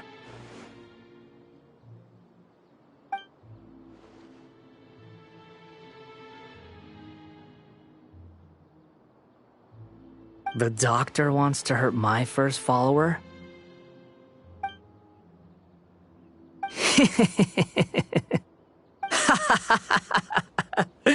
How very amusing. Has anyone ever told you that you're not good at sowing discord? The Doctor has never known his place. Even now, the puny human thinks himself capable of interfering in the business of the new god. You're still too naive if you think a few words will be enough to convince me to destroy the Doctor. But I'm willing to give you a gift, just like my expression of affection towards Hypatia.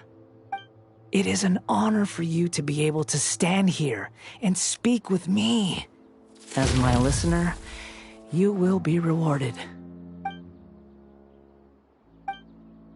Both good things and bad things can be called gifts.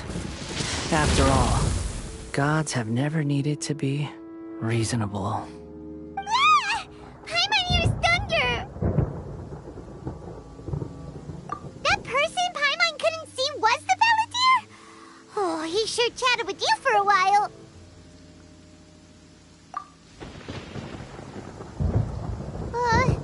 Where is the storm headed?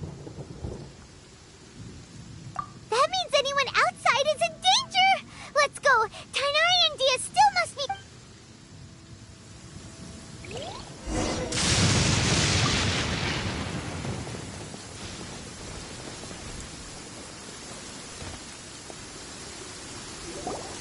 Oh! Have the Fatui retreated? Hey! What happened to you? He's hurt. I'm fine. Ow! Don't move. I've seen eremites get struck by lightning before. You need to rest.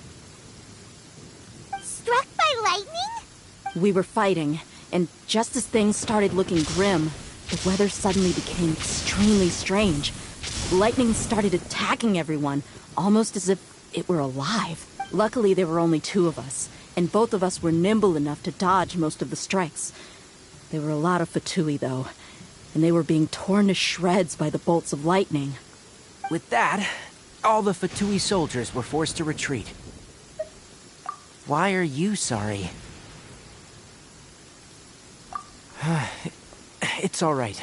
I'm sure you also never expected this to happen. Don't blame yourself. My wound aside, you look like you've seen something unpleasant. Is Hypatia all right?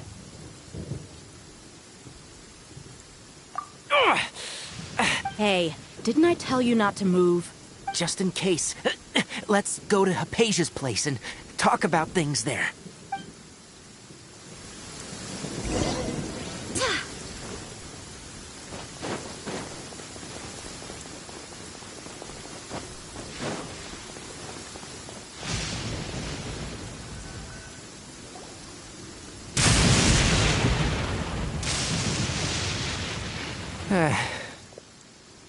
Thank goodness she's fine. Hey, how about taking care of yourself first?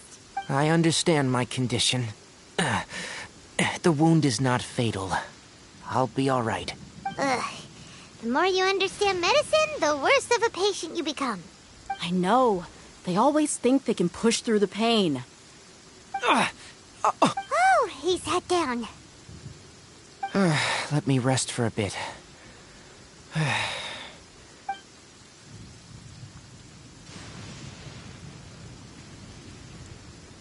So that's what you were talking to the Valadier about? Oh, Paimon can't believe what he's thinking. The Academia's God creation plan. How ridiculous. That sounds, ambitious, I guess? As long as I can enjoy every day with a drink in my hand, tasty food in my stomach, and a good night's rest, that's enough. I'll only work when I have to. I must be the least ambitious person who's ever set foot in Party's DI. Don't say that. I haven't even thanked you for your help back there. Don't mention it. Well, if nothing else, all this proves that the doctor really did have some urgent matter to attend to, and left Sumeru in a hurry.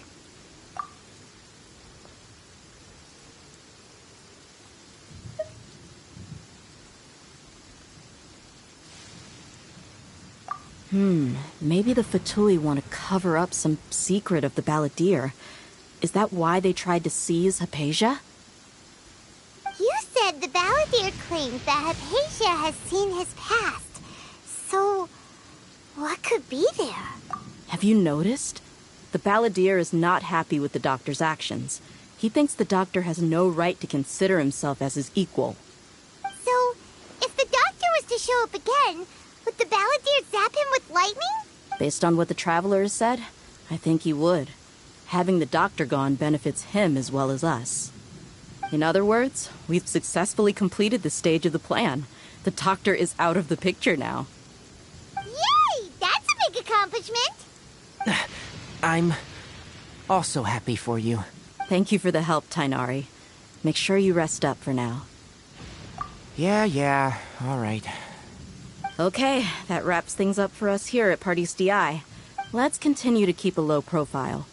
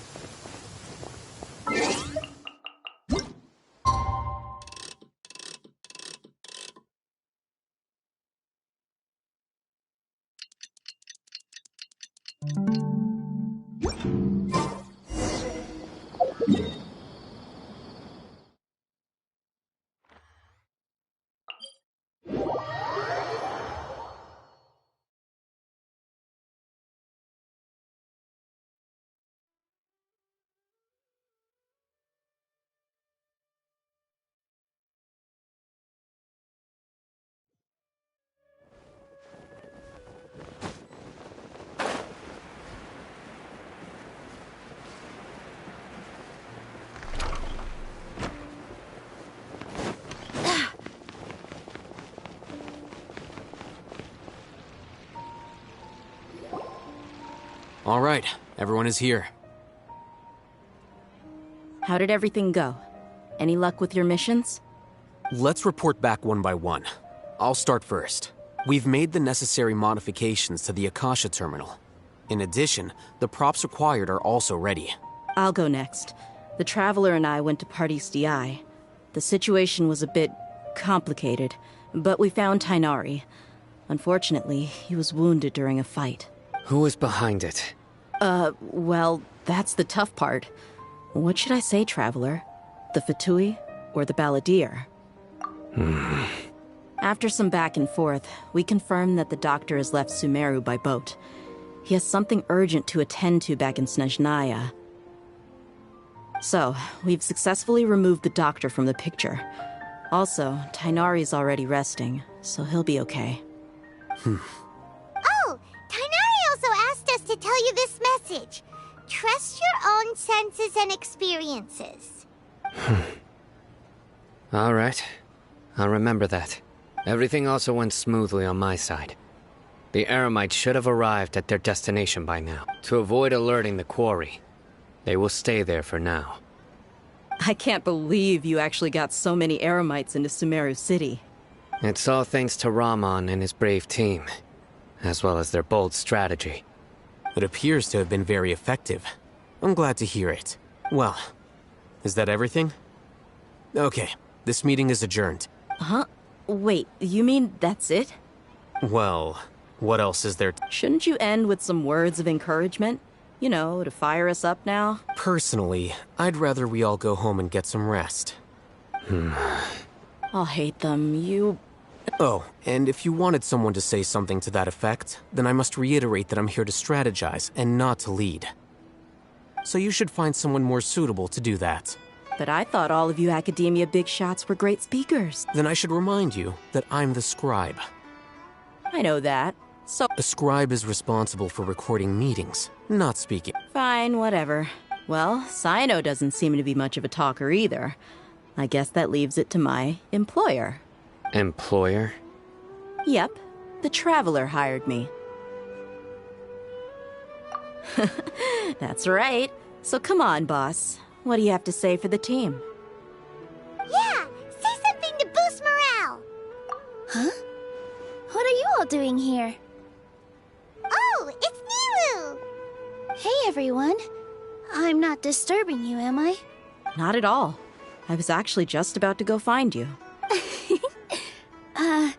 judging from the group and all your serious faces, but you also look like you're up to no good. Seems pretty interesting. Welcome, Nilu. Would you like to join us? Huh? Join you? You mean, you also want to discuss something important with me? Yes. Something very important. Nilu, are there any breaks in your performance schedule in the upcoming days? Huh? Wait, you're seriously inviting me?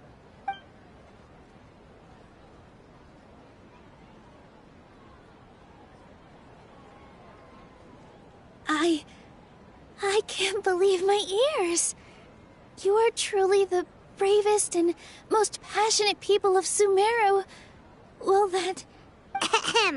Oh, right. The Traveler and Paimon are not from Sumeru, but you are awesome as well. That's right! I must admit that I'm a little scared, but I'll try my best for Lesser Lord Kusanali. If I can somehow use my abilities to help you, then count me in. Remember, believe in yourself. Okay, I'll get my friends at the Grand Bazaar to help us tomorrow. Just remember not to say too much. Yep, you got it. All the preparations are done. Now, can we finally conclude this meeting? So, have you thought up what you'd like to say, boss? Yep. It's a grand plan and we're all super awesome!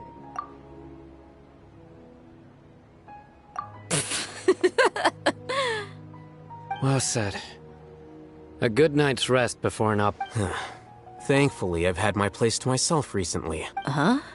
Oh, nothing. Alright, let's all go home and get a good... Okay, so I guess that means it's time to say goodnight now. Yep! Good night, everyone!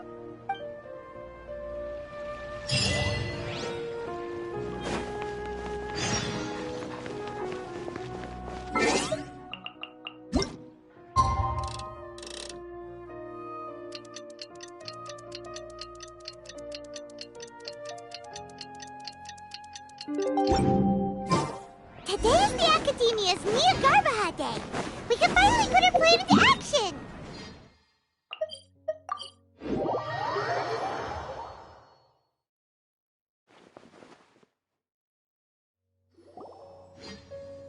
Hello, you two.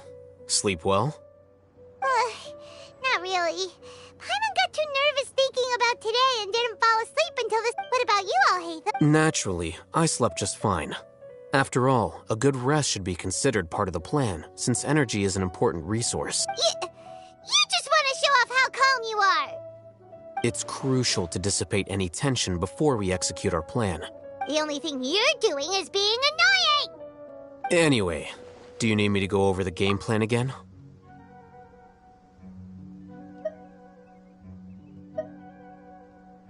Our target is Grand Sage Azar's office.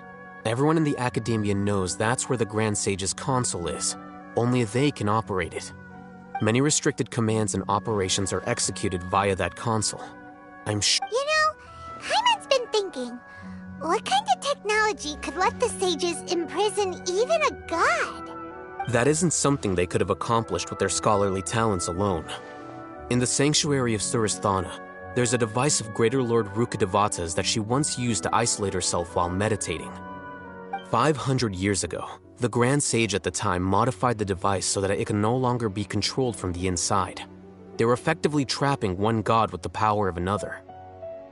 So, how are we gonna get... Don't forget, today is Nyargarbaha Day, arguably the most important day to the Academia.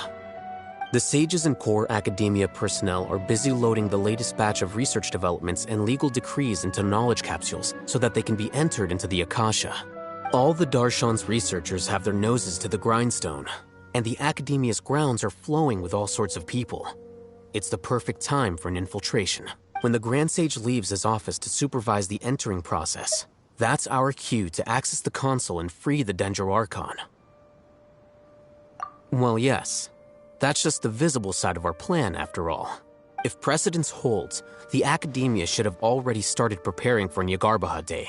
Everyone should be in position. All the... Let's go. So are we just gonna walk in? Yes.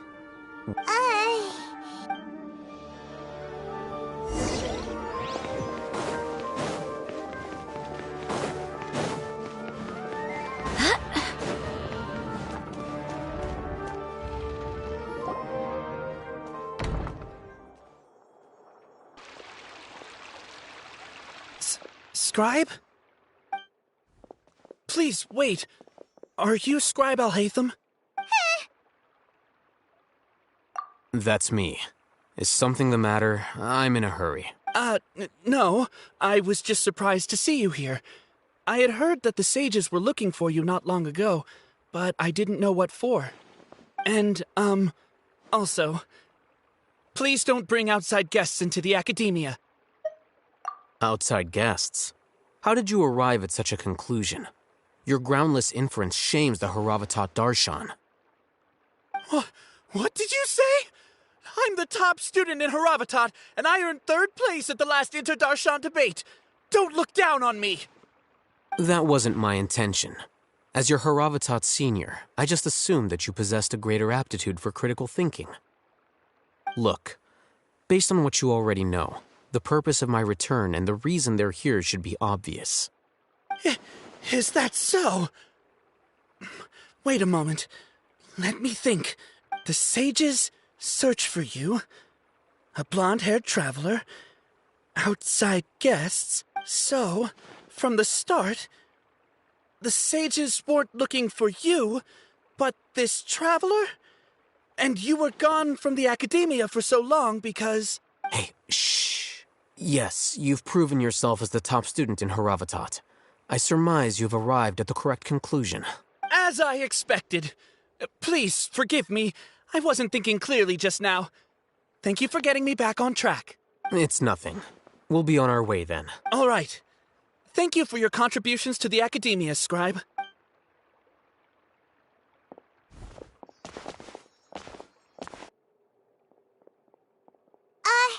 What the heck just happened now? I'm afraid I don't know either. You have no idea?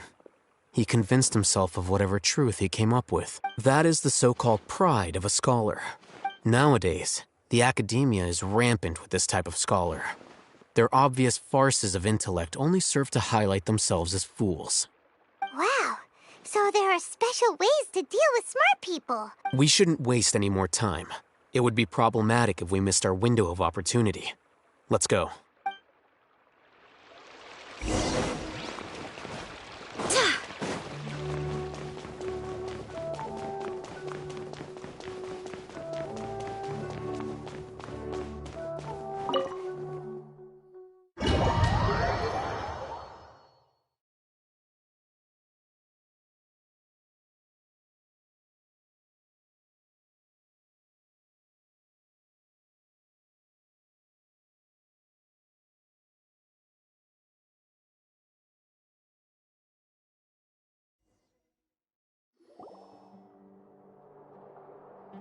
Is this the Academia's library? Indeed.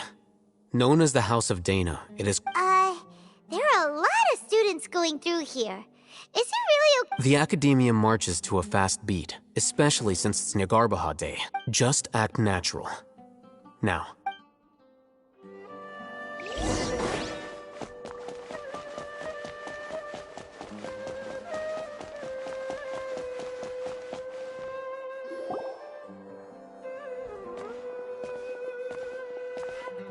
What's this platform for? It's a lift that Academia personnel use to access higher floors. Are we gonna take it then? The Grand Sage's office is up. No, not right now. We can't guarantee...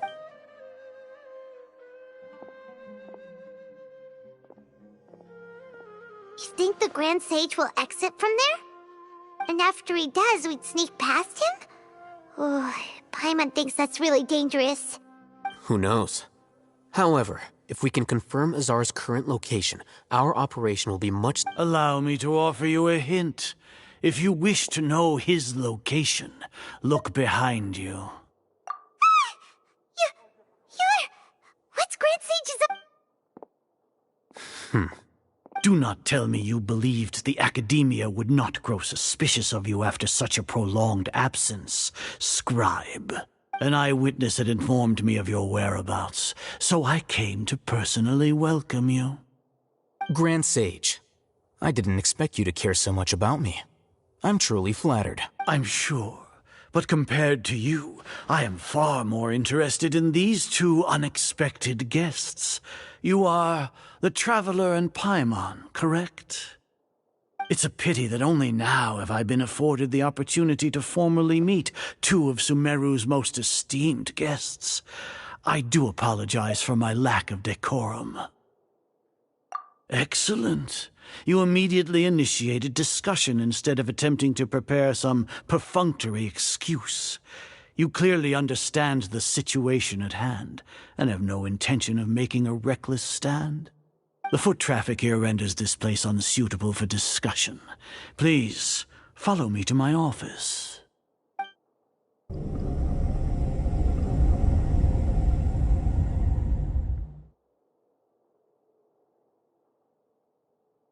This place is crawling with guards. There's no way out for us. All right then, Traveler. What did you wish to discuss with me? Today is Niagarbaha Day, so I still have many responsibilities to attend to. There is little time for idle chit-chat before I detain you all. You seem to know quite a bit about our endeavors. If that is so, then you should be praising our great work, rather than using your trivial misgivings in a futile attempt to sway me. Trivial? Then tell me, what do the Fatui want from me? Worthless. Those are all completely worthless. Benefits, divine power. These materialistic words do nothing but debase our great work. Creating a god. Yes, we are using human wisdom to create a god. If humanity cannot attain omniscience and omnipotence, then we shall create a god to reveal them. This is the pinnacle of human wisdom. We shall regain a god's guidance at long last. No longer will we flounder in the interminable void of consciousness and knowledge. Even Irminsul will be freed from its plight. For our nation of scholars, this is the ultimate aspiration. No cost is too great to realize it. You will never understand the rapture of having a god be born within your very hands. With your degree of knowledge, you cannot even comprehend such an emotion. Gods exist on a plane that far eclipses humanity's. Care for the people, fend off sandstorms, fabricate silly fairy tales. These are but child's play for the Academia. Does that make us equal to the gods? We are a people favored by Greater Lord Rukkhadevata. Though I may have personally not seen it, our forefathers bore witness to true wisdom. The ascension of the Lesser Lord has brought nothing but bewilderment to the scholars. They all ask, is that truly what true wisdom is supposed to look like? With that in mind, it is better to keep her isolated in the sanctuary of Suristhana, so our academy will not become embroiled in turmoil. Justification. Do you really think that only the super smart or powerful should be able to call themselves gods? As per your judgment, Grand Sage, they are indeed dangerous individuals. Not only are they acting against the Academia, but their ideologies have the potential to lead scholars astray. Looks like there really was merit in my assignment. Oh, Hatham? Are you talking about us? Anyway, I've brought them to the Academia as ordered. But it took some time and trouble. Oh, that reminds me. Here's the investigation report you had requested. It's a summary of my time spent with the Traveler, an array of information about her ready for your perusal. Oh, Hatham! So you're still on the Academia's side! We finally started to trust you!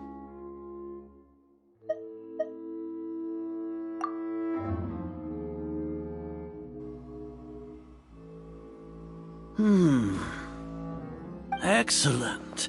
Detailed contents with no errors. I would expect nothing less than an immaculate report from the scribe. As it is Neagarbaha Day, I'll enter the information on you into the Akasha. Surely you know what that means. We'll be monitored, just like Sino. With the Akasha's calculation prowess, all of your actions will be predicted with an accuracy of at least 98%. Furthermore, your data will be updated in real time whenever new information presents itself. To put it into words you can understand, wherever you go, you will be walking under an invisible leash. This is Sumeru's greatest penalty for dishonest persons. Are you not familiar with the concept that great responsibility begets an equally great suspicion? In any case, you are Sumeru's most concerning external variable. Locking you down will greatly decrease the chance of any undesirable outcomes coming to pass. You're despicable! Despicable? Perhaps from your perspective, but I suppose you had mentally prepared yourselves for this, no? Your ploy was to sacrifice the traveler here, was it not? Lord Azar, I know what you're trying to say, but I've been following your plan this entire time. Why are you doubting me at this juncture? Must I delineate your entire plan? Very well, I will spell things out. First off, I received an eyewitness report that you were spotted with the traveler at Caravan Ribat. However, you immediately departed for the desert and escaped surveillance range. Judging by the time, you all likely encountered the truant General Mahamatra in the desert. Am I correct? Maybe Paimon shouldn't have mentioned Sino just now. The Academia had not received correspondence from its scribe for a prolonged time. You were also in the company of the Traveler, a close associate of Lesser Lord Kusanali and General Mahamatra Sino, who had defected from the Academia. With their instigation, what was the probability that you would betray the Academia? Rationally speaking, 50%? 70%? What do you think? Regardless, that's only a guess. The facts are that I've brought the Traveler right before you, and I gave you my report. Indeed, your boldness deserves praise. To think that despite status as an outlander, the Traveler is still willing to sacrifice for the sake of your plan.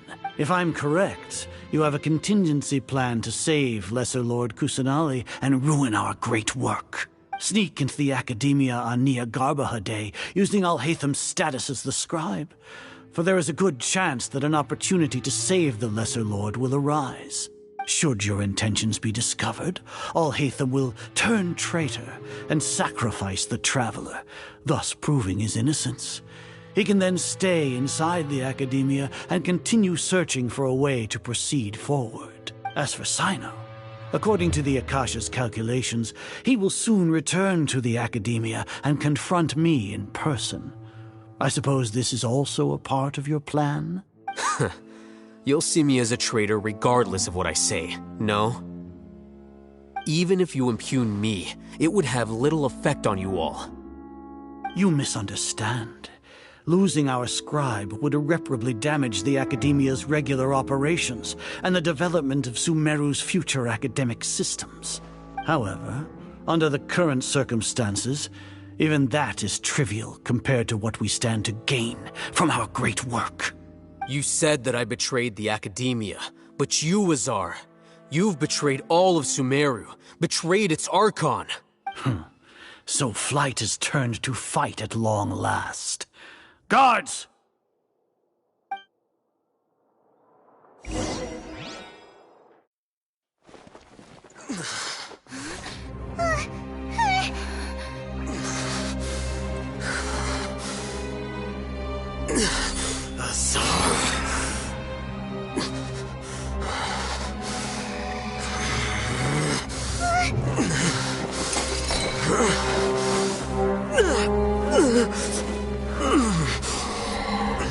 Well, what do we have here? So you stole that divine knowledge capsule. Traitor! You traitor! Even the most rational scholar will yearn for the power of a god in a moment of desperation. Aren't you doing the exact same thing as me, Alhaitham? Unfortunately for you, no god will lend you their power. Azar!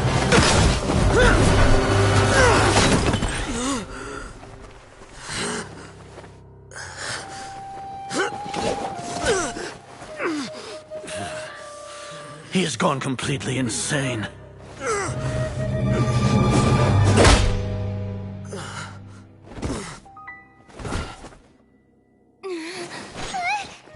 Take him to the Matra and exile him to Aru village.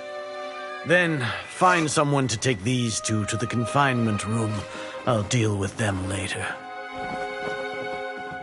Grand Sage, we've finished all required preparations for Nyargarbaha Day. We may begin to enter the capsules now. Excellent. You may begin.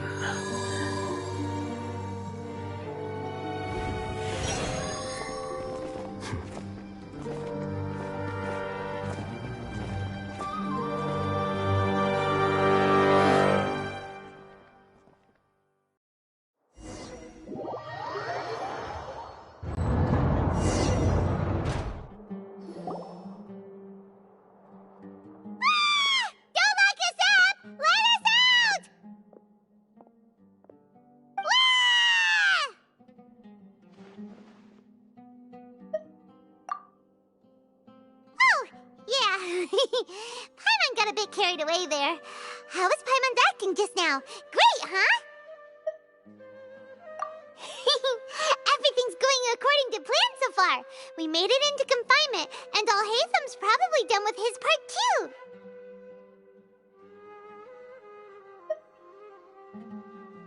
We even managed to trick Grand Sage Azar. Alhaitham sure knows how to cook up a plan. What are we doing next? Paimon has trouble remembering things when she's worked up.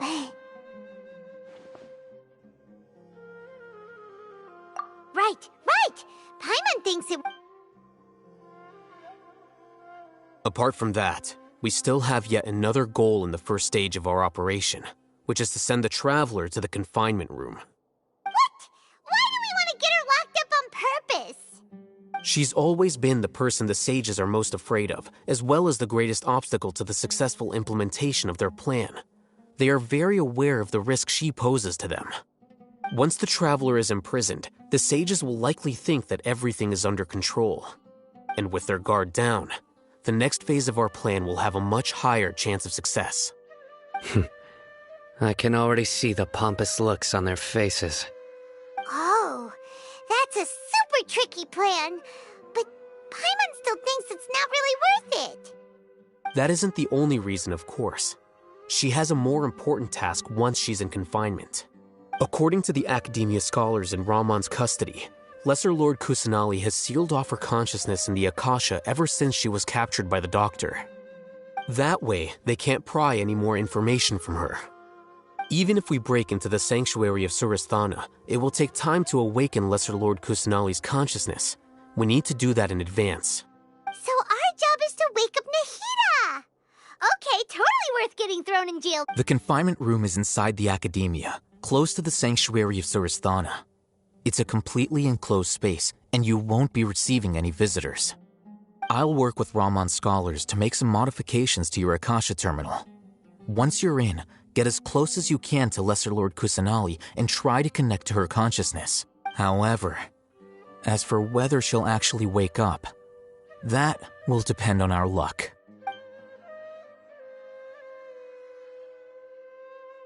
Oh, no wonder you've been wearing your Akasha terminal today.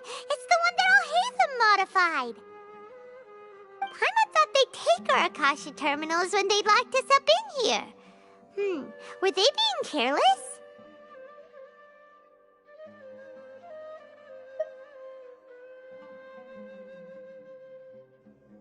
Alright, so what now?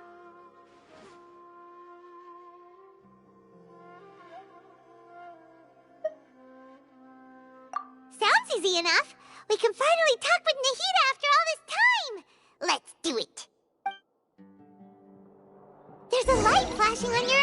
terminal. It's almost like... the faster it blinks, the better the signal! Whoa, it's Mora! Ooh, Mora! No, Paimon, we're not here to hunt for treasure. Here? No signal again. Is it getting jammed?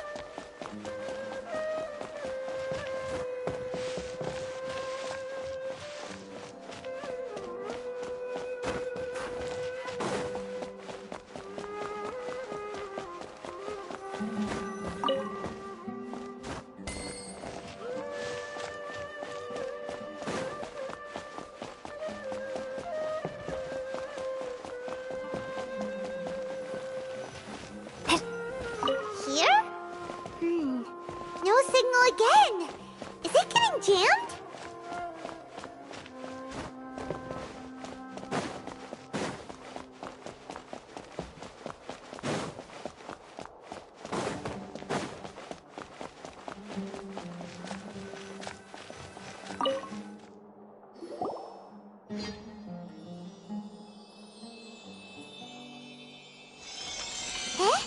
Is this the right spot?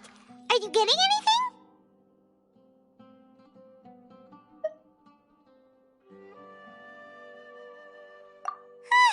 Please work!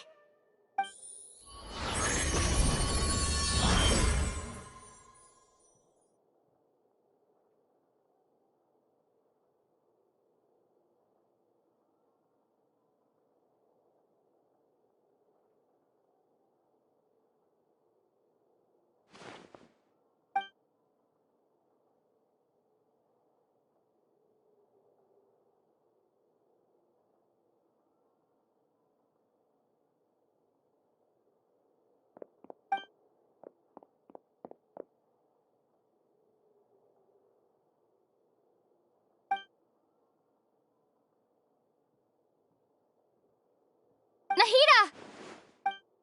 Hey, Nahida!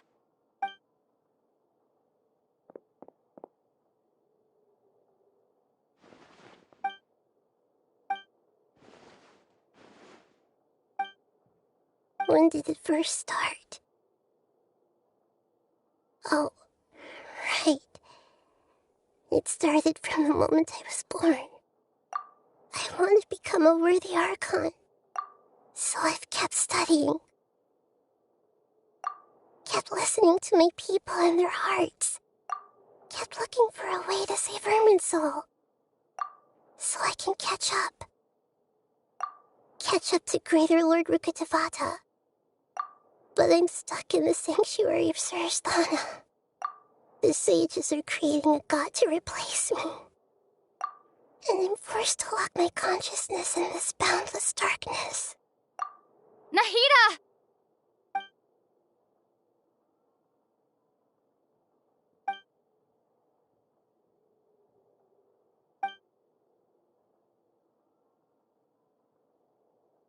Nahida!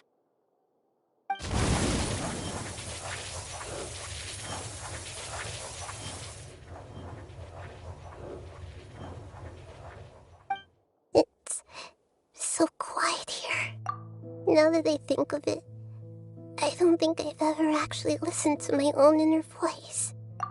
Do Archons have them? Should Archons have them? Have I been doing the right thing? Am I really not needed? How do I really feel about all of this? It's so quiet here. Since you're the god of wisdom, you've known the answers to all these questions since the very beginning, haven't you? Who are you? Whose voice is that? It sounds familiar. You're right, though.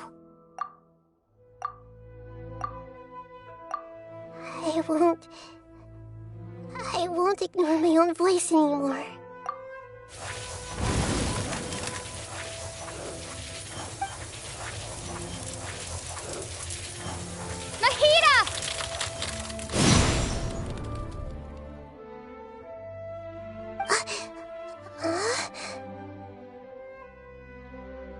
Nahida? Did you wake me up? Thank you. Why are you here? We're here to rescue you. Are you alright? I'm fine. It's just, when I think of everything that's happened to me, I feel really angry now. You should have been angry ages ago.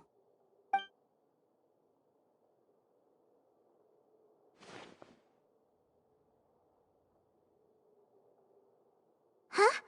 Oh, you're back! How's everything? That's wonderful news! Great! We weren't locked up for nothing! When you went to wake up Nahida, Paimon was listening for any sounds outside. You were out for a long time. There are fewer and fewer scholars going about now. You think everyone's done with their Nyagarbaha Day stuff?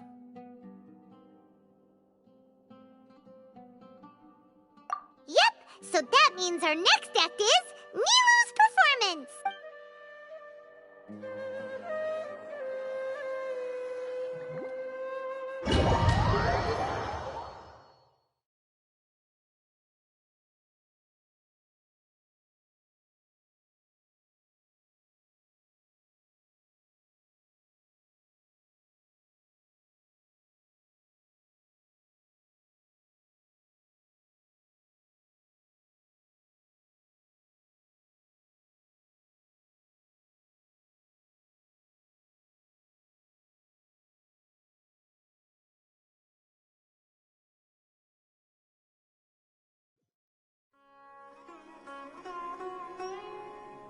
Nilu, are you sure about this?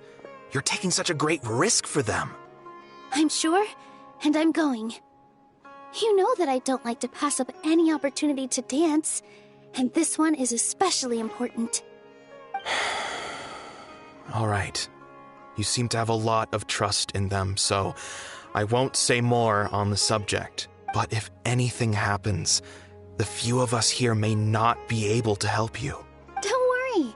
They've been through worse. Everything's going to be fine. All right. You know, if you really do get arrested, we'll do everything we can to get you back. Be careful, even if it's only for our sakes. Thanks, Mr. Zubair. You're so very kind.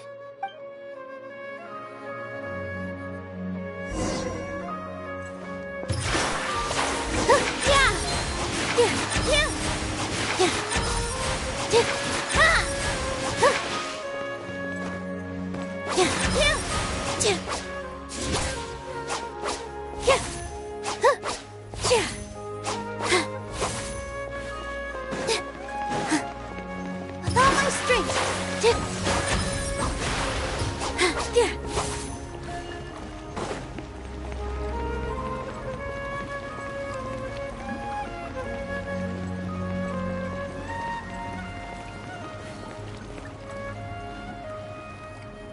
Nilu, how's it going? Definitely more than usual. But it's because I'm worried I won't dance well enough. It's okay. Just focus on your performance. We'll take care of everything else. You sure know how to talk. Taking all the credit, even though we came here together to help out. Well, thank you both. I'll have to treat you to a meal after all this ends. I really, really appreciate all of your help. Ooh, that sounds great. Huh. How can we say no to that? All right, let's get back to business. Nilu, we'll be here to keep people from going to the academia so they don't interrupt your performance. I was planning on telling them something like, the academia's been conducting a weird experiment, and some of their test subjects escaped. It's really dangerous there, so stay away. Oh, you couldn't think of anything better? Oh well, I guess it does sound like something the academia... I think it sounds great. I'm counting on you guys. Don't worry, it'll be a piece of cake.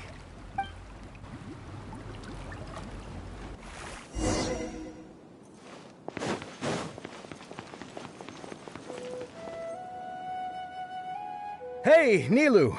Sorry, it's great to see you, but I'm really busy right now. Our Bait People Away with Yalda Candies plan is working beautifully. Do you want some candy? We have more than we can give out. Vihar, thank you so much for doing all of this. And even dressed up as the Knight of Flowers, no less. I'll pass on the candy, though. I cut back on sweets in the period leading up to a performance, and I'm about to start one. You have a point. The stage is cleared and everything's ready, so you can start your performance at any time. Yeah, thanks to you. I'm really grateful. All right. You're welcome. The honor's all mine, since I'll have such a great view of the show.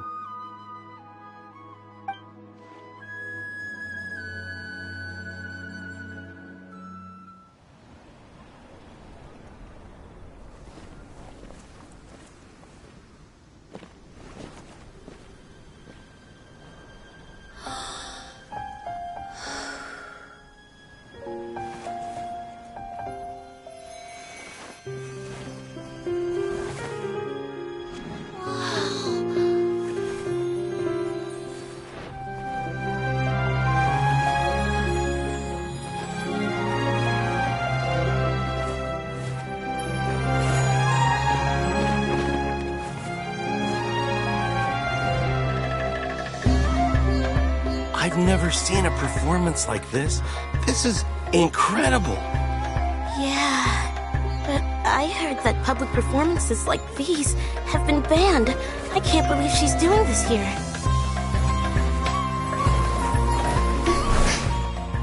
Grand Sage, there's some commotion outside. How uninteresting. Issue the new Prohibition Act from the Akasha to the guards. They'll know what to do. Do you think we should, stop her? Let's just watch for a little bit longer.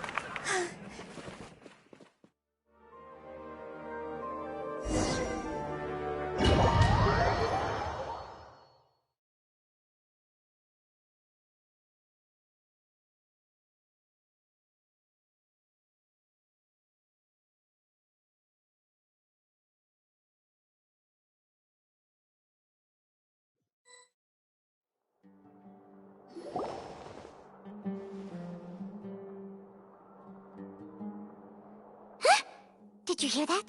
It sounds like a lot of guards just ran by. Does this mean the plan has moved on to the next stage? Yep. It's great that everything seems to be going well. Come to think of it, when did Alhaitham replace the knowledge capsule that was about to be entered into the Akasha?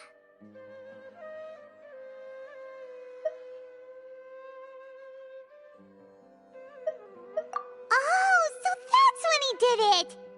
Paimon was too nervous to notice. Speaking of, didn't Alhaitham also yoink the divine knowledge capsule from that mercenary leader in Port Ormos when everyone else was distracted? It's a time-tested trick of his.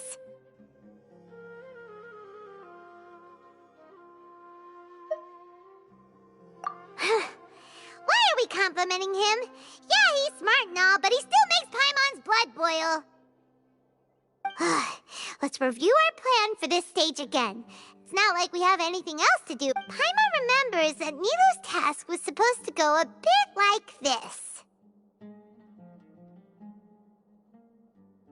Now that Lesser Lord Kusanali's consciousness has been forcefully sealed, the core figures of the academia and their guards have started to wear their Akasha terminals again.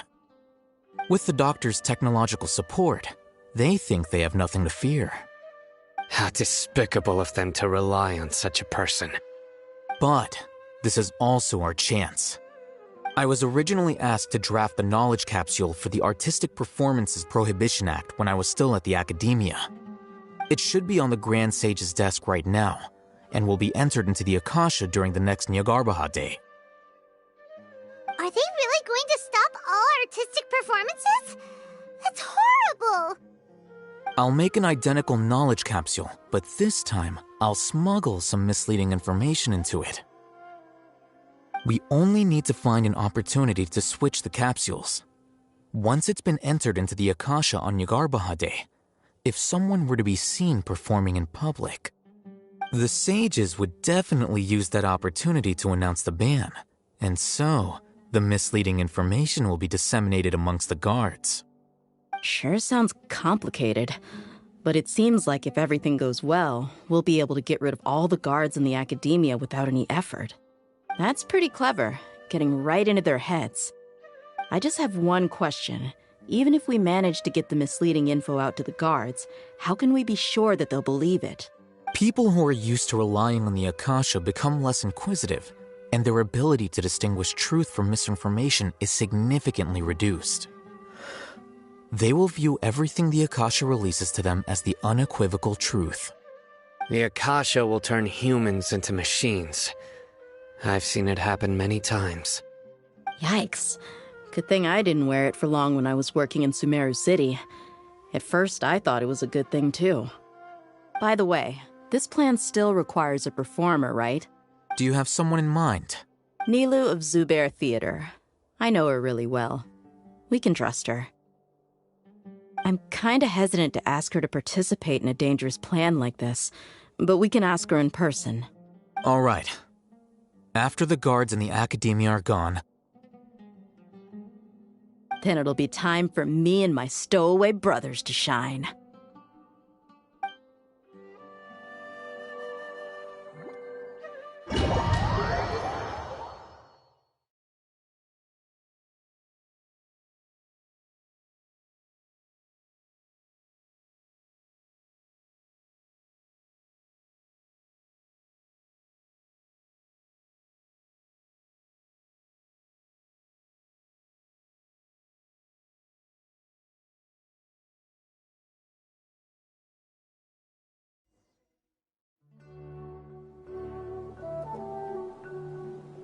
Here they come. Did you see that, Raman? They came out from the academia in droves. After laying low in the city for so long, this is the moment we've been waiting for. We couldn't do anything to them inside their coop, but outside the academia, this is our hunting ground. With a lioness like you, the prey sure won't be able to run far. We still need to eliminate the guards as soon... All they've done is to sit on their cushy salaries and twiddle their thumbs all day while we fought and struggled every day in the desert. Speaking of which, most of the guards who report directly to the Six Sages belong to the Corps of 30, but they have a completely different reputation. Following those blasted sages every whim, throwing away all the principles of being a mercenary, as someone in the same profession, I'm obligated to teach them a good lesson today. Indeed. The trap has been set. All we need to... All right, let's each take a road and herd those scattered guards back into one place. Make sure to attract their attention. Isak. You gave such an important task to that child. Will he be okay? It'll be fine. Isak was so determined to help, so let's put our faith in him. Besides, even if he's caught, the guards would be too scared to do anything to him. They've never seen Lesser Lord Kusanali in person, after all. You've got a point. Anyway, I think I see them coming. Good luck.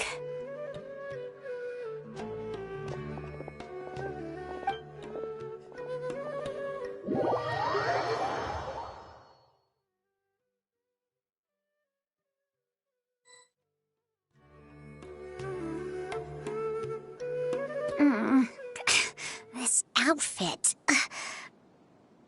Hey, do you remember what you need to do, Isak? When the guards get here, you'll pretend to be Lesser Lord Kusanali and run away from them. Oh, yeah, I remember. Of course I do. Relax. Don't think about getting caught. Even if that happens, we won't leave you behind. You only need to think about getting the guards' attention and leading them to the Grand Bazaar. Leave the... Okay, got it. I'm here to pay back Lesser Lord Kusanali for helping Grandpa. Hey, they're here. I can see the Academia guard. All right, it's time, Isak. Take a deep breath.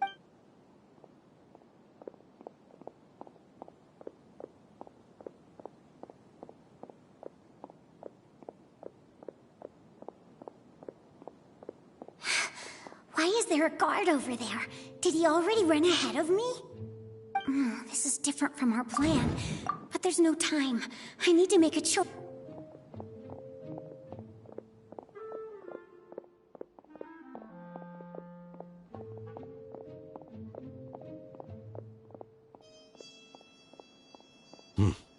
Let's have a look behind the house.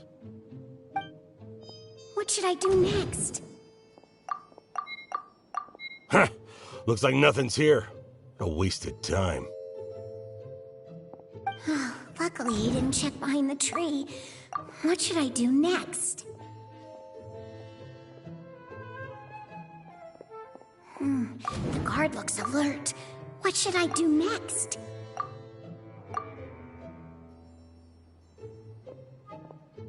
Doesn't seem like anything unusual's around here. Looks like the guard finally left. I need to go.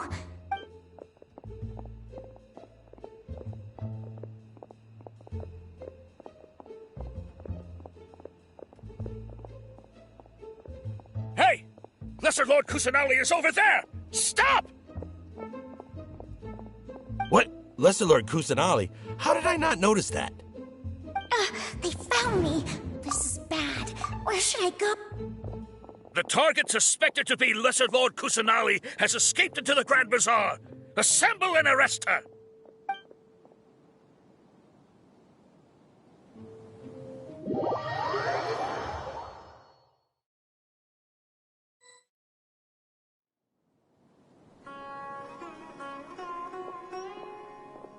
Where did she go? How did she disappear? Did we lose her? Hurry up and find her! Hey, why is your team here? Didn't we say to split up our search? Hurry, hurry! This place is... Why are you all here? Yeah, isn't it one heck of a coincidence? Everybody's here. What on earth is going on? I suppose that's all of you? Who are you? Did you set us up? What are you planning? Phew, that was rough. I almost got caught. Little brat! So you're not actually Lesser Lord Kusanali. Who exactly are you all? Just some colleagues. Think of this as a business competition, or a personal grudge. After stepping into our traps, stop thinking of yourselves as hunters. Behave like the prey you are.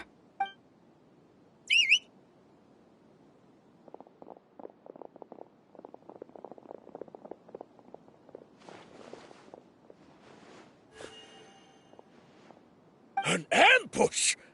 How's that possible? This is Sumeru City, but mercenaries from the desert somehow ambushed us! You've spent all your time hiding away in the academia. This place has long since become our hunting ground. Brace...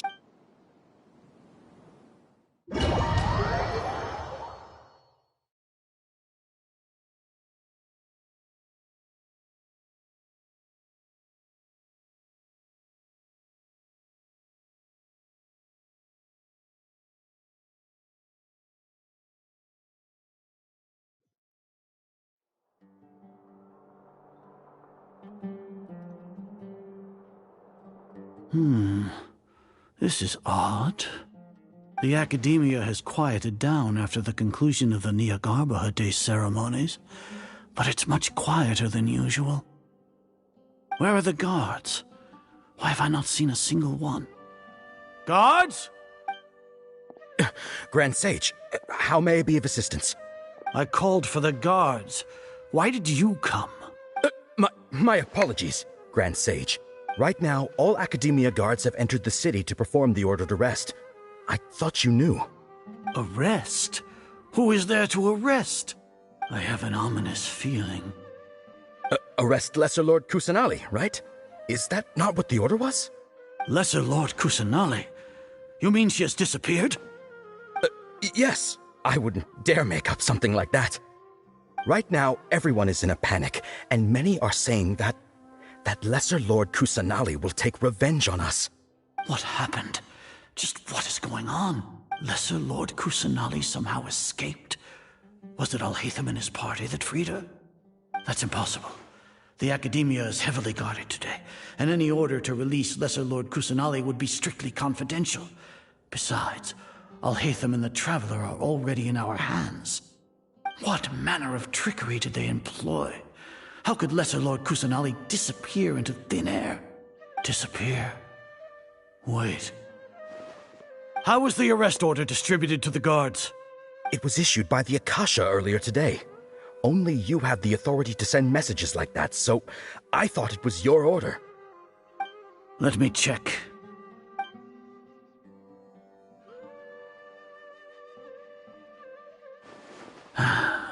Lesser Lord Kusanali has escaped from the sanctuary of Surasthana. Go to the city and arrest the escapee immediately. The Akasha indeed contains this information, and it clearly appeared in my mind. How did they bypass my permissions to issue this kind of message? Was it the report about the Traveler that Alhaitham submitted? No. I specifically checked that knowledge capsule before entering it into the Akasha. Could that have been a red herring? Well, even if I figure it out now, it won't make any difference.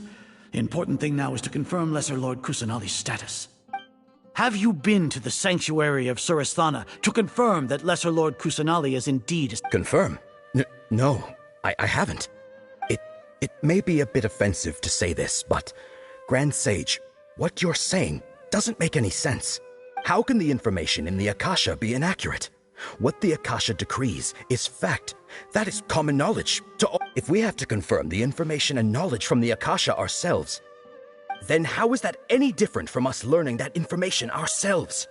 Wouldn't Greater Lord Rukkhadevata's legacy lose its meaning that way? In the beginning, it was I who asked you to believe in the Akasha, to believe in the legacy left by Greater Lord Rukkhadevata. Are you trying to use my word? No, Grand Sage. I'm merely confused because I believe in you. I never meant to refute you. Stay here and see if there are any suspicious people around. I'll go to the sanctuary of... Yes, Grand Sage.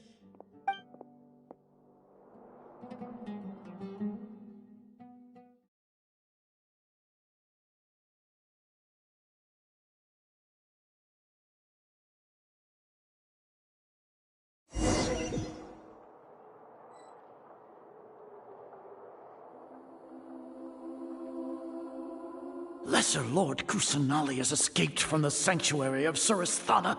Go to the city and arrest... How can that be? Stop thinking about it. Stop. It must be a trick of theirs. As long as I personally confirm it. Ah! Impossible. That's impossible. There must be something wrong with my eye.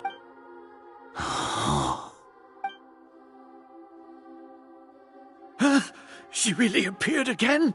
What is the meaning of this? What a comical sight, Azar. Once the Akasha has put certain thoughts into your head, even the Grand Sage can no longer see what's right in front of him. You all can only see the world in your mind, the one you think you know. And precisely because of this, you disregarded Lesser Lord Kusanali's existence. She has been a wise and worthy Archon. Sino, have you been waiting for a chance like this? The Akasha predicted that you would return to the Academia to confront me, but I didn't expect it to turn out like this. I was careless. No, you were blinded. Your faults stem from your reliance on the Akasha. You're still the same as always. I truly did not expect a proud person like you to cooperate with Alhaitham and the... People change, Azar. Admit it. The Akasha can't predict my actions anymore. Then tell me, What have you found during your investigation? You want to buy time? This is the sanctuary of Surasthana. As for the investigation, I've at least confirmed that you are guilty of insurgency against the Archon. A serious crime. So what? Did you do all of this so I would plead guilty in front of you, General Mahamatra? No. I want you to plead guilty in front of the Archon herself. You once said that I had no standing to judge you. So now, how about judgment in the name of a god?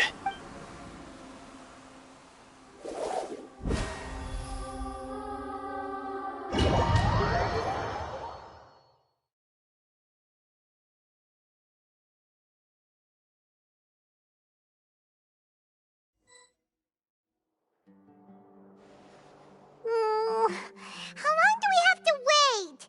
Paimon wants to know how things are going out there.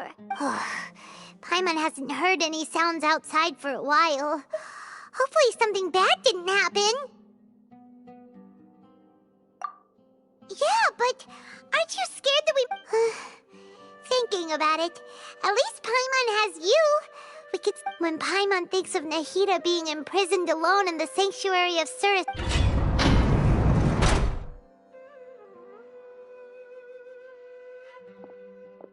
Here comes your savior. Dia! Paimon just knew you would come to rescue us! You two really owe me some big thanks. I had to search through who knows how many guards to find the key here. It felt even more tiring than whacking them. I'm exhausted. Thanks a lot. Need Paimon to rub your shoulders? No, that's, I'll pass. What are you afraid of? Oh, are you ticklish? Now isn't the time to talk about being ticklish.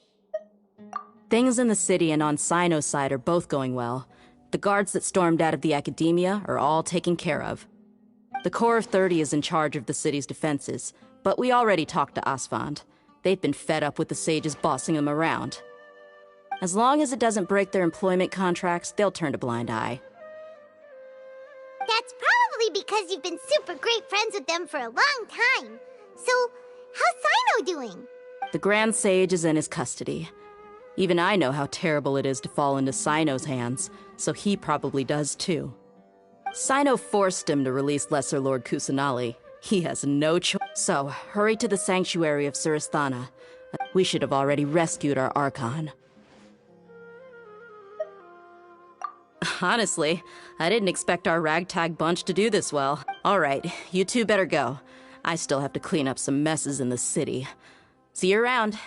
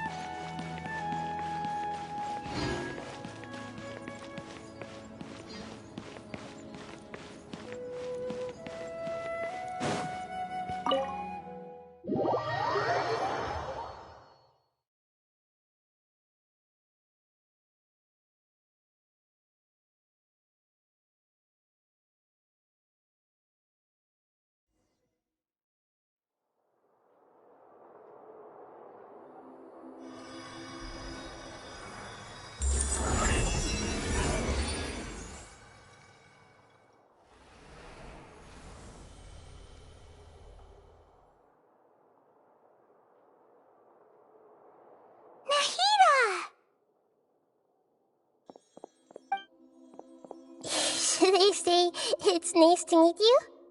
This is the first time we've met in real life.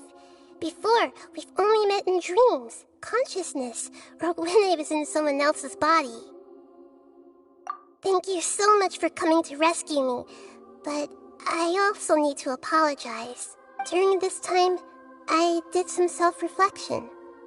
My sense of inferiority and yielding to the academia led to all of this, and created so much trouble for you all. Exactly! We're here because you're a good Archon and one of our friends! Thanks, you two. Amazing. So this is how it feels to walk out of that cage with my own body. It's like I just had an endlessly long dream. I can't even tell if I just woke up or was only now born into this world. My concept of self has become so clear.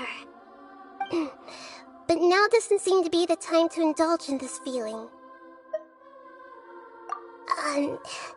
This is really embarrassing. You all just rescued an Archon, and now she needs your help to save her country, and even the entire world. It's okay. With you here, Paimon's sure that everything will work out. There's one more thing. What is it? For all the things the academia did to me, and for all the folly it committed in the name of wisdom, as their Archon, I will make them pay. Ah! Wow! That's the spirit! You're finally standing up for yourself and not letting people walk all over you! I understand now. To be a better Archon, I first need to better myself. If you haven't even figured out how to be a caterpillar, how can you be a butterfly? Yes, true. That reminds me. I wonder how far along the we need to hurry and prevent the birth of that false god. I need to make some preparations. First things first, I need to remove the restrictions that the doctor put on me in the Akasha. After that, I'll make some adjustments and revoke the sage's permissions. After all, the academia betrayed Greater Lord Rukkhadevata's trust. This might take some time. In the meantime, you should also work on your own preparation. If we don't stop the God creation plan in time, we'll be in...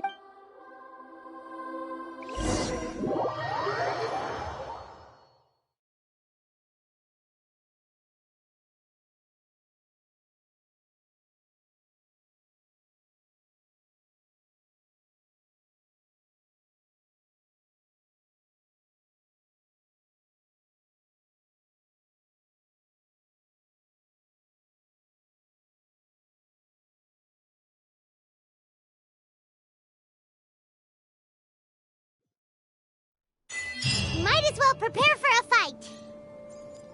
When we're done, we can take a walk around. After all, we missed out on a lot of stuff when we were locked up.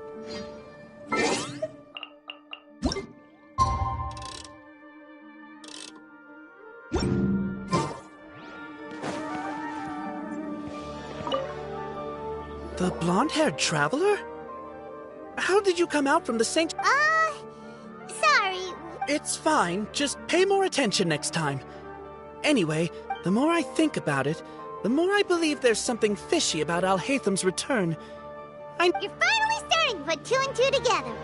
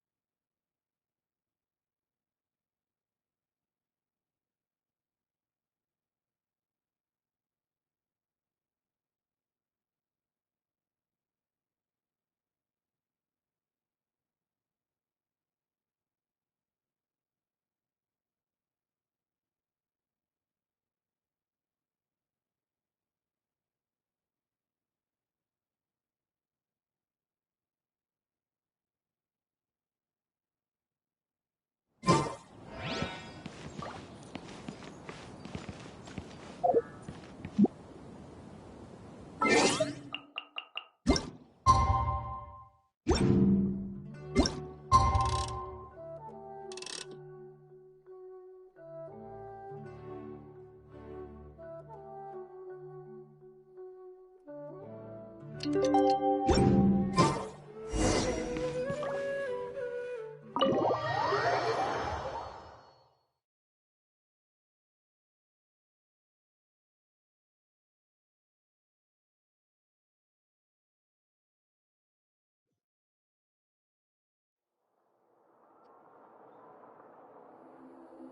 it going, Nahida? I'm done with the parts that needed my involvement to complete. Although it's my first time working with the Akasha like this, its internal structure and operation procedures are easy for me to understand.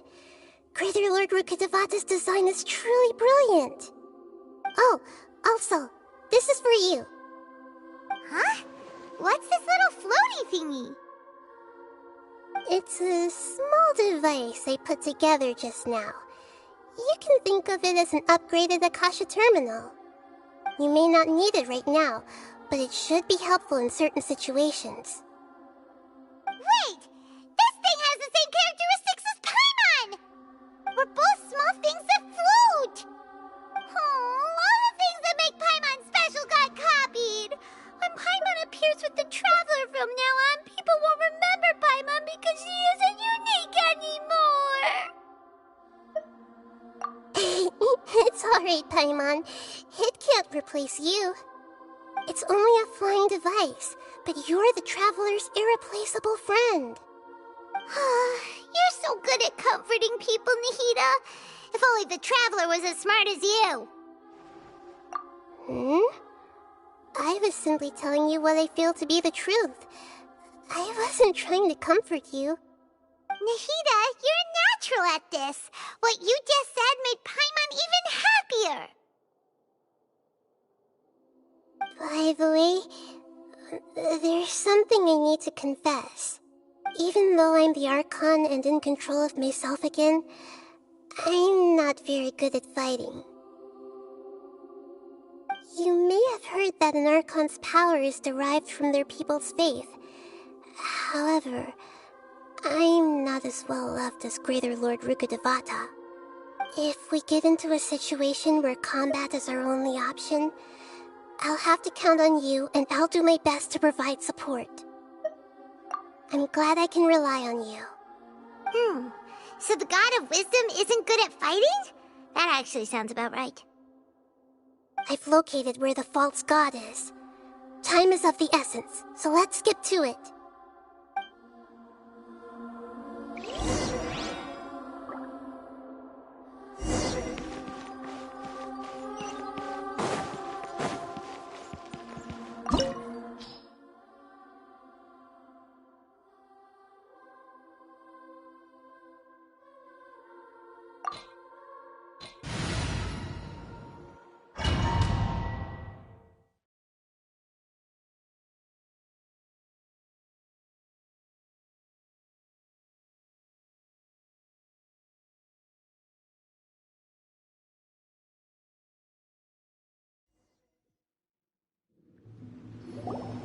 What is this place? Is this really the way we need to go? Wow. Who would have thought there'd be a place like this hidden right slap bang in the middle of the city? The sages wanted to realize their god creation plan without being discovered. The safest and most convenient way would be to build within the academia itself. That's true. They were already hiding one god, so why not two? Judging from the structure here, the project is a huge undertaking. The sages really saw the god creation plan as their ultimate goal. But this place doesn't look like it could have been constructed by the academia alone. The Fatui under the Doctor sure didn't hold back. They provided a lot of technological support. Yeah, or else they wouldn't have been that generous. Is that it, though? I've always felt that this Doctor is different from the academia sages.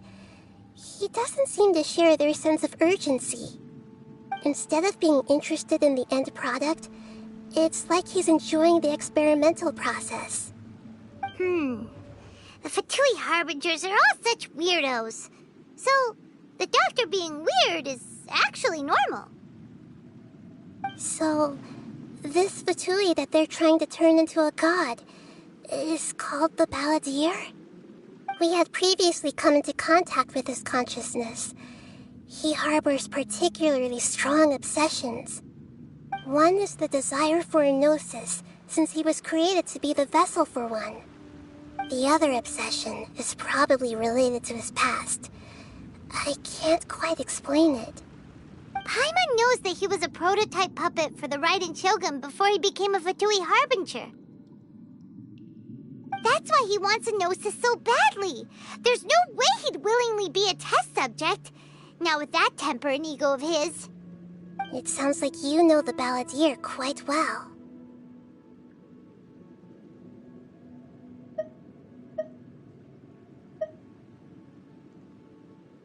I see. Tell me more about him and what he's like. The more we know now, the better we can plan for and react to any future situation.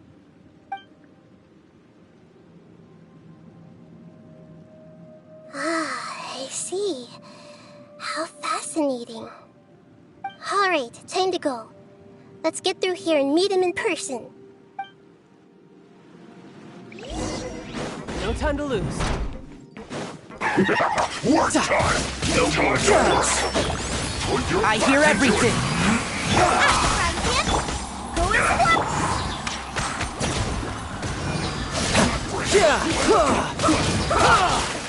Shouldn't let your guard down. No slacking off! Stay down. One with the force.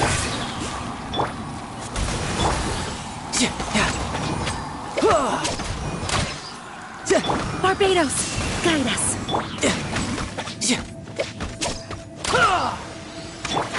Can't see? I'll uproot you!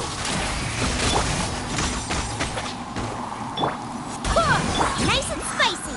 You're toast! And shroud! I hear everything!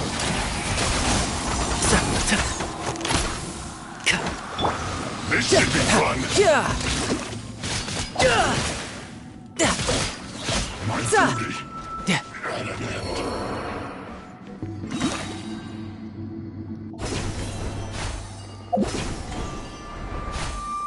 It looks like we can climb up these pipes.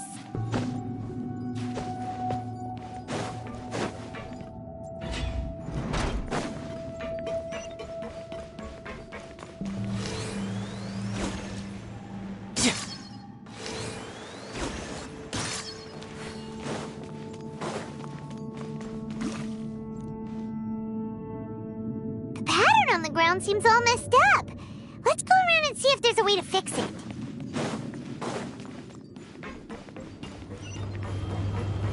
Seems to have stopped. Let's continue.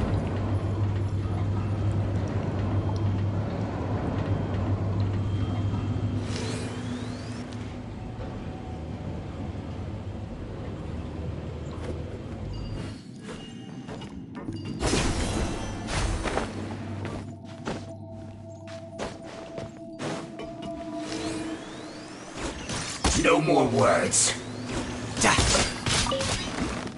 Tidal wave. One with the forest. At the right. Riptide. I guess this is it.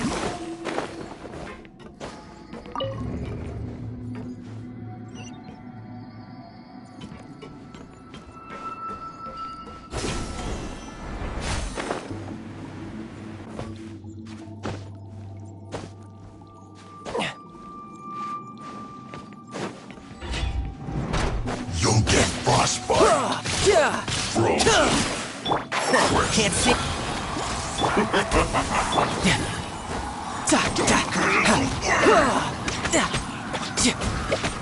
Freshness You're mine. preserved. Chill to the bone. And shroud. Nice and spicy.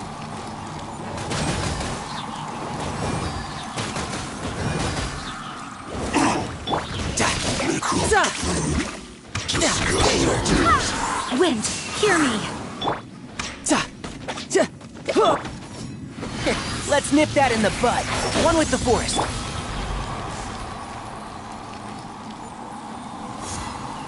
so soon! Ha! Yeah! Brace yourself! This is gonna hurt! Da, da, yeah! Yeah! Yeah! Yeah! Yeah! Yeah! Yeah! Ooh!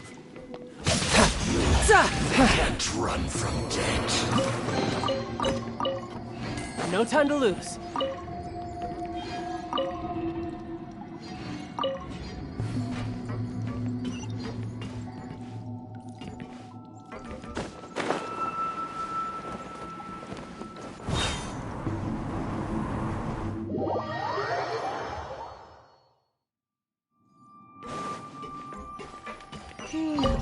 The cart is stuck. Maybe there's something wrong with the tracks. Let's try adjusting the direction of the device to clear the tracks.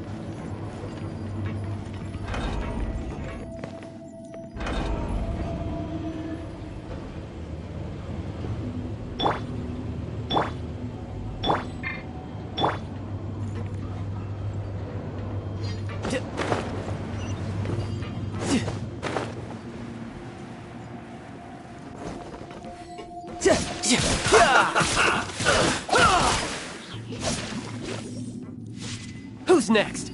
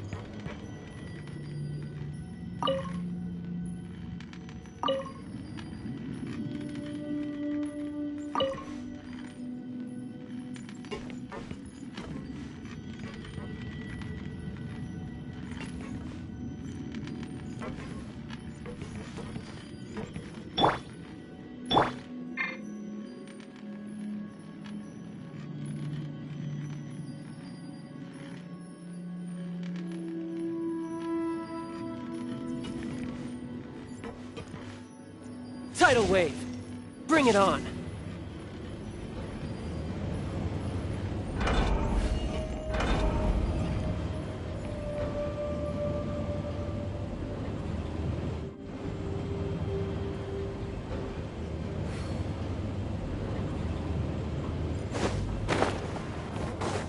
No time to lose. Let's begin. This first. Let's end this quickly. Stay right there. What an annoyance. That ought to work. Let's not waste time. Enshroud!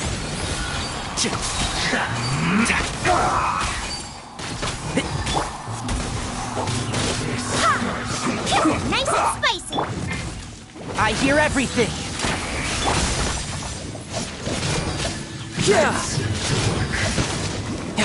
Let's end this quickly! Amateur mistake.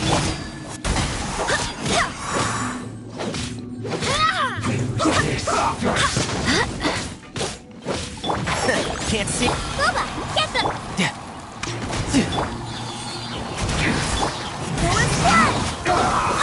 Barbados, guide us.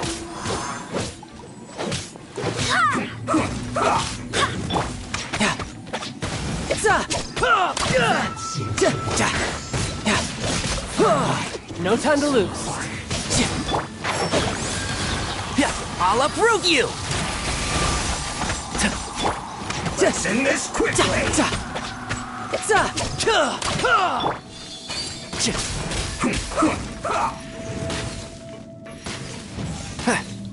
Keep up. One with the forest. This isn't good. Come on. No time to lose.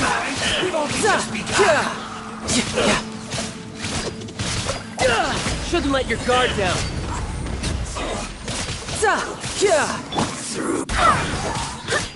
And shroud! I see through you. Into the fire! Looks like I went too far.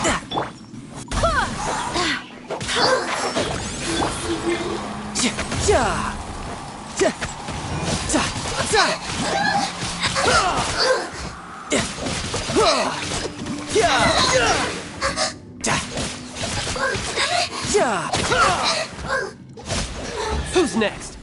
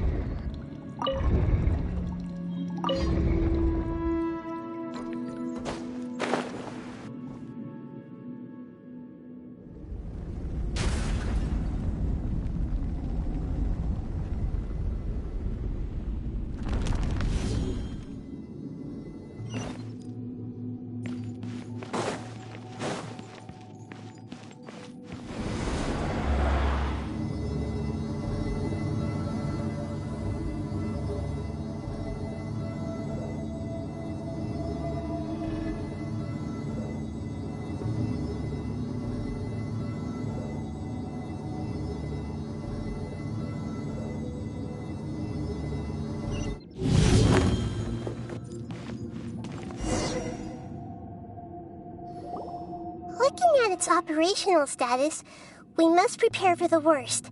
The god they wanted to create is likely close to completion or already completed. Oh no! What should we do?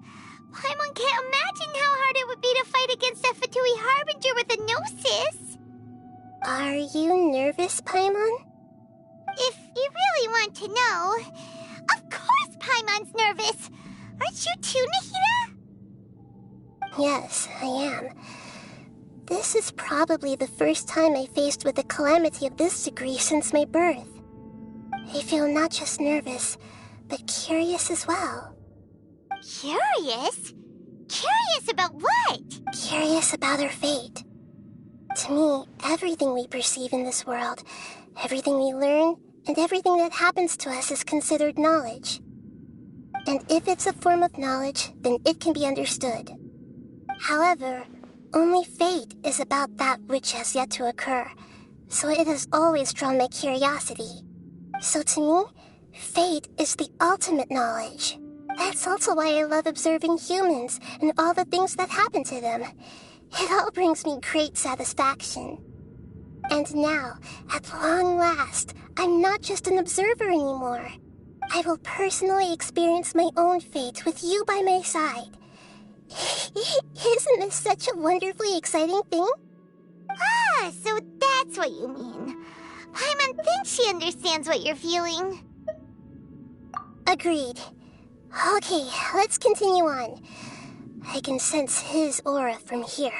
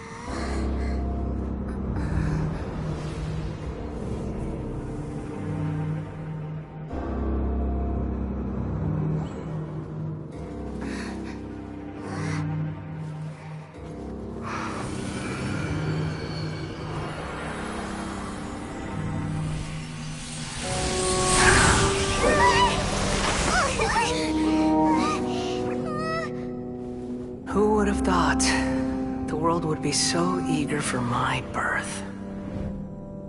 I remember you, Boer, the god of wisdom, and standing beside you, the traveler. Is he all-knowing and powerful now like Greater Lord Rukkhadevata? No, I can't feel the same kind of divinity I felt from the Greater Lord. It seems that the sages didn't get the chance to infuse the divine knowledge capsules into him. But even still, he has undoubtedly become a true god now. So we're too late? The Balladeer has already become a god? The Balladeer. A long bygone title. When my spirit ascended to divinity, I felt as if I had existed for the same number of epochs as heaven and earth. Looking back, the existence of what once called itself Kunikazushi appears infinitely small and ugly.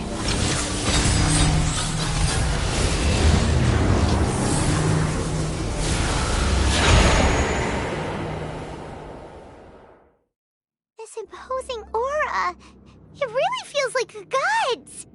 A body that capitalizes on the Balladeer's original construction as a mechanical puppet, with the Gnosis serving as a constant power supply. How much effort and resources did the sages put into this? From a purely technological perspective, it's a commendable achievement indeed.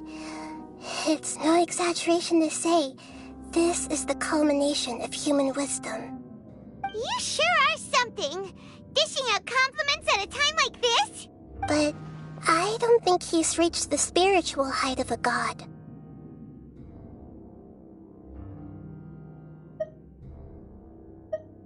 Strife is engraved upon every god and every gnosis brought forth into this world.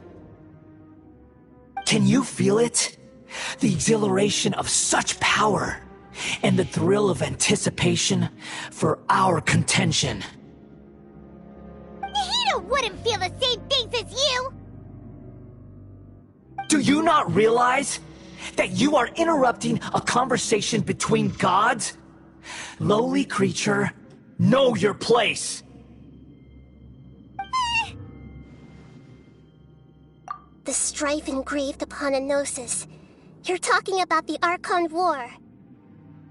Tevat's current peace was not easily won. I didn't personally participate in the Archon War, but the way I see it, all those losses were meaningless, driven by the demands of the laws. There's no point in bringing it up again. Is that so? Yet I am deeply disappointed that I was never allowed the fortuity to personally participate in the Archon War. This is a first. Encountering a god in this world who does not crave power. No wonder your own people have abandoned you, god of wisdom. Your judgment is as your existence, unsubstantial. This is where everything ends, Boer, the god of wisdom. You should know that wisdom cannot solve every problem. Like now, where your only option is to face me in combat.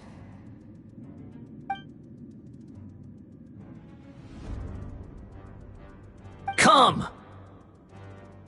Let us reenact a scene of the Archon War. Come and inaugurate my birth as a god.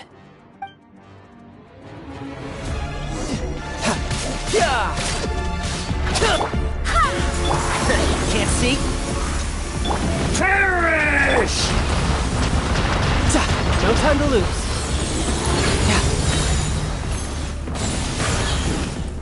Feeble human!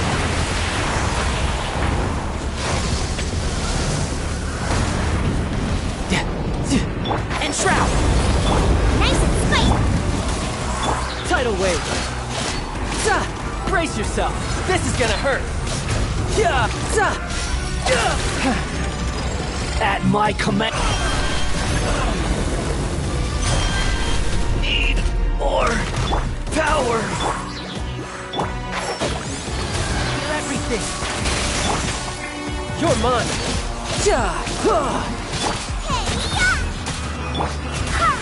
Wait, hear me! You cannot defy me, mortal!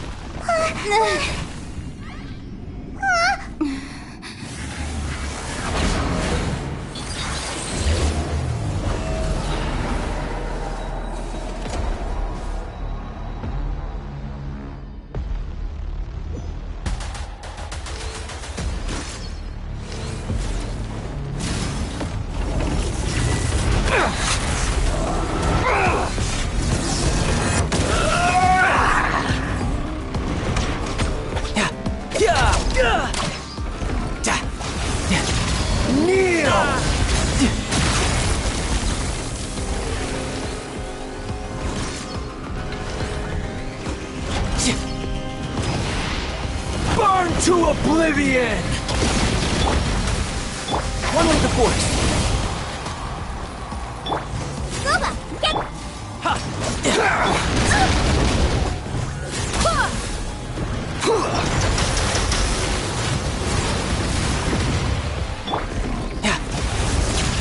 Kneel!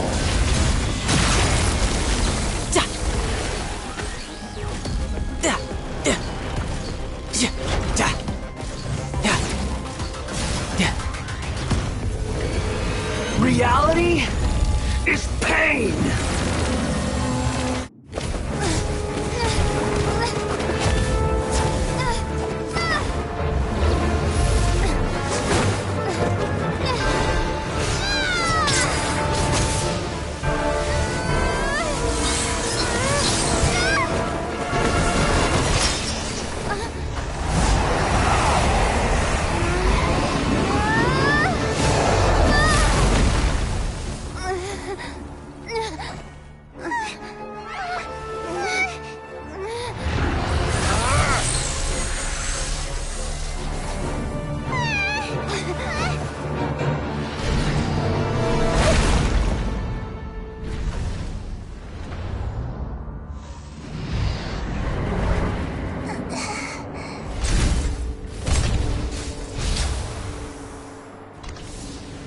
This is supposed to be a battle between gods, yet you choose to hide behind a mortal.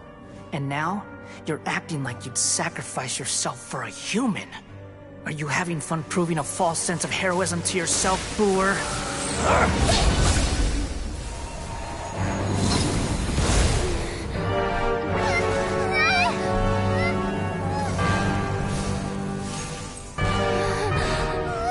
The data collection is almost complete. Do you even know how many times you've tried to take my gnosis from me?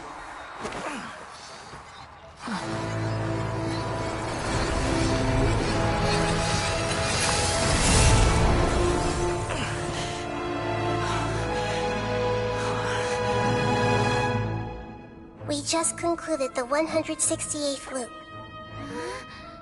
Did you know that in the effort to create you, the people of Sumeru were forced to live through the exact same number of Sub-Zerus festivals and samsara cycles? The power of dreams. When did you use it on me?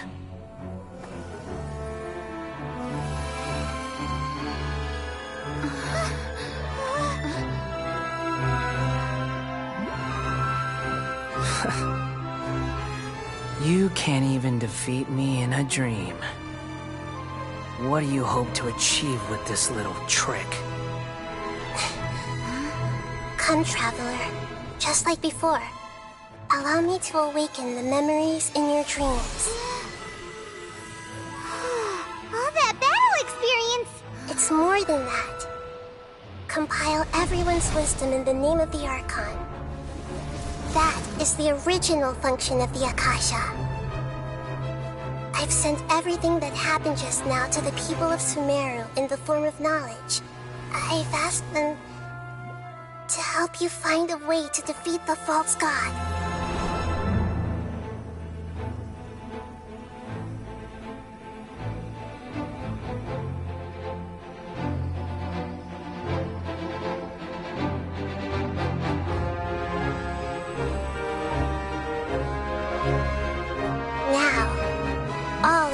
Father's wisdom is at your disposal. Meaningless tricks won't save you.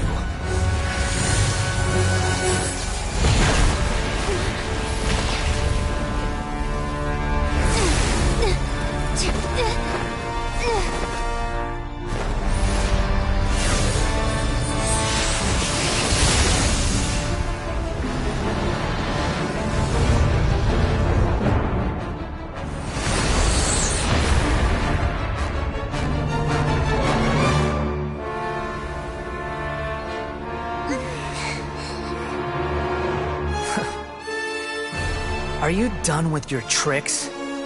Can I finally take this as a real battle between gods? I'll leave this to you. The first sage of Boor.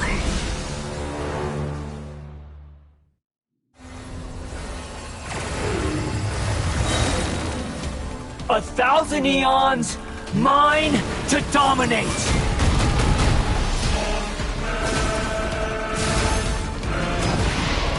Burn to oblivion!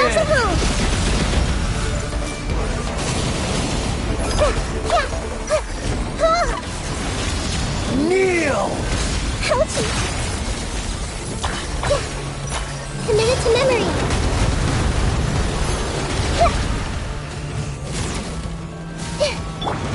I'll uproot you! Can't see?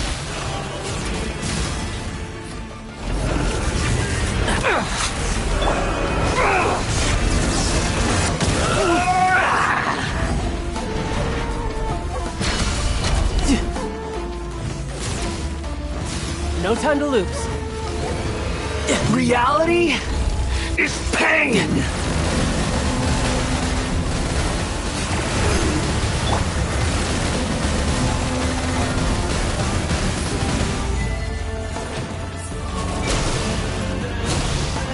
Good riddance, cruel world.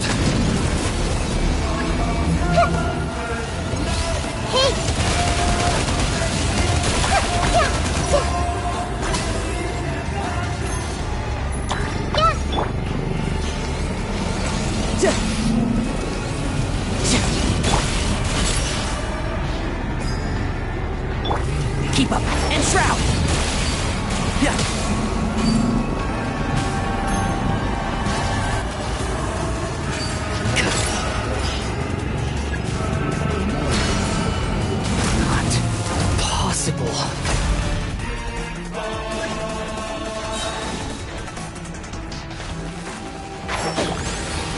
Let's nip that in. You're mine. Grow! Sharing my knowledge!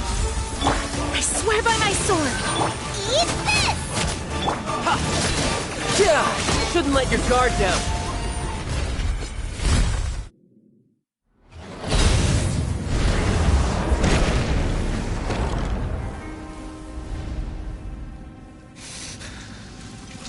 Humans.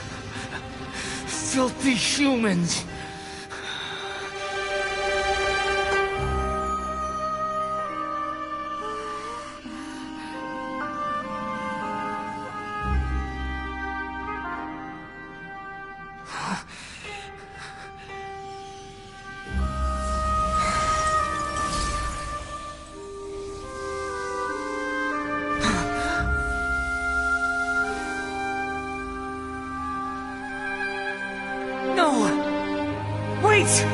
Please! Anything but the gnosis!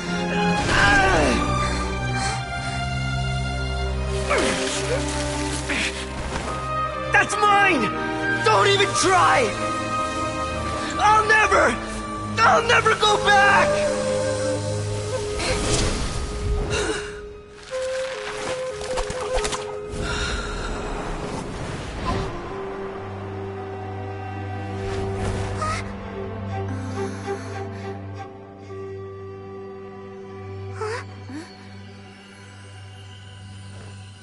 We haven't yet found the answer to the most important mystery. Irminsul is still waiting to be saved. With the power of another gnosis, We may now finally understand the last memory of Greater Lord Rukkhadevata.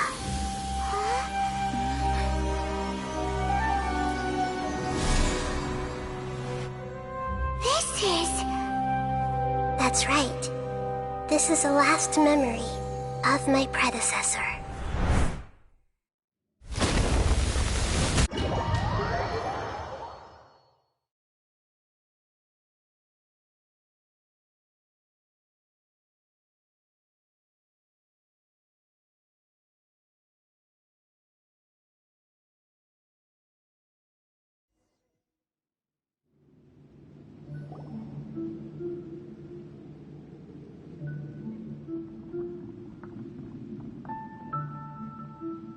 Huh.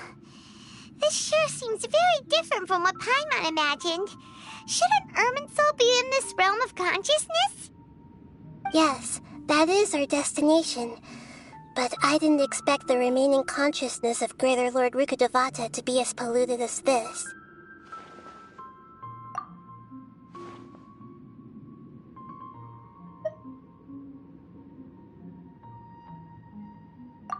Forbidden knowledge? It seems you know about a concept that even I don't completely understand. Could you tell me what you know?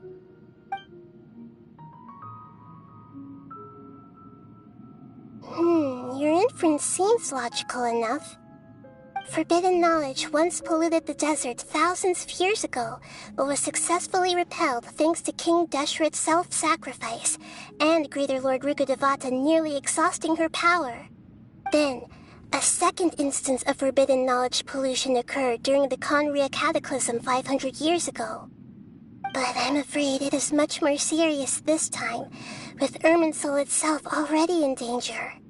So, if we're in the remaining consciousness of Greater Lord Rukkhadevata, and it's also been affected by forbidden knowledge pollution, then does that mean, in order to save us, Greater Lord Rukkhadevata?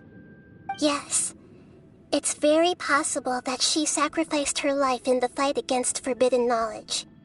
She didn't completely eradicate forbidden knowledge, but if it weren't for her actions, the pollution would have been far more rampant over these past 500 years. The way that everyone, including me, has forgotten everything about forbidden knowledge may very well be due to her restoration of Irminsul. Aww. Do you feel sad, Nahi? I'm just sharing her pain. The pollution of her consciousness here is severe. Did she fight to resist the forbidden knowledge pollution in such terrible conditions? All the way, she even used her last remnant of lucid consciousness to leave a clue for us to follow. Yes, her words were distorted by forbidden knowledge, so that's all we could hear. But now, we have a chance to find the answer to this mystery. We can cross the polluted consciousness until we found the right path to meet with her lucid consciousness. And then, we'll let Greater Lord Rukkhadevata tell us the truth in person. Each of us need to be mindful of the state of our own consciousness while we are here. Even with the Gnosis' protection, we must always keep a clear mind. That's so scary. Don't worry, it should be easy enough for you to keep that mind of yours clear, Paimon. Let's go.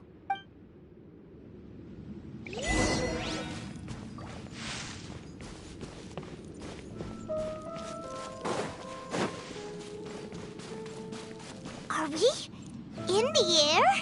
And why is there a huge boat? That's the boat of consciousness, which symbolizes... Wow! What are these? The monsters seem to have been affected by them.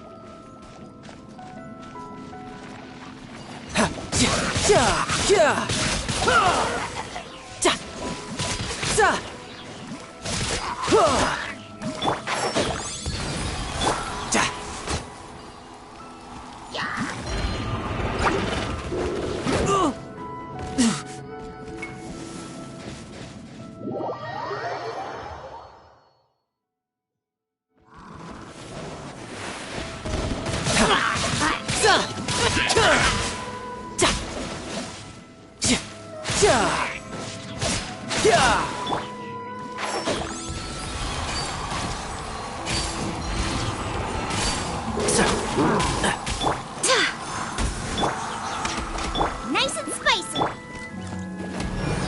One with the force. Tidal wave.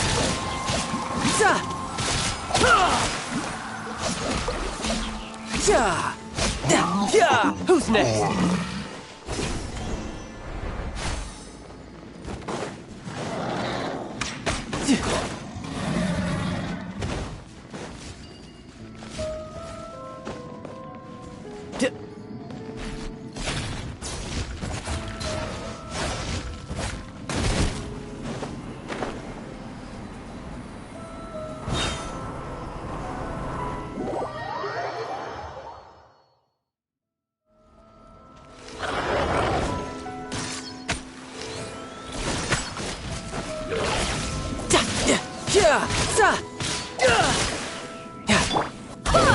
Out of the frying pan. And shroud.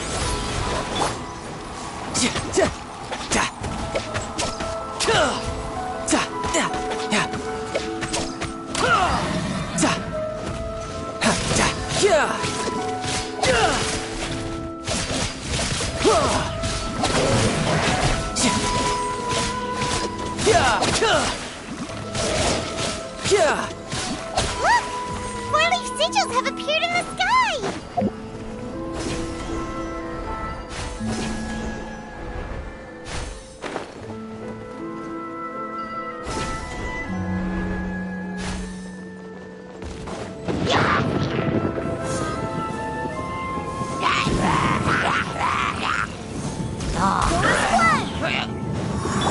You're mine.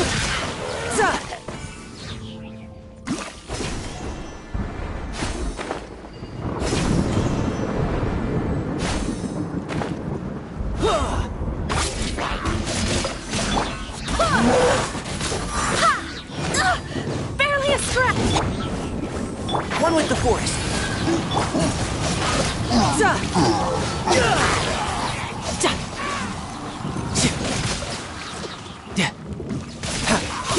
Wind, hear me.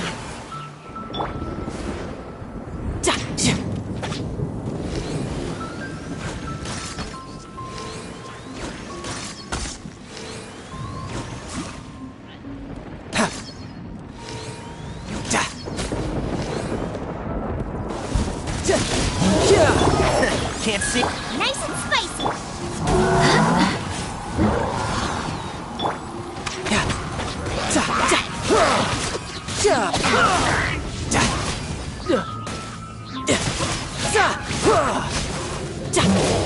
And shroud. Out of the frying pan, into the fire!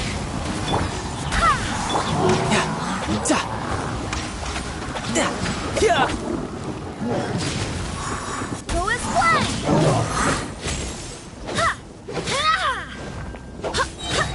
I swear by my sword.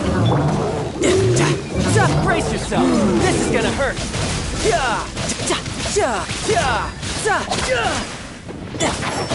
I hear everything. Boba, get them!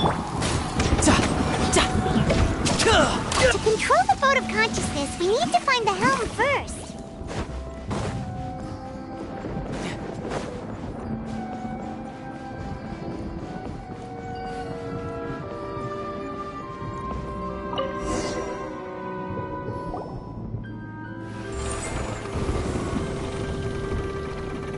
We changed direction. Are we still going the right way, Nahida? Mm-hmm. Judging from the current route, the boat of consciousness will soon take us out of here.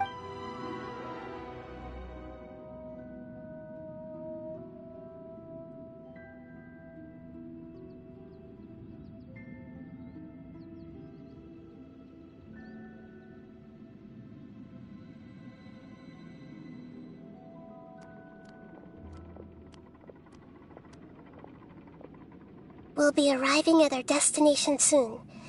How are you feeling? Are your minds still intact?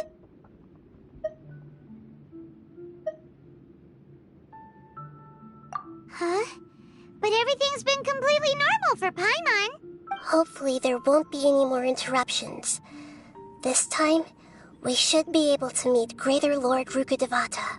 Are you saying you've never met Greater Lord Rukkhadevata before? No. It seems that my birth and her death took place at the same time. Otherwise, I think she would have given me a little more guidance, and I could have done a better job. Hey, you've done a great job, Nahida. Let's get out of this creepy place and go meet her.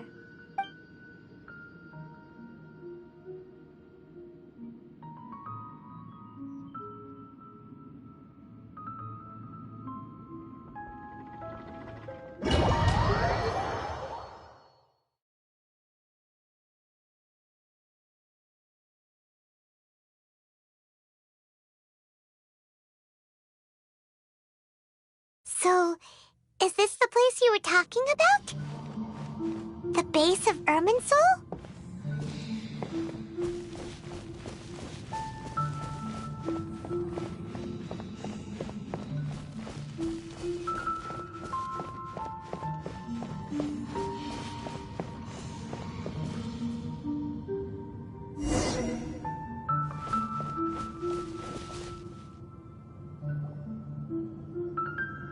Well, this is the place.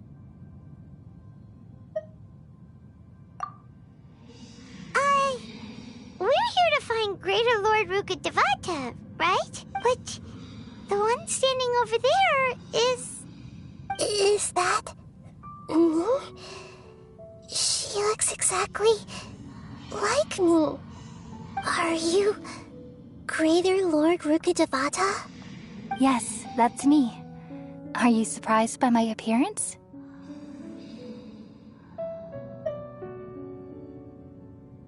Irminsul and the surrounding lands have been reproduced here as they were years ago. But this is just a realm of consciousness. We are manifestations of the same nature. Hence why we would appear exactly the same. We're of the same nature? Why? Because you are me, and I am you. You are me in the new samsara. The new samsara? As Greater Lord Rukkhadevata, I'm the avatar of Irminsul, and you are the purest branch snapped from Irminsul. Imagine it this way. Even if a tree dies, its branches will eventually take root and grow, continuing the tree's life in another form. I'm merely the remaining consciousness of Greater Lord Rukkhadevata. The real me has presumably died a long time ago.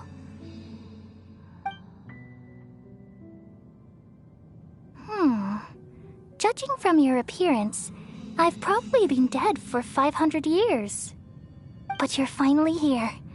My new self in the samsara.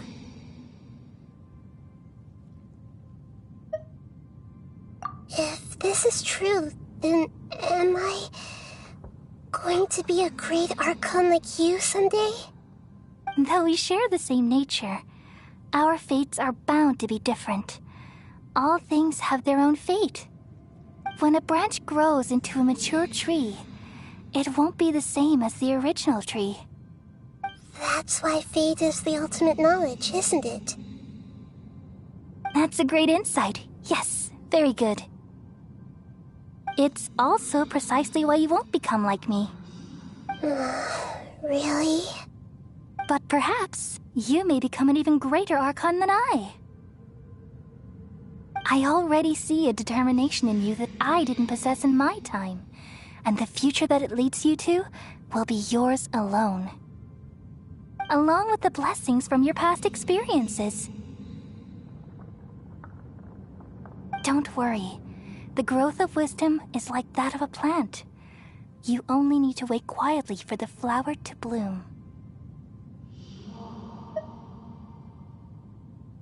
Come to think of it, the sages never had the faintest inkling of the meaning of wisdom.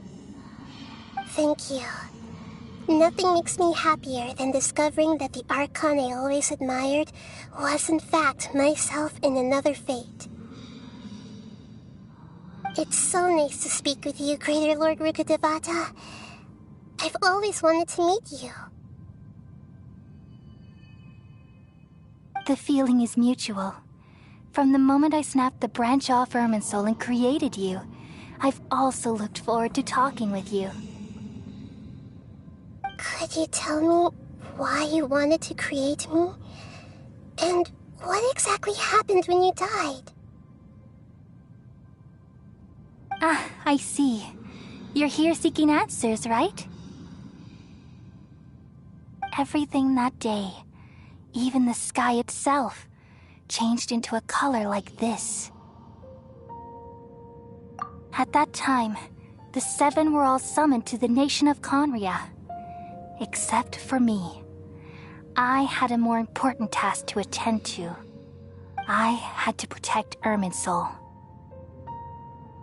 The disaster occurred together with the pollution of forbidden knowledge. At that very moment, with my consciousness connected to Irminsul, I sensed something was wrong. The pain started to torment my mind. By the time I reached Irminsul, it was already displaying signs of corruption. Had I not repelled the pollution of forbidden knowledge with King Deshret thousands of years ago, I might have felt even more hopeless and lost. So what exactly is forbidden knowledge? It's a kind of knowledge that doesn't belong to this world, and a form of truth that can't be understood. It came from the very bottom of the abyss. Even I could never understand it. The world is constantly rejecting it, leading to all kinds of bad phenomena. If we allow forbidden knowledge to pollute Irminsul, I'm afraid the entirety of Tevat could fall apart. So, there's knowledge that even the God of Wisdom can't understand? At that time, I knew I couldn't repel the forbidden knowledge with my strength alone. Which is why I created a device that compiled human wisdom and named it the Akasha. It's truly the world's most amazing invention. Thank you. For a long time, I thought dreams were the fruit of human wisdom. Though it was selfish to do so, I borrowed people's dreams using the Akasha. Then I compiled their wisdom and all of my own power. Well, did it work? Thanks to the wisdom of the people of Sumeru, almost all the forbidden knowledge was cleared from Irminsul. But things didn't go as smoothly as I thought. I had a terrible headache, which gave me an uneasy feeling. And then I remembered that my consciousness was also connected with Irminsul. It brought me knowledge and wisdom, but vile corruption as well. From the very beginning, my existence had been polluted by the forbidden knowledge. Oh no! How could that happen? I've experienced that pain in your consciousness. It must have been a horrible experience. Yes, but my feelings weren't important. The important thing was that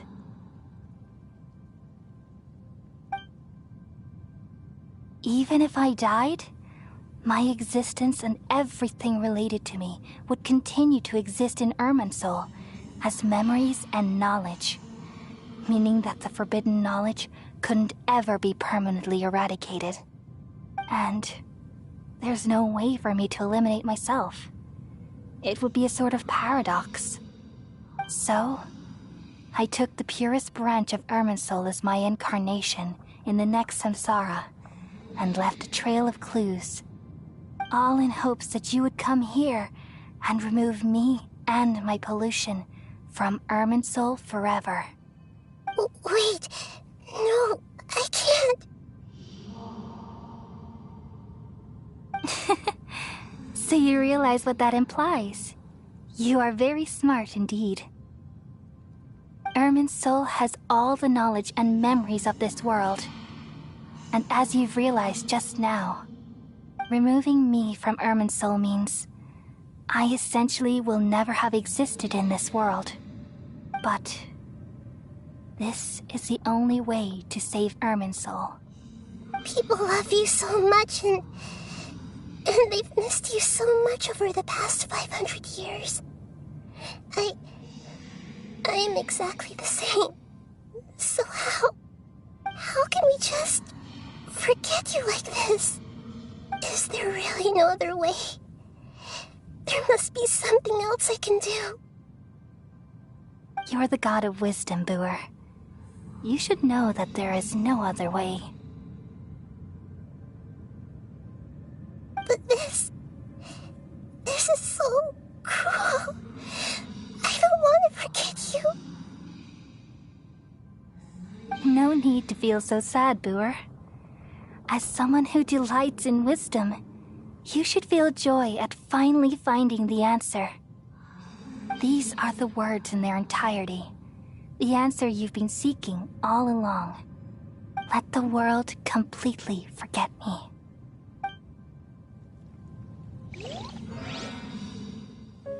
We all nestle under the great tree of wisdom, peering out to perceive the world. From the earth and from the rain, we perceive its wonders, until we become a white bird to perch atop a branch, and finally snap off the most important leaf. Once upon a time, I alone dreamed in this world. In my dreams, everybody would also dream after they fell asleep. Wild and wonderful thoughts would emerge from their minds. Some tumbled to the ground, and others floated to the sky, connecting all things in the world into one dazzling net. Among a plethora of worlds were numerous smaller worlds, all of fate, finding within the tapestry their brilliant glow. I gradually understood that these indescribable and constantly changing things are the most profound things in the world. Only they can completely repel the madness. Only dreams can awaken consciousness from the deepest darkness.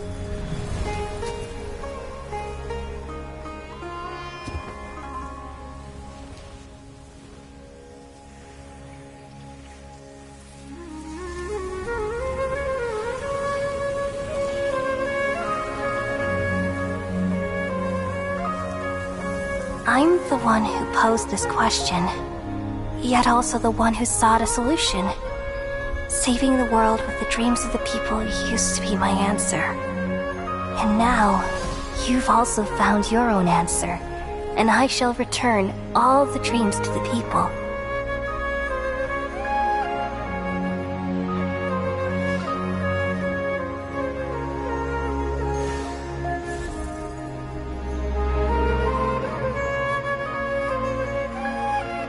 Goodbye, people of Sumeru. May you be blessed tonight with the sweetest of dreams.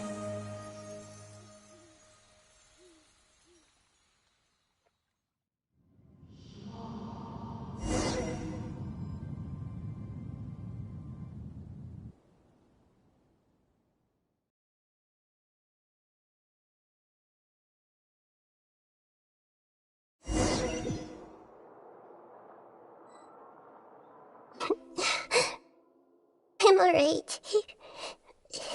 I'm just a little confused.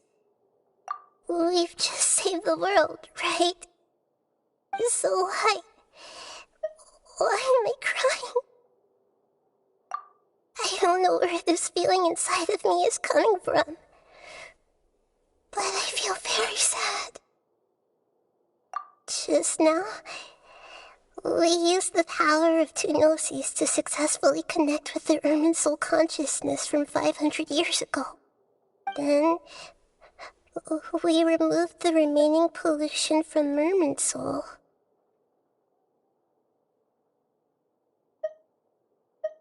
Yeah, what's wrong? Weren't you there just now?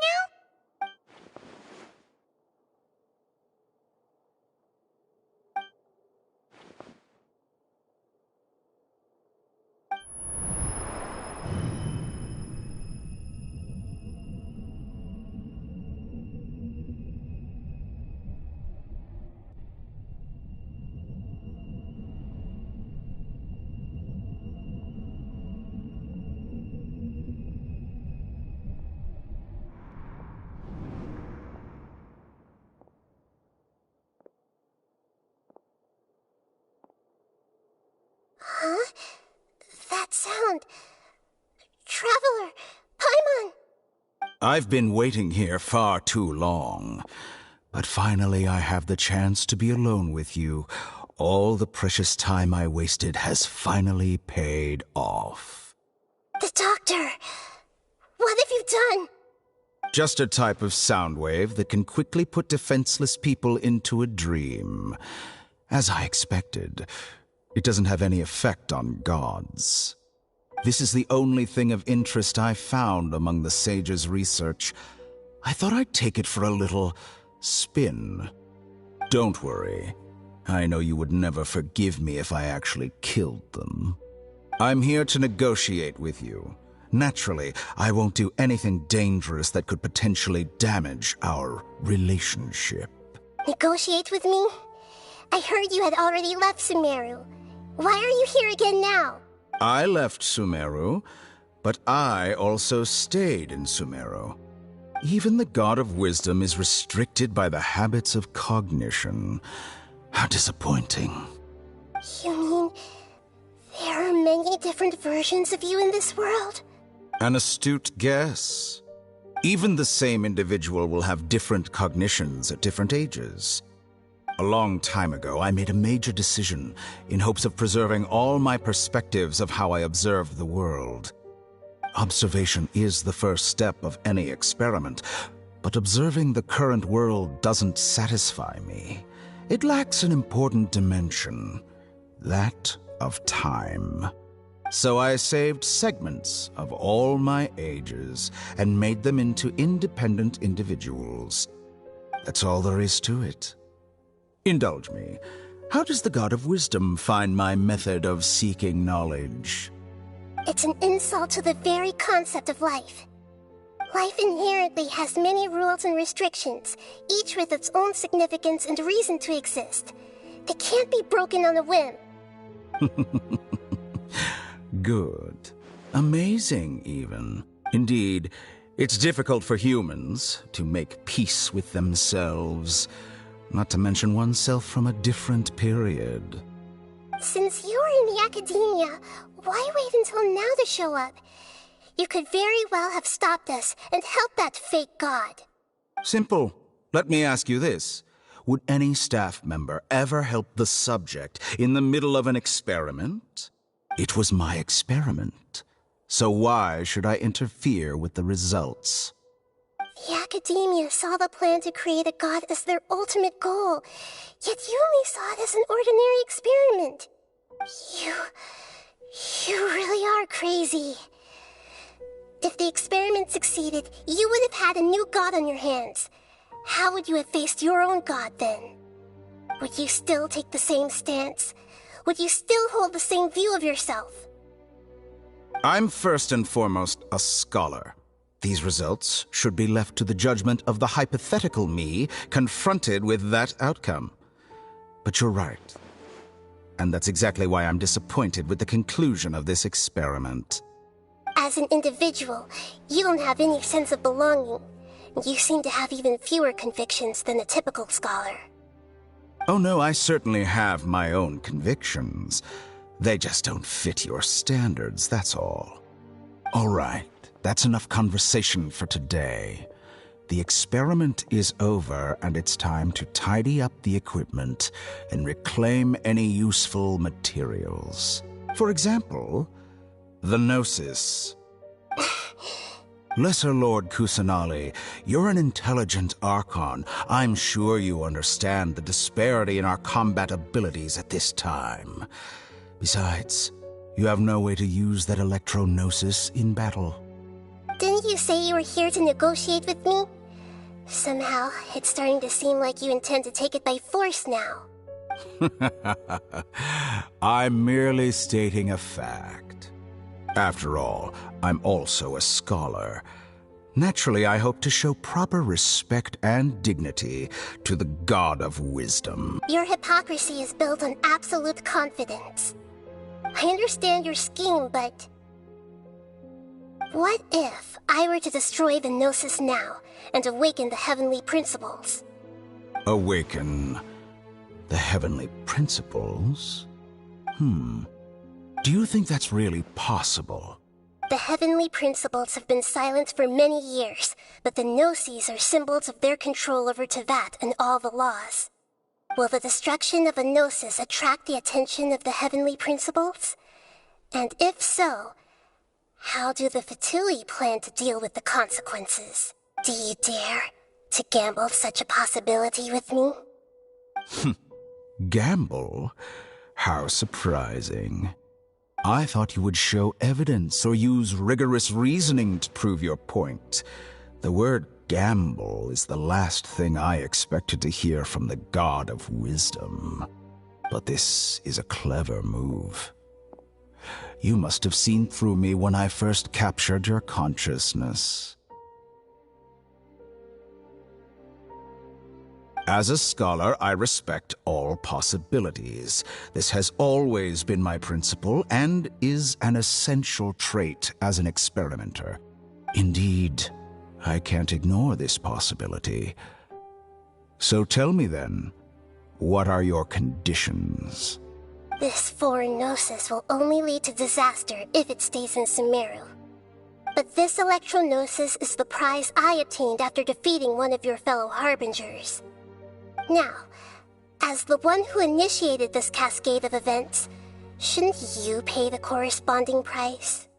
Price? Interesting. What price would you have me pay? How about erasing all your other segments? So this is how you wish to restrict me, the most threatening opponent of the Nation of Wisdom. What you request of me is like plucking out the eyes I have placed in the dimension of time. Segments are extraordinarily difficult to make. They require extremely rare resources and enormous amounts of time and effort, requiring me to destroy them all here and now. Bravo. A suitably wise decision on your part. Yes, how very interesting. Can I assume that you have long been wary of me? Among all the versions of me, this segment you see now is the most selfish. If it weren't me, your idea wouldn't have worked. What did you see when you were imprisoned? You were observing me, and that's how you know I've long grown tired of their doubts and endless arguments. Like you said, it's difficult to make peace with yourself. Being as smart as you are, have you managed to do that?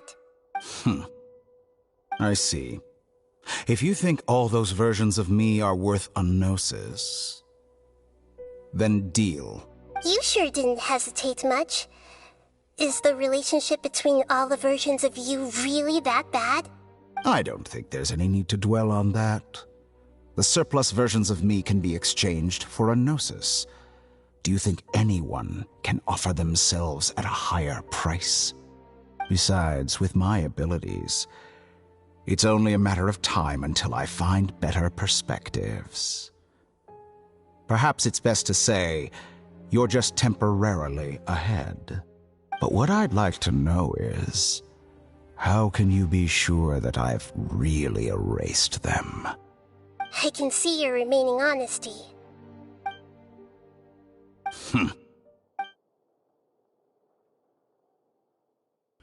What a ridiculous decision!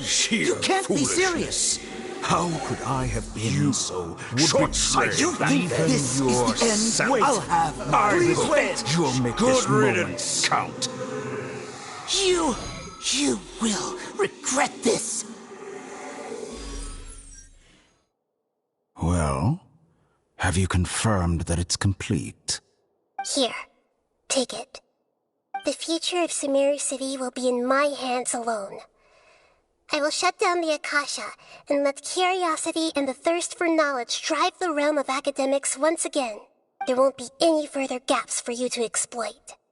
It truly pains me that my academic achievements have never been appreciated in my homeland. Of course, I have no interest in being rejected by this city for a third time. Another chess piece. And where is your dendronosis? Don't be greedy, Harbinger of Snezhnaya. No, this is a different transaction. If you intend to turn off the Akasha anyway, then there's no further use for the Gnosis of Sumeru, is there? Besides, isn't it the Archon's duty to deliver what's desired of the Seeker?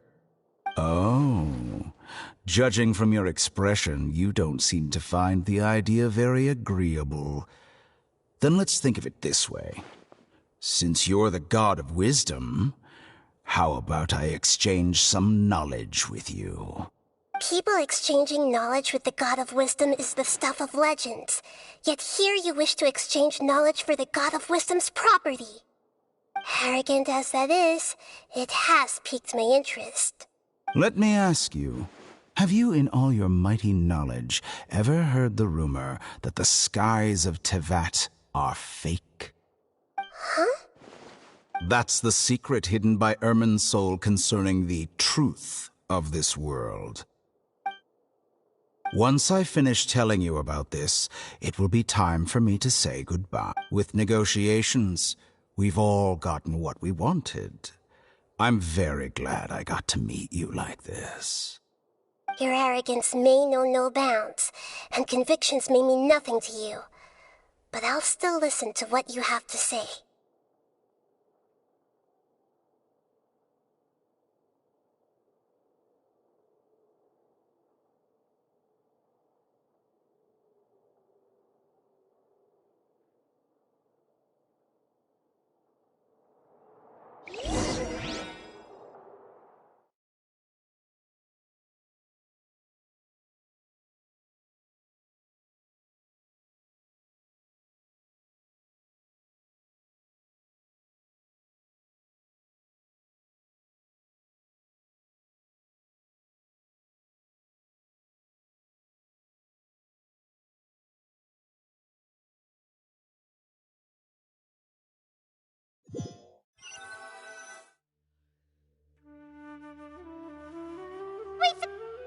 Together!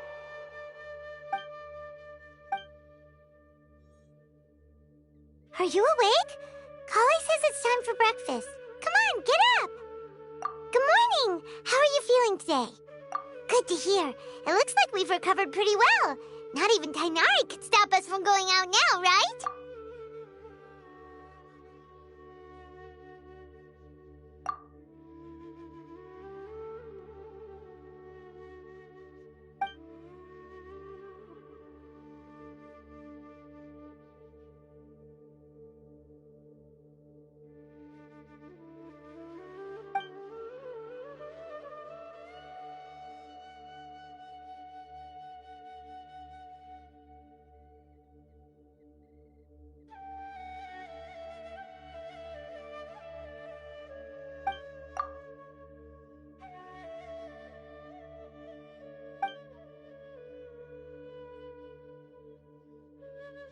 Come on, Traveler, let's go!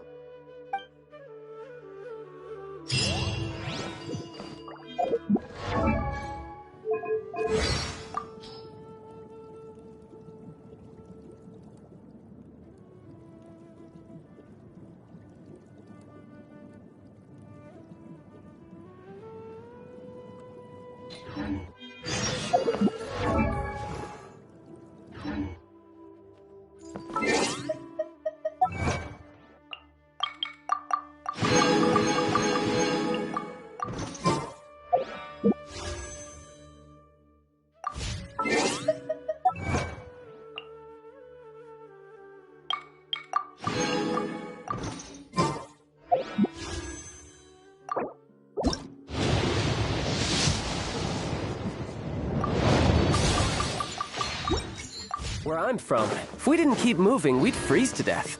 Literally. How many Rukashaba mushrooms? Good morning. Looks like you're awake. Yep, yep. I prepared some breakfast today. Please have a taste. I hope you'll like it. It's nice to have you here so we can eat something yummy. Well, now that I've recovered from Elazar, I'm feeling better than ever. I can even prepare 4 or 5 meals a day now. And Paimon bets they're all delicious.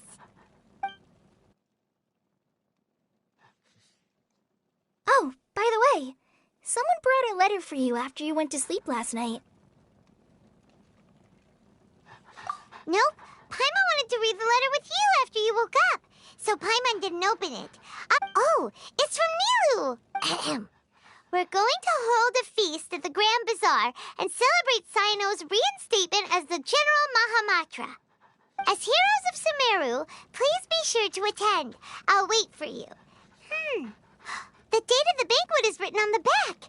It's in 2 days. Oh, I've also heard that you've become heroes here as well. That's amazing. Sometimes I'm really envious of strong and confident people like you. Oh, you're embarrassing me. Anyway, let's go to the Grand Bazaar to have a look. Oh, before you leave, be sure to inform Master Tainari.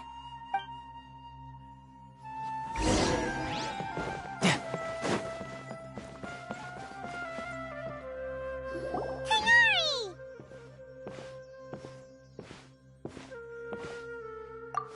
Ah, good morning. How do you feel today? We feel much better. How about you? I'm recovering well, thanks for asking. But from the looks of it, you seem to be already busy with work again. It's fine. I'm not that busy, really. The Elazar patients have recovered, as well as Hypatia. For now, I only need to tend to my Forest Watcher duties. It seems once Irminsul started getting better, everything else started to recover too. Yes, but there are still some residual effects. The withering is one example. Though it won't spread anymore, the existing zones won't just disappear. We forest rangers will still need to do the work. By the way, we have some good news. Cyno got his position back. This news is hardly new. He had already mentioned it to me before. Huh? You mean he was already here? Why didn't he come to say hi to us? He visited once, but he was afraid of disturbing you while you were resting. He just asked me a few questions and left. Then you probably already know all about the celebration feast. Celebration feast? No, I haven't heard anything about that. Huh? But didn't Nilu say in her letter that they would celebrate Cyno? He didn't tell you? Perhaps. Or, alternatively, he doesn't know about it either. Come to think of it, Cyno doesn't seem like the type who'd enjoy a celebration feast. You and Kale are both Cyno's close friends. Why don't you come to the feast with us? Kale has taken over some of my tasks these days. I don't think she'll have time for it, not to mention me. You see, some VIPs have come to the forest recently. Huh? VIPs? Well, technically speaking, they are former VIPs. The sages involved in recent incidents have begun their training in the Avidia Forest, and the people they had previously imprisoned have all been released. Huh? Yes, he's a little weak, but he isn't injured and his condition is stable. Lesser Lord Kusanali, in her boundless mercy, has decided to spare Azar and the other wrongdoers. Supposedly, they were ashamed of their shallow ideologies, and have decided to dedicate the rest of their lives to cultivating wisdom in the Avidia Forest. When they learned that Lesser Lord Kusanali had defeated the Balladeer and saved Irminsul, they were shocked at first, but also became happy, feeling that the sacred light guiding them on the path of discovering wisdom had begun to shine once again. As a result, work has increased for the forest rangers. That sounds really exhausting. There is nothing we can do, really. But that's another topic. Back to the matter at hand. Ah, right! We're here to request permission to head out. Would that be okay? You've recovered well. You may go. But be careful. Yay! Will do!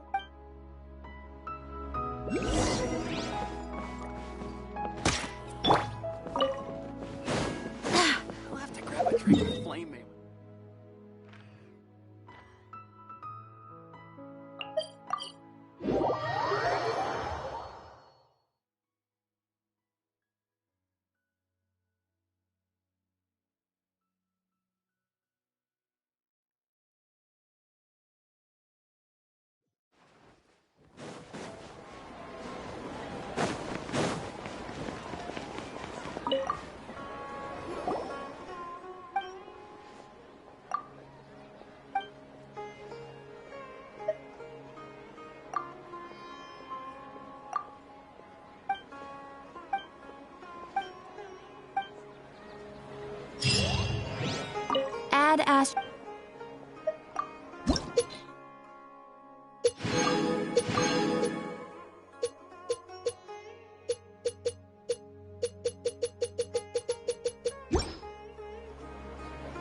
Add Astro.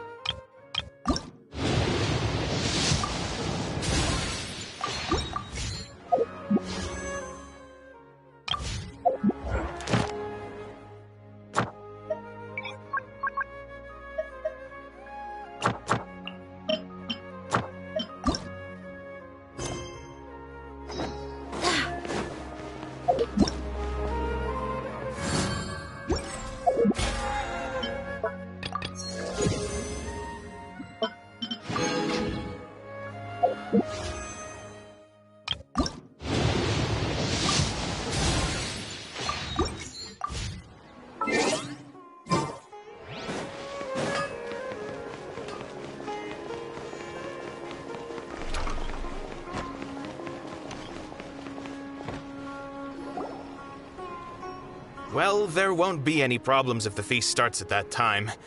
Everything has already been prepared. Mr. Zubair, I finished tallying things up here. What? Is a simple reply really that much to ask of our guests? It's affecting our arrangements. Oh, it'll be fine. Besides, it never hurts to get things ready in advance. I was thinking the same thing. The feast will be held sooner or later, right? Hey, Nilu! Traveler, Paimon! We got your letters, so here we are! You're the best! The other guests haven't even replied yet. Huh? Are we the only ones that have arrived? Yeah. I had someone deliver letters to all of our guests. But maybe everyone is still busy with other things. Look, I get it. Sumeru is in an extremely important period of transition right now, but even if your friends are important figures, they shouldn't just ignore your request like this. Nilou is Sumeru's #1 celebrity, after all. You have no idea how happy I am to talk to people with good taste. If you consider enjoying Nilu's dance as having good taste, then almost everybody has good taste. Because Paimon thinks everybody will love her performance. That's right. We all think she's amazing too. Nilou is an absolute favorite among those of us who frequent the Grand Bazaar. For Outlanders, you have a great eye. Master Zubair, let's have a vote for the most outstanding audience members next time. I think these two may win. Nonsense. It is not for us to determine the value of an audience. But indeed, we could try giving gifts to people with particularly good taste. I heard there's a device in Fontaine called a camera that can record people's appearances as Ooh, good idea. I wonder where we can find one. You guys are so funny. There's really no need for that. There's always a lot going on at the Grand Bazaar. Yeah, and that's why I love it here. Traveler and Paimon, could you help confirm if the letters were actually delivered? If for some reason they didn't receive the letters, then please tell everyone that there will be a feast here. Yeah, we can also check out how everything in Sumeru is going now. When I wrote the letters, I heard that Dia was important. As for Sino, we've only heard that he appears at the Academia from time to time. I'm not too sure about Ramon's whereabouts. My guess is that he's with Dia. As for Dunyarzad, I just hope she's feeling better. I sent her a letter, but I was afraid of disturbing her. If you have time, please ask about... Okay, got it. Let's go, Traveler.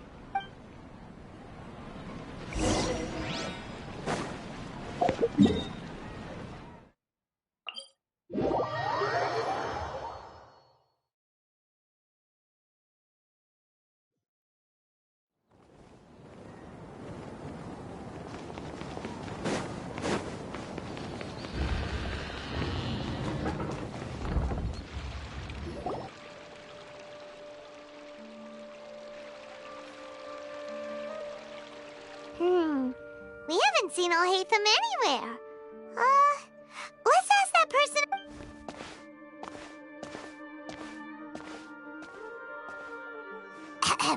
Hey there, have you seen Alhaitham around?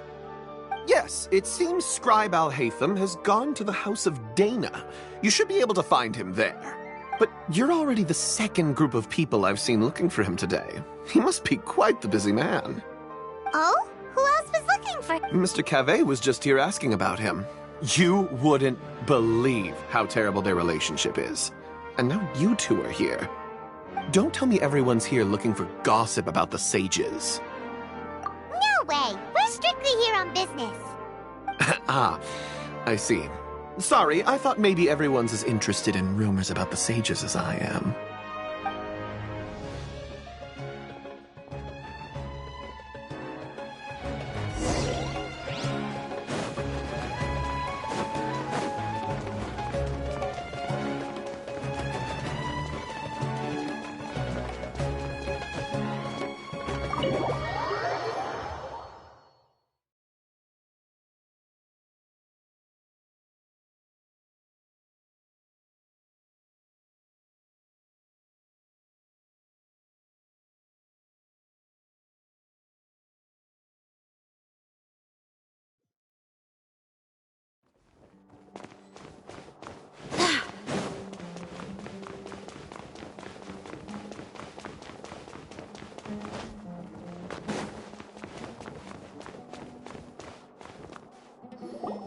Alhaitham should be around here somewhere, right? Oh, he's over there! But it looks like he might not have time for us. Just put down that worthless book and tell me what happened in the academia. This is not just some worthless book. Do you have any idea how difficult it is to find a physical book like this in Sumeru? It doesn't matter. It's probably just another thing that you used your authority to get your hands on anyway. Just put it aside. Listen, I came back today only to hear that the sages have disappeared. Oh, you sound surprised. I thought you would already know the inside story. Would I be here asking you if I knew? You're the scribe, not me. So just tell me what you know already. Well, I almost became a sage. Huh? Oh, don't sound too surprised now. You're the renowned Kaveh, light of the Ksharawar. Besides, as a master builder and craftsman, chances are you'll be appointed as a sage too. Why do I feel like you don't really mean it? Huh. What makes you say that? Why would you question my heartfelt sincerity? Maybe it's because you've never said anything good about me before. Yeah, well, I share a similar sentiment, and anyone who knows you as well as I do would surely do the same. Ugh, you... See? This is why I hate discussing anything with you. Your ridiculous and arrogant attitude always gets in the way. It seems that you really can't stand my personality. Ha! What was your first clue? Well, then you might as well move out of my house. Are you threatening me? Stooping to a new low, I see. Ugh, and don't change the subject. You, a sage? What a joke. The academia might as well just close tomorrow. Are they having a fight? Forget what's going on with the academia. Haven't you been busy with your construction project? Tell me, when are you going to build yourself a mansion? Don't get me started. I get angry just thinking about it. So, what great building did our master architect work on this time? Like I need to tell you. Keep your nose out of my business. No, I think we deserve to know. Where were you when Sumeru needed you most? I was in the desert for a large project, but considering Haravatat's utter ignorance of architectural and aesthetic matters, you probably wouldn't understand. Which is truly unfortunate. I can only pity the man who doesn't understand the first thing about beauty and romance. Hold on, wait a second. What do you mean by when Sumeru needed me most? Well, while you were out fiddling around in the desert, many people came together to save Sumeru from a crisis. Ha! And you think I'd believe that? Look, All you really need to know is that Azar and all his accomplices have all been overthrown. Huh? What nonsense are you talking about? It's no skin off my nose if you don't believe me. It's not like my Darshan was the one trying to apply for funding from the Grand Sage. Yours, though, on the other hand... You know what? I'll ask around. I'm sure someone knows what's going on here. You're dead if I find out you're lying to me.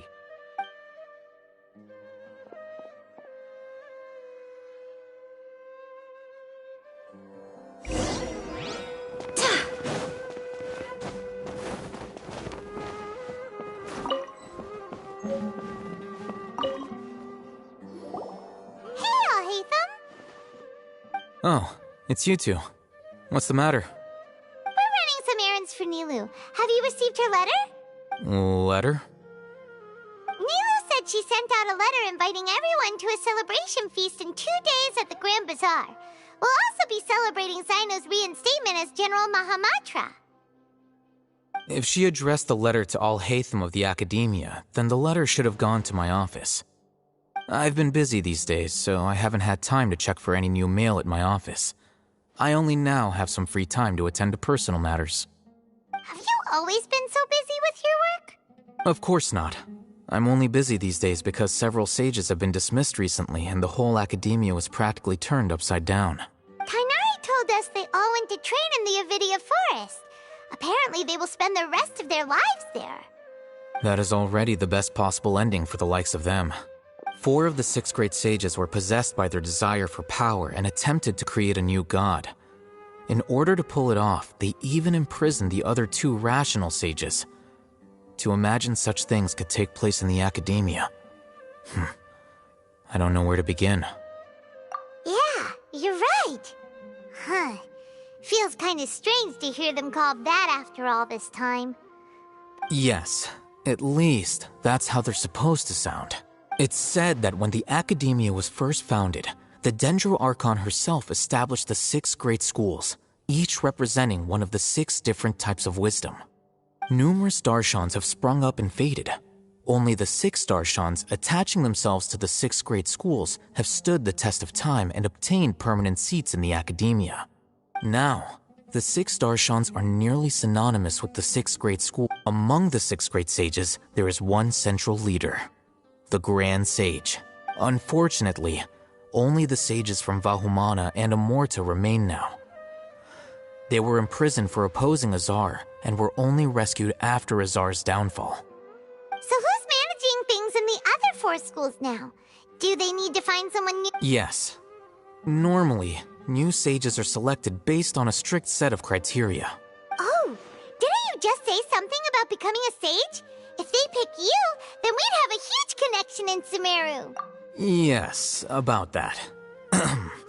You didn't let me finish my sentence. The person in charge of personnel affairs nominated me to be the Grand Sage in place of Azar and help Lesser Lord Kusanali manage the Academia. But I refused. Huh? But why? Can't you be a little more ambitious? I'm not even interested in being one of the 6 great sages. Like I said before, I don't like being a leader. Oh, all right. So are you busy these days? That's not my job either. I'm only responsible for handling important affairs within the Academia before the new sages take office. And the first thing I'll do is reject Kasharawar's application for funding. By the way, who was that other person just now? Do we look like friends? Paimon doesn't know. His name is Kaveh, my roommate. You could say he's the representative for Ksharawar scholars. Which is exactly why he always has so many problems. So everything that's happened recently must be a huge change for the people of Sumeru. Such is the work of the Academia Scribe. Well, anyway, no matter how busy you are, since you are our planner, remember to attend the celebration feast in 2 days. All right, I'll see you there.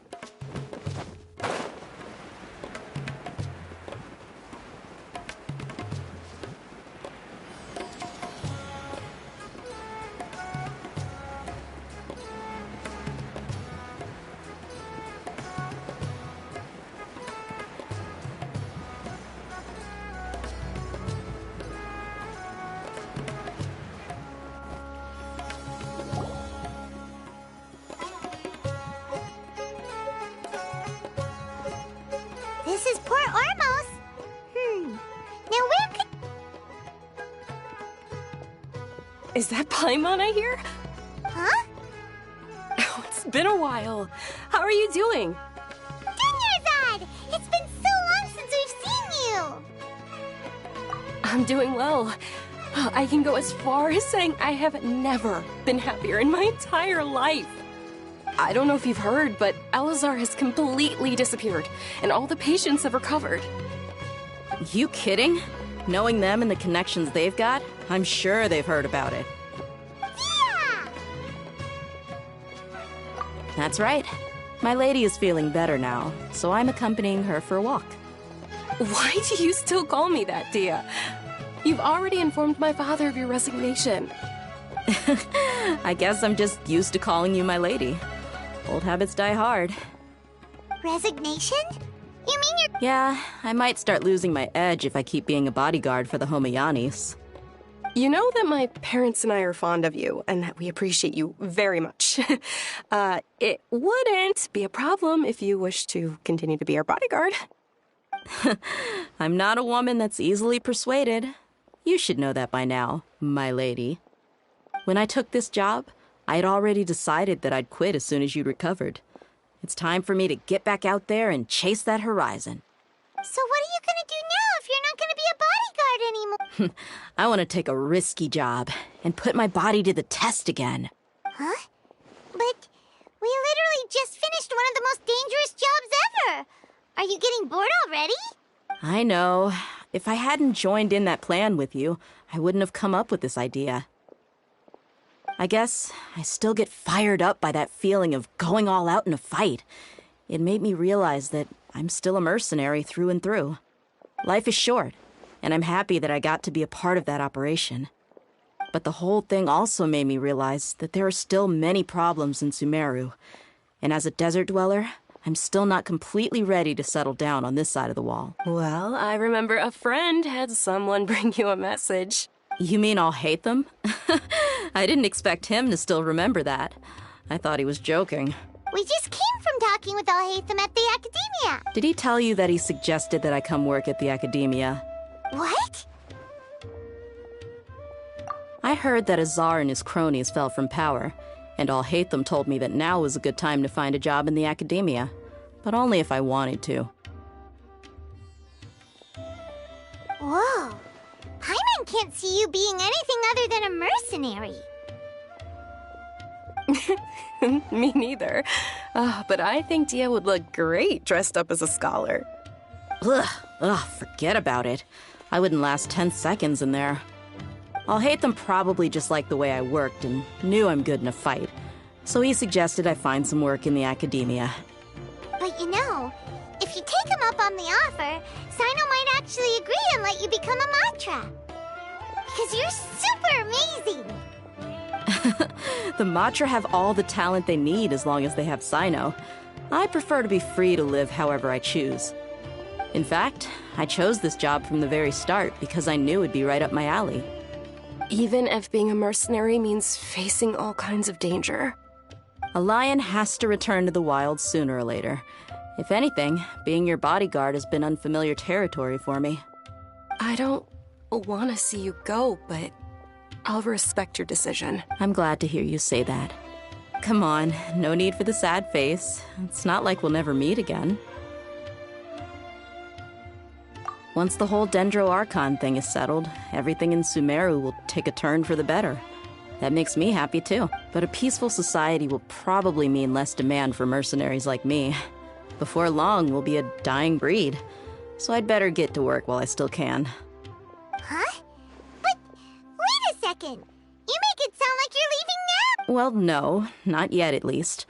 I promised my lady I'd stick around until next week. So, have you been in Port Ormos this entire time? Did Nilou write to us? She heard that you were seen in Port Ormos, so she sent the letter here. Huh. It was probably sent to the inn that we're staying at. My lady has been very energetic lately and keeps taking me on hikes, staying out even into the night. By the time we get back, the receptionist is usually off napping on the job. Right, and we tend to leave quite early in the morning, so the old man on duty is also usually dozing off. So what it really sounds like is that the person on duty is always asleep. I bet the letter's at the reception desk. I'll go check later. No wonder there wasn't a reply. You never received the letter. Good thing Nilu asked us to come and check on that. Sorry to make you two come all the way out here. It must be something important for Nilu to specifically write to us like that. Yes, she said they were preparing a victory feast in the Grand Bazaar, and will also be celebrating Sino's reinstatement as General Mahamatra. She was hoping you could come. Great! I'll be sure to attend. Count me in, too. But is there some sort of dress code or anything for the feast? Can I just show up looking like this? Since it's being organized by Nilu, I don't think she'll be too picky about that. If anything, I think she wants to see us as our most natural selves. All right, then this is how I'll show up. The feast will be held in 2 days, so don't forget. Sure.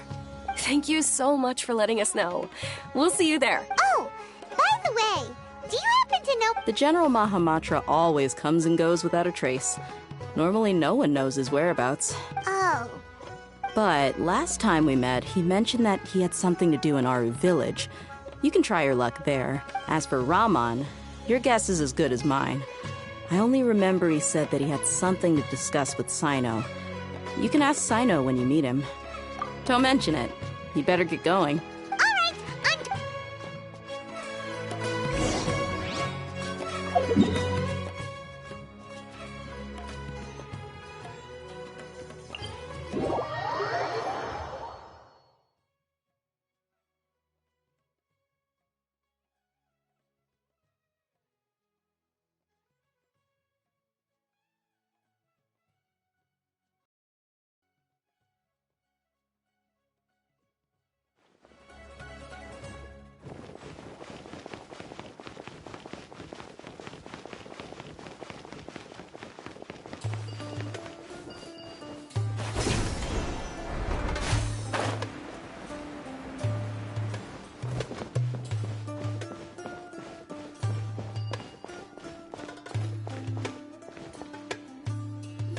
It's been a while since we last visited Aru village.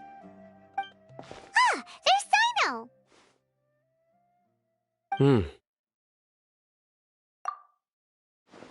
What brings you here?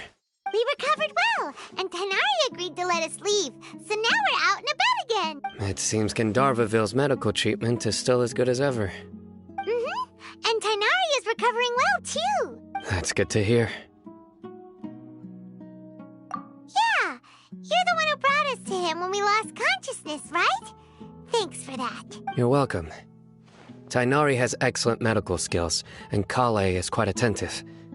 It was the best place for you. But why are you just standing here like a dead tree? I'm meeting some people. Oh, you mean Candace? I've already talked with Candace and the village chief. They're still at the usual place. You can go there if you'd like to see them. But you know one of the people I'm meeting as well. Oh, by King Deshret's blessing, my friend suddenly appears in the desert. Don't tell me you've run into trouble and need us to help. Raman! And... huh? Sataria? Oh, you know me? Oh, well, you're... Don't worry, these are our friends. No need to be so guarded. I see. I'm doing well. Many good things have happened recently. Same here. Really, I feel that my whole life has started to shine after suddenly finding a new direction. Oh, tell us everything. Yeah, you go ahead. Alright, well, I suppose I should start by saying I've decided to leave the academia. What? It's not that I've given up on being a scholar. Instead, you could say I've found a new identity. I will no longer pursue research like a typical scholar, but I have not completely given up on my relationship to knowledge either. I can see what you're saying now. What do you mean? I plan to leave the academia and return to teach here in the desert. Wow, so you want to become a teacher? Sataria will return to support education here and teach people from the desert. She can't teach everyone on her own, but there are many of us Eremites all over Sumeru. She came to discuss a collaboration with me and hoped that I could bring her ideas to the Eremites.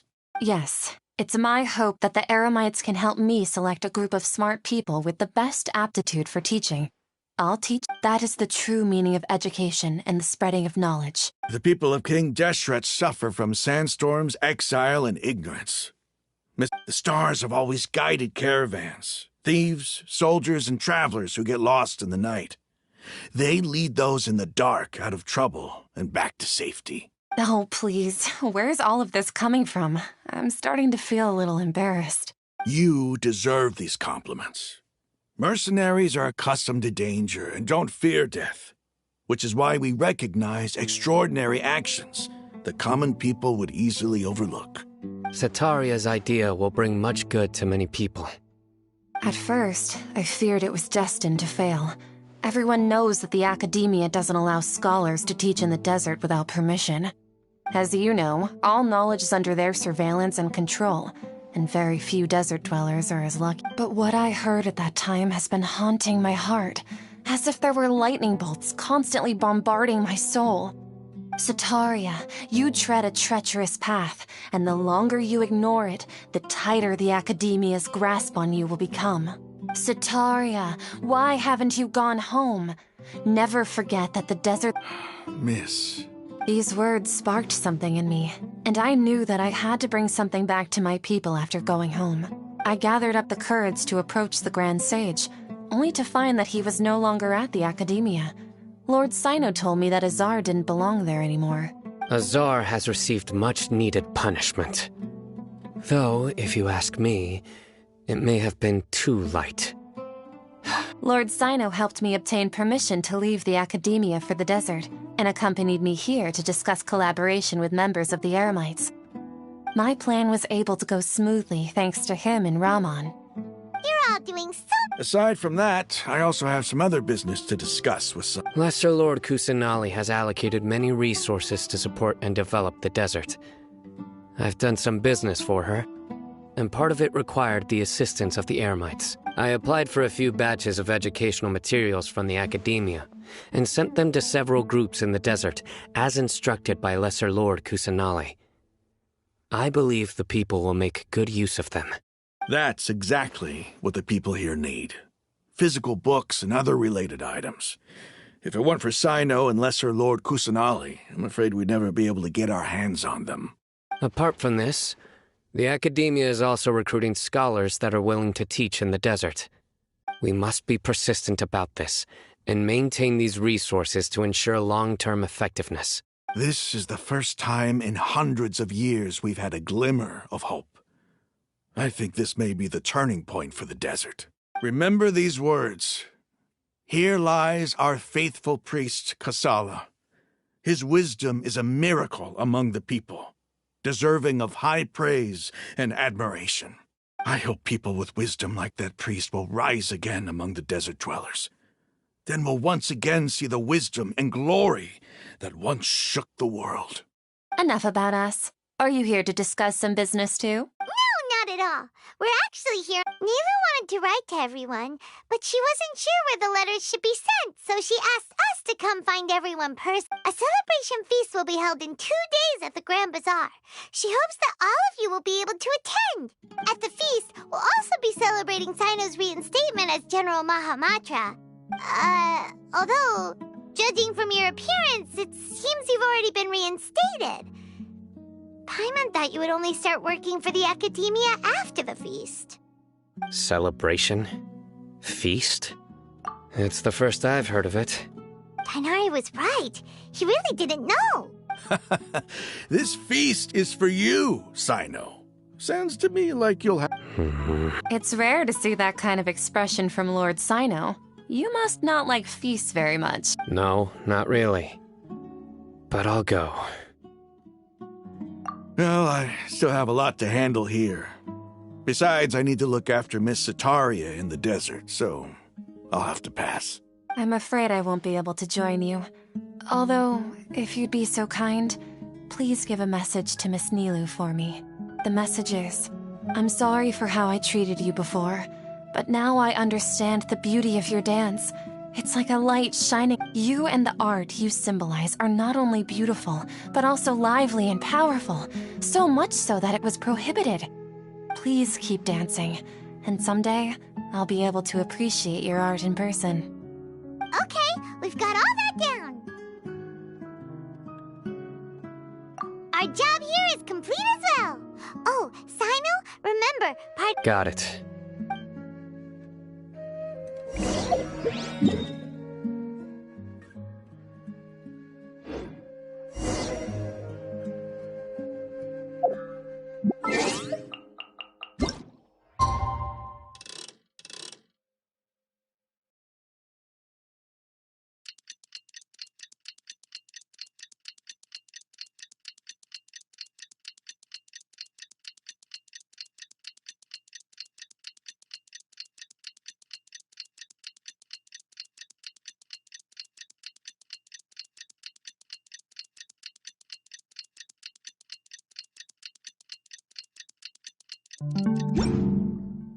Onward. Today's the big day!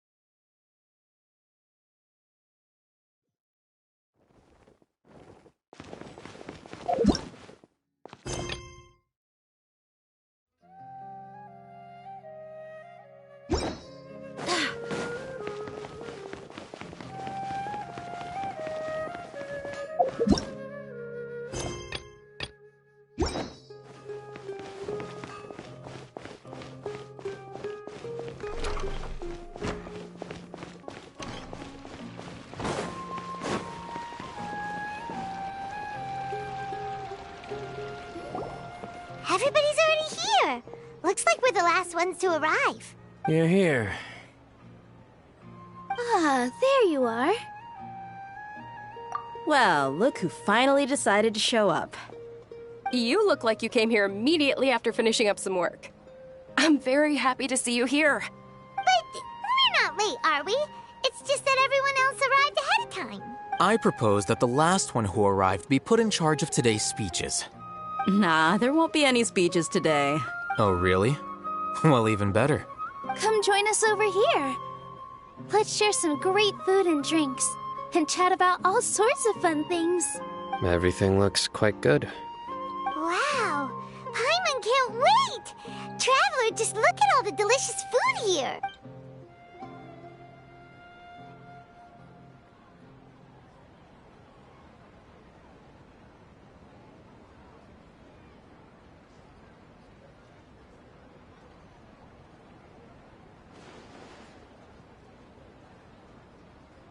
Whoa! It's so delicious! Oh, this grilled meat tastes amazing! The food was specially prepared for you by everyone in the Grand Bazaar. And we have gifts that were sent by the residents of Sumeru City when they heard we were holding a feast. Everyone that came said that you saved Sumeru, and wanted me to thank you all on their behalf. Ah, feels kinda nice to be seen as a hero. I could get used to this. Being a bodyguard is also a hero's job. You've always been amazing, Dia. My lady sure has a way with words. Thanks. I'm glad to hear it. And I'm happy to meet everyone that participated in the great plan. Don't mention it. Come to think of it, we've really done something impressive together. It's unbelievable. We owe it to our abilities. And luck. Really? Why do I remember everybody thinking that luck was against us and feeling like we hardly had a chance of succeeding? That's how I remember it too. It's luck that brought us together, and it was luck that let us form a team. Then, it took even more luck for us to formulate a plan and implement it successfully. Moreover, judging from the results, everything worked out well. Yeah, everyone gave it their all when it mattered most. It was almost like a performance. We took the stage and put on our best show. Everyone played their part, and thanks to everyone's efforts, The performance was a great success. So, would you say we're good actors too? It's such a blessing that Lesser Lord Kusanali was able to return to power at the Academia. Yes! Even after being abandoned and neglected so many times, she's finally returned. Uh-huh.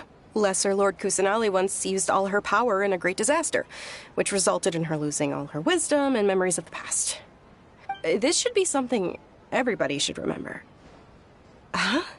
You look surprised. No, everything you said is correct. That's good. Something wrong? Yeah, what's with that face? You knew all of this already. Even if those two giants of the Academia are here, I still have to say it. Those sages really have some nerve.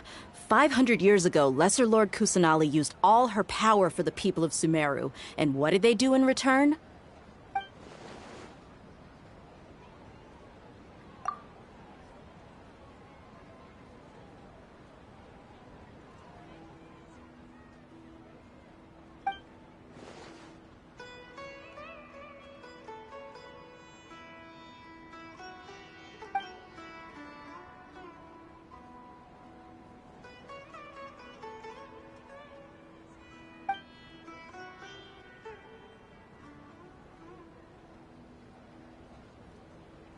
If you bite the hand that feeds you, don't act surprised when it turns into a knuckle sandwich, right, Sino? Perhaps I shouldn't say this, but their treatment of Lesser Lord Kusanali calls for a more severe punishment. You could simply tell Lesser Lord Kusanali that you wish to have Azar and his accomplices severely punished. I respect our deity's decision, and won't interfere in any way. While we're on this topic, why didn't you accept the Academia's invitation to become the Grand Sage? Are you trying to say that I'm fit to be a sage? Not at all. But every person handling the selection process has said that you are the most suitable candidate to lead the Academia right now. Why? Because he dethroned Azar from power? Could you try to put it another way? This is a good thing, yet you're making it sound like I overthrew Azar for my own personal gain. But seriously, though, I always wondered if you had some personal motives behind it. I did have my own motive, but it had nothing to do with being a sage. If the rules of our nation were suddenly cast by the wayside, then it wouldn't be long until chaos ensued. I had no intention of letting their dreams disrupt my life. By that, you mean your life working as the Academia's scribe? Precisely. Wait, is that all? So, that's the only reason why you joined us and came up with all those plans? It's reason enough. You've certainly got quite the personality. You flatter me. All right then. How about you? You've already resumed work as the General Mahamatra. That's right. Will you be happy with that life? It's not about being happy. There are merely a lot of things that I must do. Even so, keep your spirits up and try to be happy, okay? And try to smile more Thank you. I'll keep that in mind.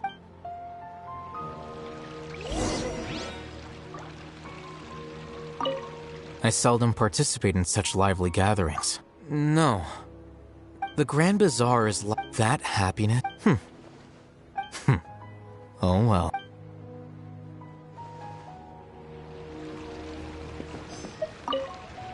My lady, Yes, I also... What an amazing... You said it. Oh, look who else is here. Hello! Oh, I'm so happy Nilou invited... Hey, less of that... There. Well, how is it? Are you enjoying the feast today? It's the first time I've... You see, make sure you live it up tonight. I'll be happy. I'm honored to have her think of me this way. If I have a chance in the future, I would really like to invite her to one of my performances. I can't explain why, but I just feel elated right now.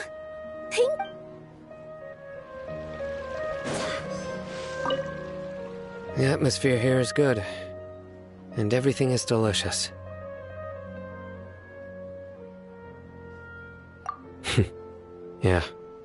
I don't often come to such places, but it feels I have a lot to handle these days. Otherwise, there's always next time. This.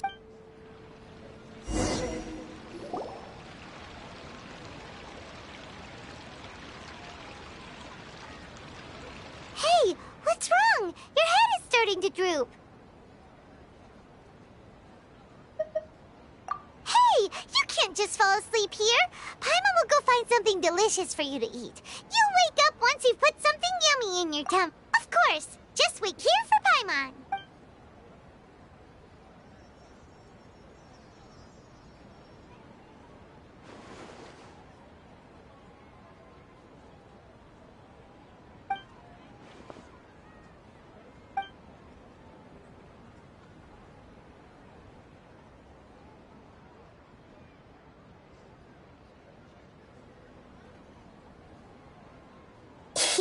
It's me. You may blame me for being a bit too self-indulgent. I was thinking about talking with you, and the next thing I knew, I had made a connection with you. The connection between us is amazing. It's like flora and the fence it grows upon. I heard there's an amazing celebration feast today at the Grand Bazaar. I wanted to have a look for myself. Lately, I've been so busy dealing with all the fallout from recent events, so I really haven't had any free time. Although you've already helped me with a lot, there's still one more thing I hope you can help. Please say thank you to everyone for me. Oh, is it not convenient for you to do that for me? But if I just show up all of a sudden, people will become all quiet and stiff, won't they? What if I end up scaring them and ruining this wonderful feast? That'd be the last thing I want. Let me think about it. Okay.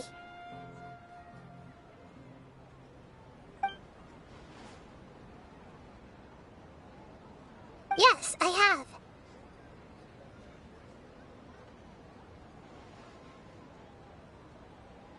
You said I should go thank everyone as myself, right? So, I've decided to borrow your body for the time being. Please don't blame me. The flora also climbs up to the fence to get closer to the sky.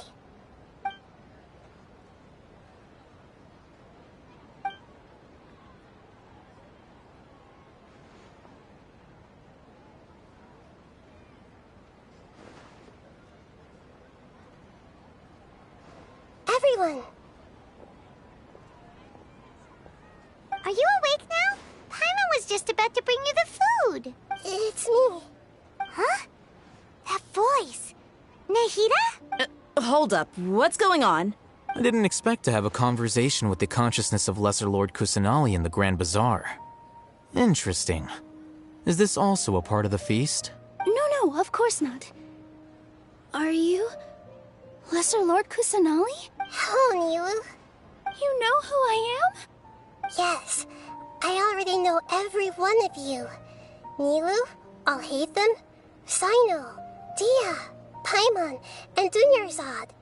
Lesser Lord Kusanali? I took the liberty of occupying the Traveler's body so that I could thank all of you in person. Thank you so much for rescuing me, even if that meant placing your own safety in peril and taking the risk of becoming enemies with the Academia, the sages, the doctor, the balladeer, and even the entirety of Sumeru.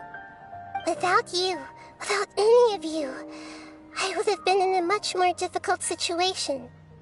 Had you not helped me to resolve the crisis, not only I, but Sumeru and even the entirety of Teyvat would have suffered great. People refer to you as the heroes who managed to rescue a god. I'm quite fond of this name. It not only explains your identities, but also bears witness to your relationship with me.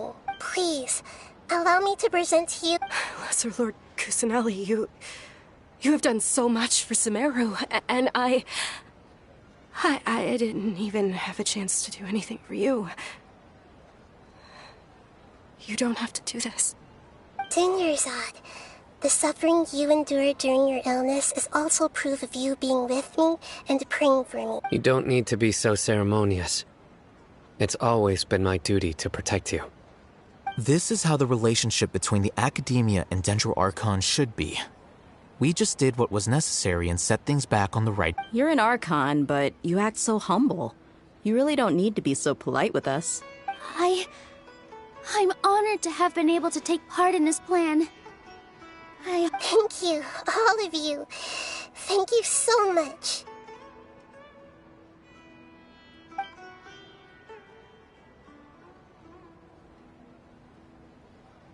Yeah.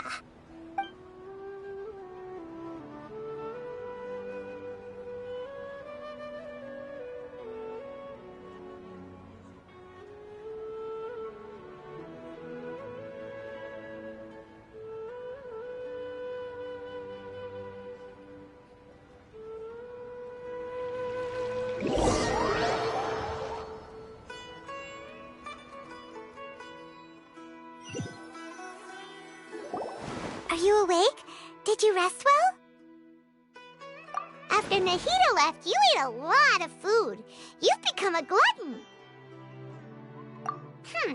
That just means you still have a lot to learn from Master Paimon, the Sage of Gluttony. Alright, since you're awake now, should we go and have a chat with Nahida?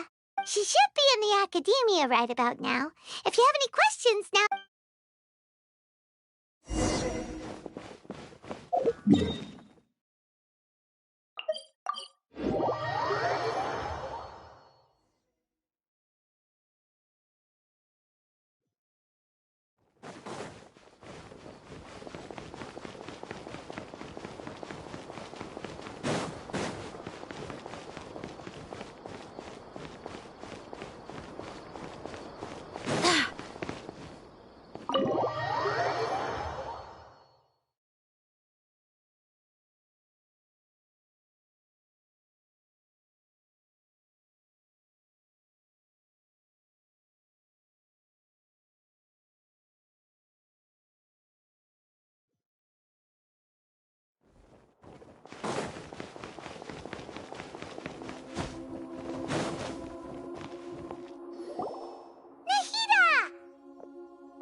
Hello, Traveler and Paimon. What a fantastic night. I'm still immersed in all the happiness and joy, like a candle floating on water. So are we, and that's why we're here to talk with you. Is there anything you want to know?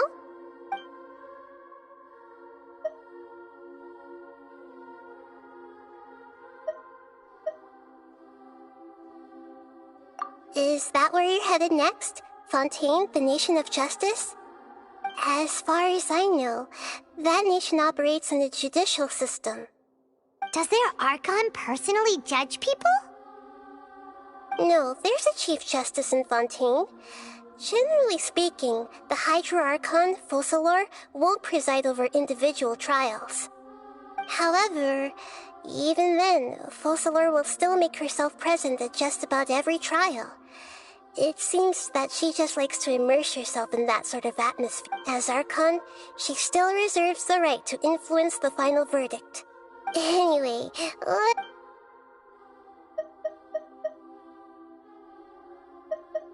he's still in a coma. I've hidden him like how one would hide a I know you have many misgivings about him, but as someone who had become a god, he has retained a number of very useful features. Don't worry, I'll keep an eye on him and make sure he doesn't do any evil. In addition, there are still some mysteries left in him. Some things may be very clear from my perspective, but he is still yet to understand them himself. His future will be determined by fate.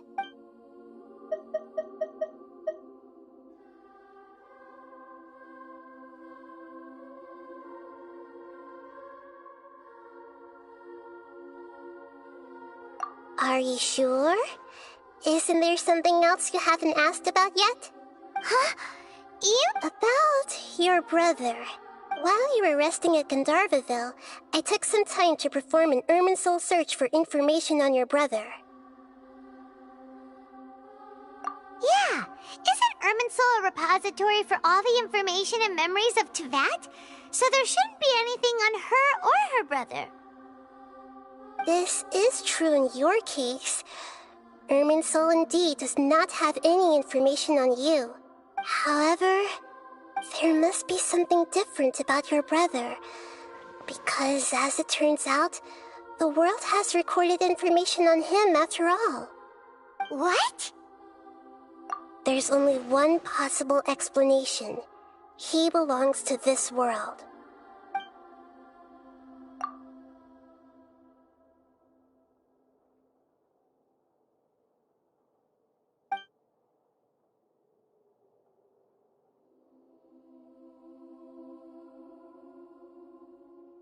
But nothing about this makes any sense!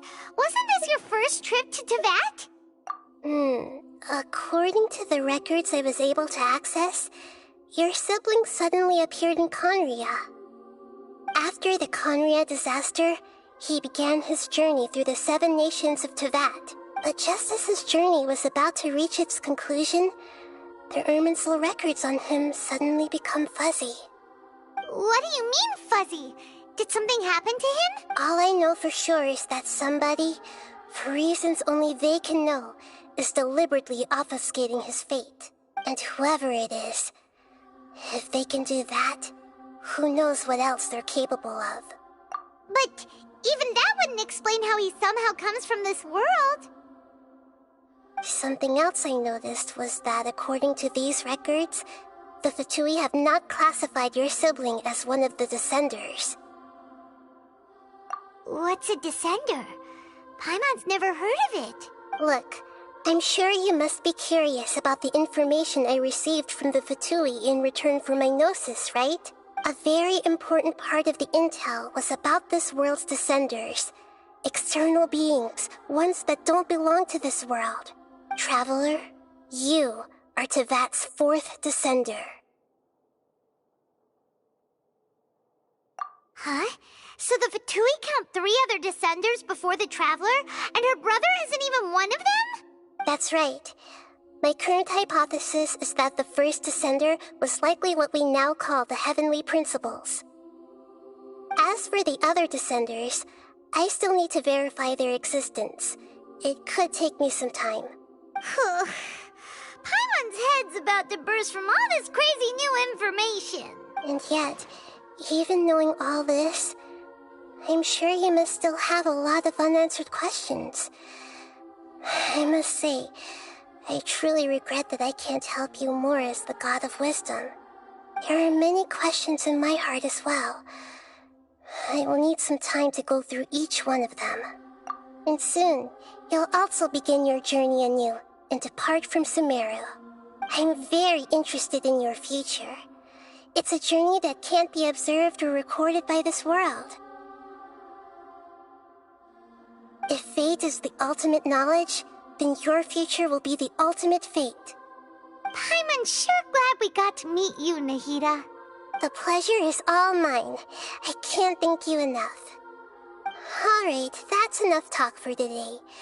If you ever miss me, just close your eyes, and maybe I'll appear in your dreams.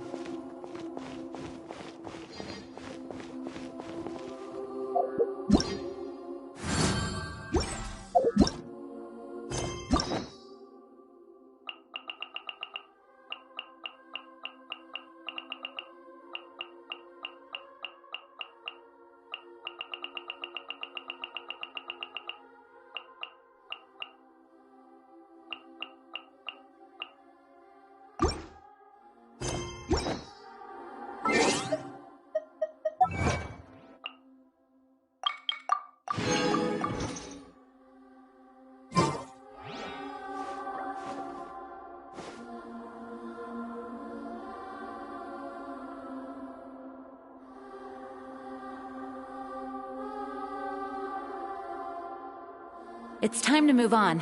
We shouldn't stay here.